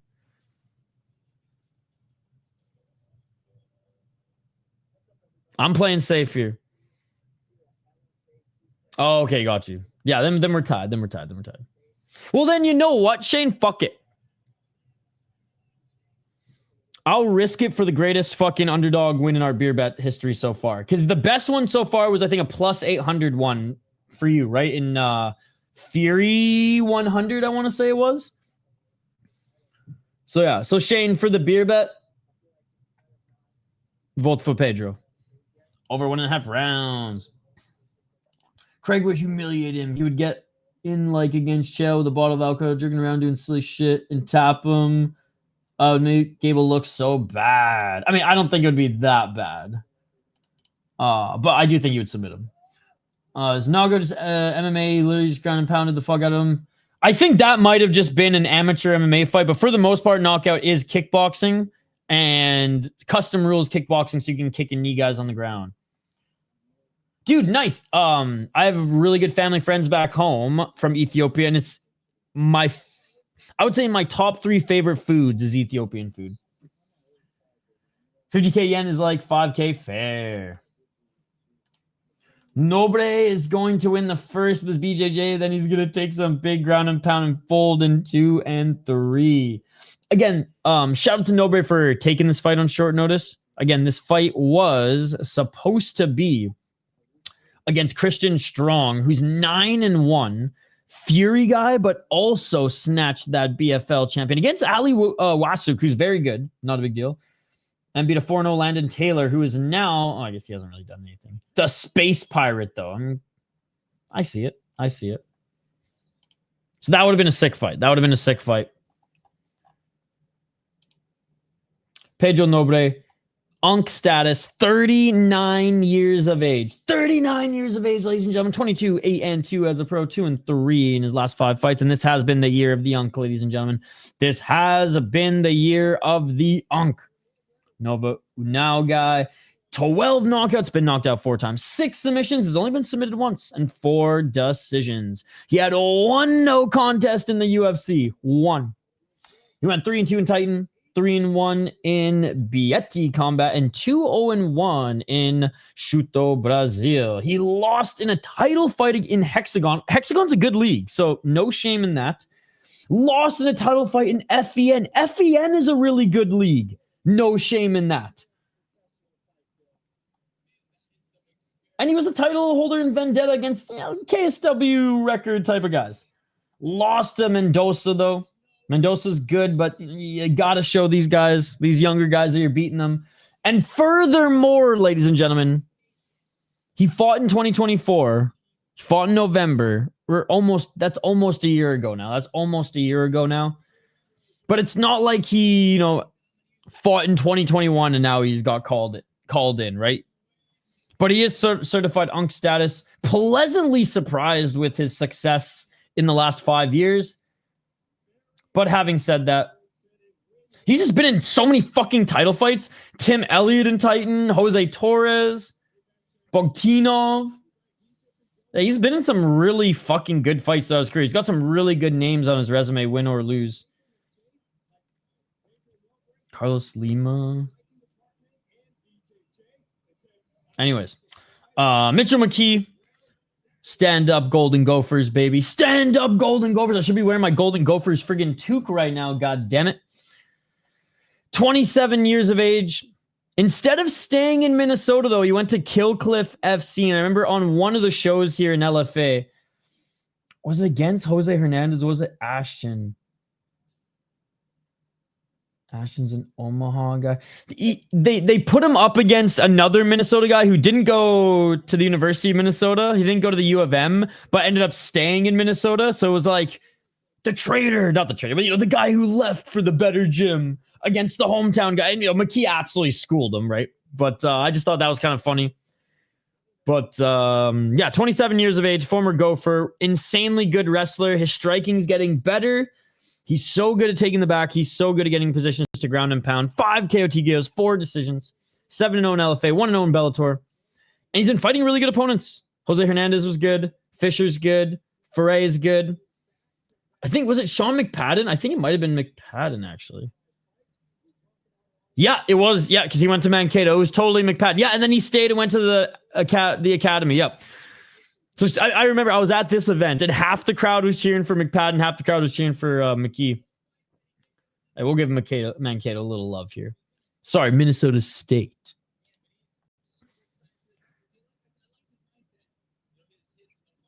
I watched the next fight. He literally took him down and KO'd him with ground and pound. Devon Larrett. The over-exaggerating Nobre only has a few fights where he's really lacked heart. He's got some toughness. Oh, nice. Dave, I feel like David is such a common, English Persian name. I know Davids. I know David, whose middle names are Arash or whatever, right? One night MMA tournament with kickboxing in between. Okay, thank you. McKee ground and pound later in the fight. Vampiric legs looks exactly like how he would sound like his contents though. No, he's good. He's good. Is he Canadian as well? No, I like his content too. I watched the Zabit video. It made me cry a little bit, but Nobre could give a good fight, but he got KO'd in his last two against much better fighters than McKee though. Yeah. And I mean 39 years of age, man. He made a video on Zabit being a potential fraud. He's got some valid points, to be honest. Yeah. I agreed with the points, but I feel like those points were dressed up to get the people who didn't watch Zabit and just watched his highlights, but didn't watch any of his regional. I've watched every single Zabit fight that there's available film for, right? And so, like, I don't even, people are like, oh, it's like lost to what could have been. It's like, no, we saw how good he was, dude.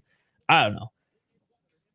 But yes, I did think he made good points, and it was a good video to make. Like, it's smart. It was a smart video to make, because there's gonna be people who are like, no, kind of like me, but who are a lot louder about it. And people are like, oh yeah, what the people who like say fraud check after every fighter loses will be like, yeah, but fuck that fraud. You know what I'm saying? But no, he's good shit. He's good shit. I'm just like, where the fuck is Zabit's brother? Is PFL holding him hostage? Like, what's going on? Devon Larratt. Okay. I didn't think it was Gary Goodridge, but Gary Goodridge as well, Amberly. If Pedro wins, it'll be the craziest win in the beer bet history.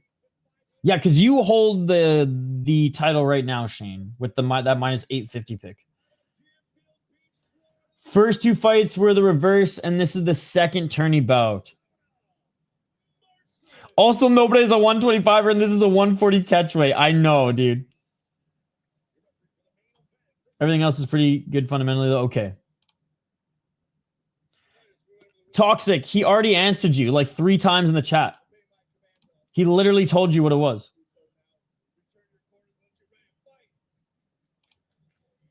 Zabit would have been like Ortega, in my opinion, good enough to be ranked, but not a champion. I mean, Ortega was a title contender. He was better than just being good enough to be ranked. Let's get it all. 455, round 1. I think he would have been way better than Ortega. Whether he won a title, who knows? 445, left hook by McKee. I'm hoping his brother, though, comes over to UFC eventually, because he's a beat with a little bit more American-style wrestling.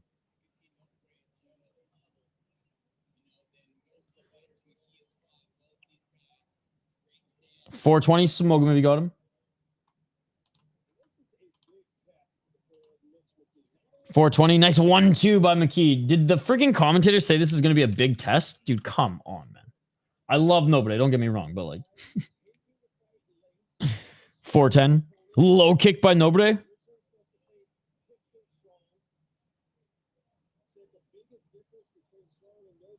There's a pretty big size difference. Oh, nice left by McKee, but Nobre with the right hand. McKee with the right on the entry, but missing with the left hook.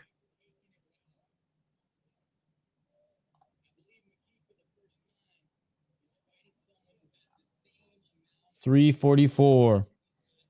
Left by Nobre, right by Nobre. Front kick by Nobre.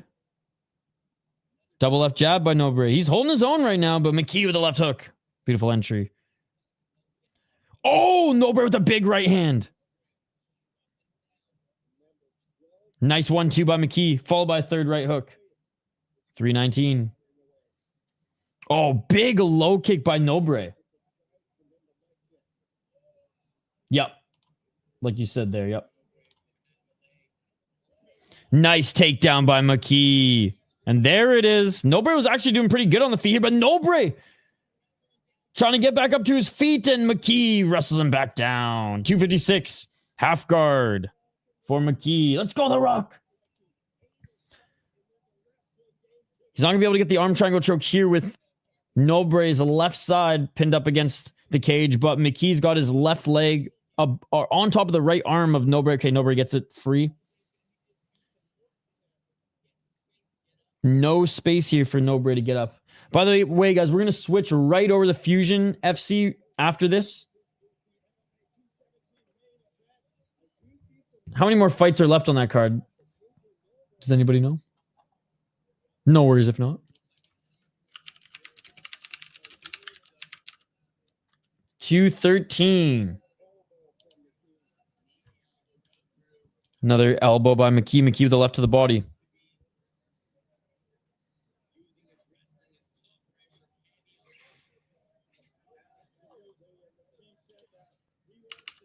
$158.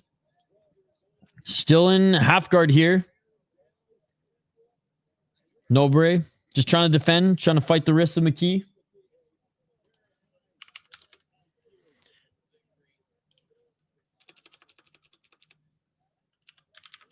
$137. McKee needs to do a little bit more work here, man.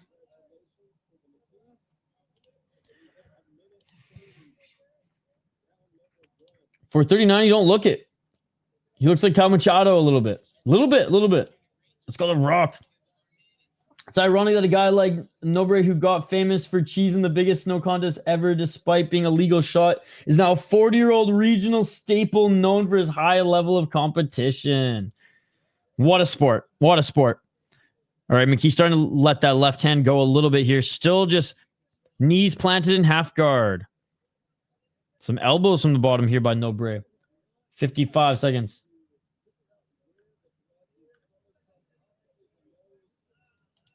All good. Hole and Dan sock. It's getting late. It's getting late. Oh, there's some left hands by McKee. You know what? The McKee didn't land. He missed. He loaded up. Yo, what's up, Notes? Thank you so much for the $2 notes. You were far too kind. Good to see you. Good to see you. We're doing great, man. We're doing great. Friday night fights. Start of the weekend. Can't complain. How are you? Big shots there by McKee as he re-enters the guard of Nobre. 15 seconds. Hey, have a great night, Hole and Dan Sock. And again, big shout out to Hole and Dan Sock. Was too generous here tonight. He gifted not one, not two, not three, not four, in that case, 5, 6, 7, 8, 9. Dude, I'm probably missing one too. Boom, there it is. Thank you so much. And Notes, thank you. Degenerate Dane, thank you for all the support. Captain Rafucho, Living 403, K1. What else? I know Anthony Ganskow as well. Thank you so much. And Chris Cushman, you guys are fucking awesome. And thank you, Kenny, for being here. Yes. What's up, Hope? How you doing? What do you need advice with? I'm scared to ask.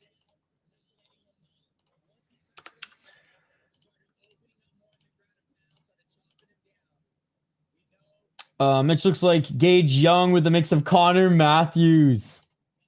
Little bit. Oh my God. You ain't wrong. Hey, have a good night, Hole and Dan Sock. 10 more fights at KO. Let's go. I think Skate's going to cover it. All right, round 2. Let's get it all. Guilty pleasures, Peruvian MMA. As much as I love me some knockout. I got to start doing it soon, though, Hole and Dan Sock. 4:45 or round 2. Front kick by Nobre. Hey, Amberly, the fact you made it this late, I'm so thankful. I'm not expecting anybody to hang out for Fusion FC. But if you are down for a little bit more mixed martial arts, a front kick by Nobre right to the balls of McKee.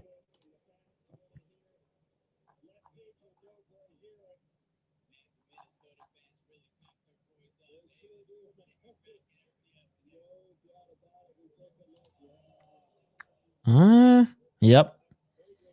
The crowd's booing. Oh my God. Did he ever get kicked in the dick there? I think, no, he's covering knockout tonight, I think. I'm just doing, it's Peruvian MMA. I mean, if he wants to jump on, he's always welcome.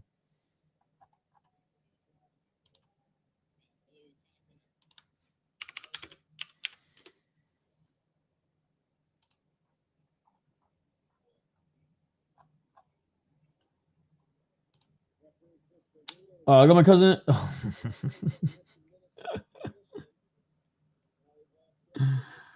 Oh, jeez. Where you?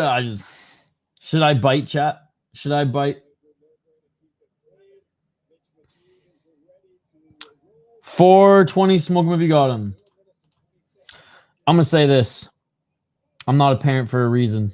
I'm the last person to ask. 414. Oh, big right hand by McKee and Nobre with the counter 1-2. Dude, Nobre with the spinning elbow. He dropped him. Nobre just dropped McKee with the spinning elbow. Nobre with the double left jab. Stuffed the takedown of McKee. Oh my God, here comes Cheyanne. Here comes. Nobre with the young start. Right hand by McKee. Hope, go ask No Chill MMA. He's the expert when it comes to that. Right hand by McKee. McKee unable to take him down. No, he finally gets him down. Let's go, though. Uncle Nobre, man. Dropped McKee. Quick flash little knockdown with the spinning elbow. Oh my God, the Rock is cooking. But McKee gets back into the guard of Nobre, and imagine he's just going to lay on him here for the next 3 minutes and 21 seconds. 3:17.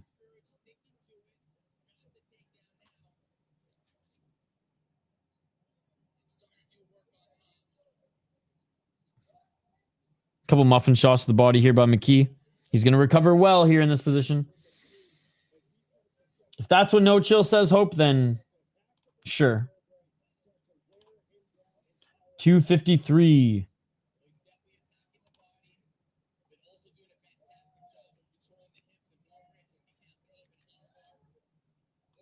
Nobre. Oh, McKee actually plants his feet, looking to try to pass, but no, enters right back into the guard. McKee still holding the shoulder of Nobre. McKee with some grounded, well, not grounded knees, but I like how he's using the knees. Nobre gets out of it. Nobre. McKee, they separate. Right uppercut by Nobre. Nobre's getting tired, though. He missed with that left hook. Oh my God, this is amazing. Left jab by Nobre. Come on, Nobre. Oh, right hand by McKee. Left by McKee. Nobre's tired, man. He's leaving his head hanging out there. Oh, McKee just cracked him. Nobre's seeing the Tweety Birds. McKee just cracked him. McKee with the 1-2. Nobre with the overhand right. Nobre with the left. But McKee's cracking him. Oh, McKee just dropped him. He's dead. He's dead. He just killed the old man. Nobre's dead. Uncle Nobre's dead. Uncle Nobre's dead, ladies and gentlemen. He just killed his uncle. What a fucking scrap, though, for the 125, 39-year-old taking this on short notice. Almost fucking beat up Mitchell McKee. Holy fuck, dude. Unbelievable. That was gnarly.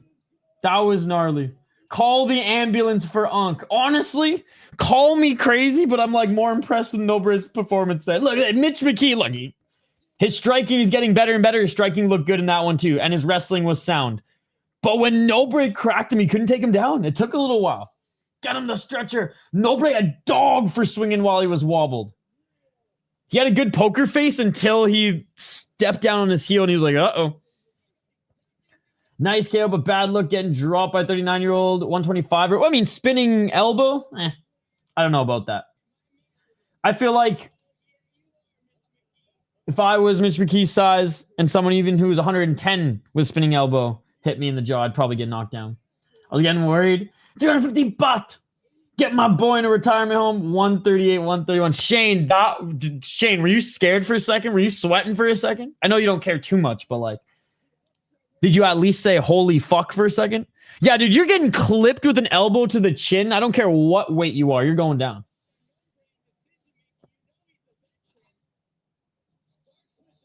No, for sure. Like I said, overall, I'm more impressed with Nobre than I am McKee here, but like, McKee got it done. If it would have gone to decision, then I think we could be a little bit more critical, but yeah, I was rooting for Nobre.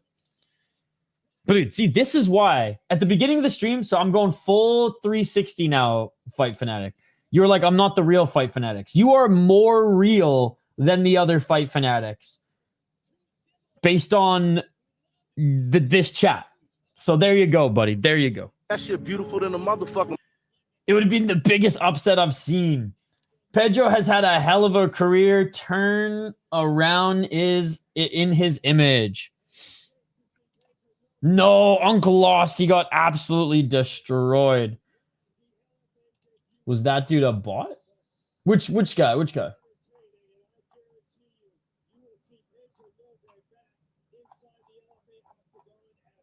Who gets paid and retires? Road to Dana White Contender Series. Oh, yeah, he's next. I mean, we'll have a few gophers on Dana White Contender Series soon.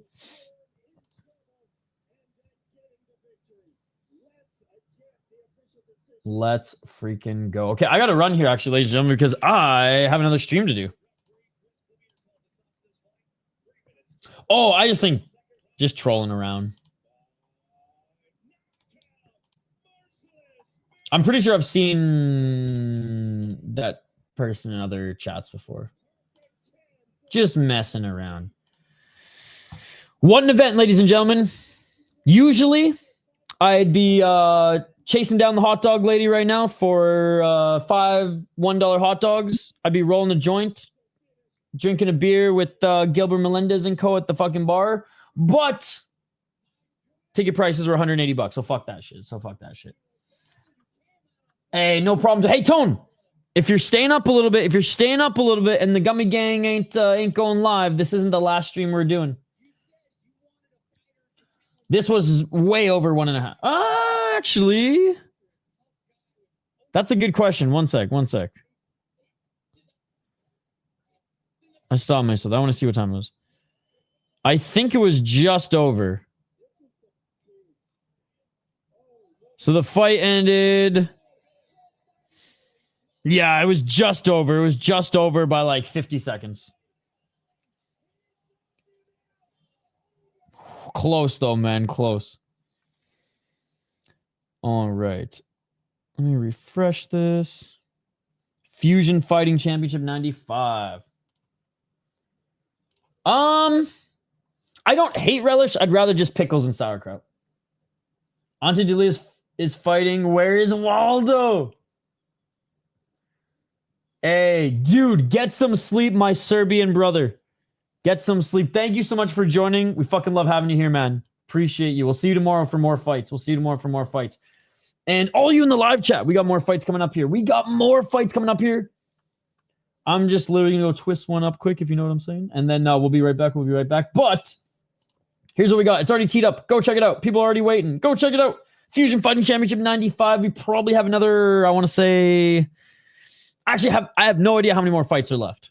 But we'll go live for it anyways. So I'll be literally 2 minutes. I'll be back jumping on there. Go check out my schedule, ladies and gentlemen, for the full weekend. Go check out some prospect highlights for UFC Noche as well. But if I wake up at 5 a.m., we'll cover Eternal. If not, we'll do Octagon, UFC, Garachon, Inoue, ACA, Deep. That is the weekend. But on the other side, we got a little FFC, ladies and gentlemen. So I love anything that is freaking fermented. For the most part. I take that back. Anyways, we'll see you in a few minutes for FFC. If you guys want the link for it, I'll give it to you right now. Fuck, I got to piss too, so this is perfect. We'll drain the main vein, get a little uplifted, and we'll watch some Peruvian MMA next, ladies and gentlemen. Yo, shout out to all the Minnesotans who performed on this card. Wish I could have been there cheering you guys, but let's hope LFA doesn't fuck over their fans in their next event, ladies and gentlemen, at Prior Lake, Minnesota, at Mystic Lake. We'll see you all on the other side for a little Fusion Fighting Championship and tomorrow for Octagon. Peace! I am out of here. I don't give a fuck if the decision's rigged! In your shield, and the fiercest battle.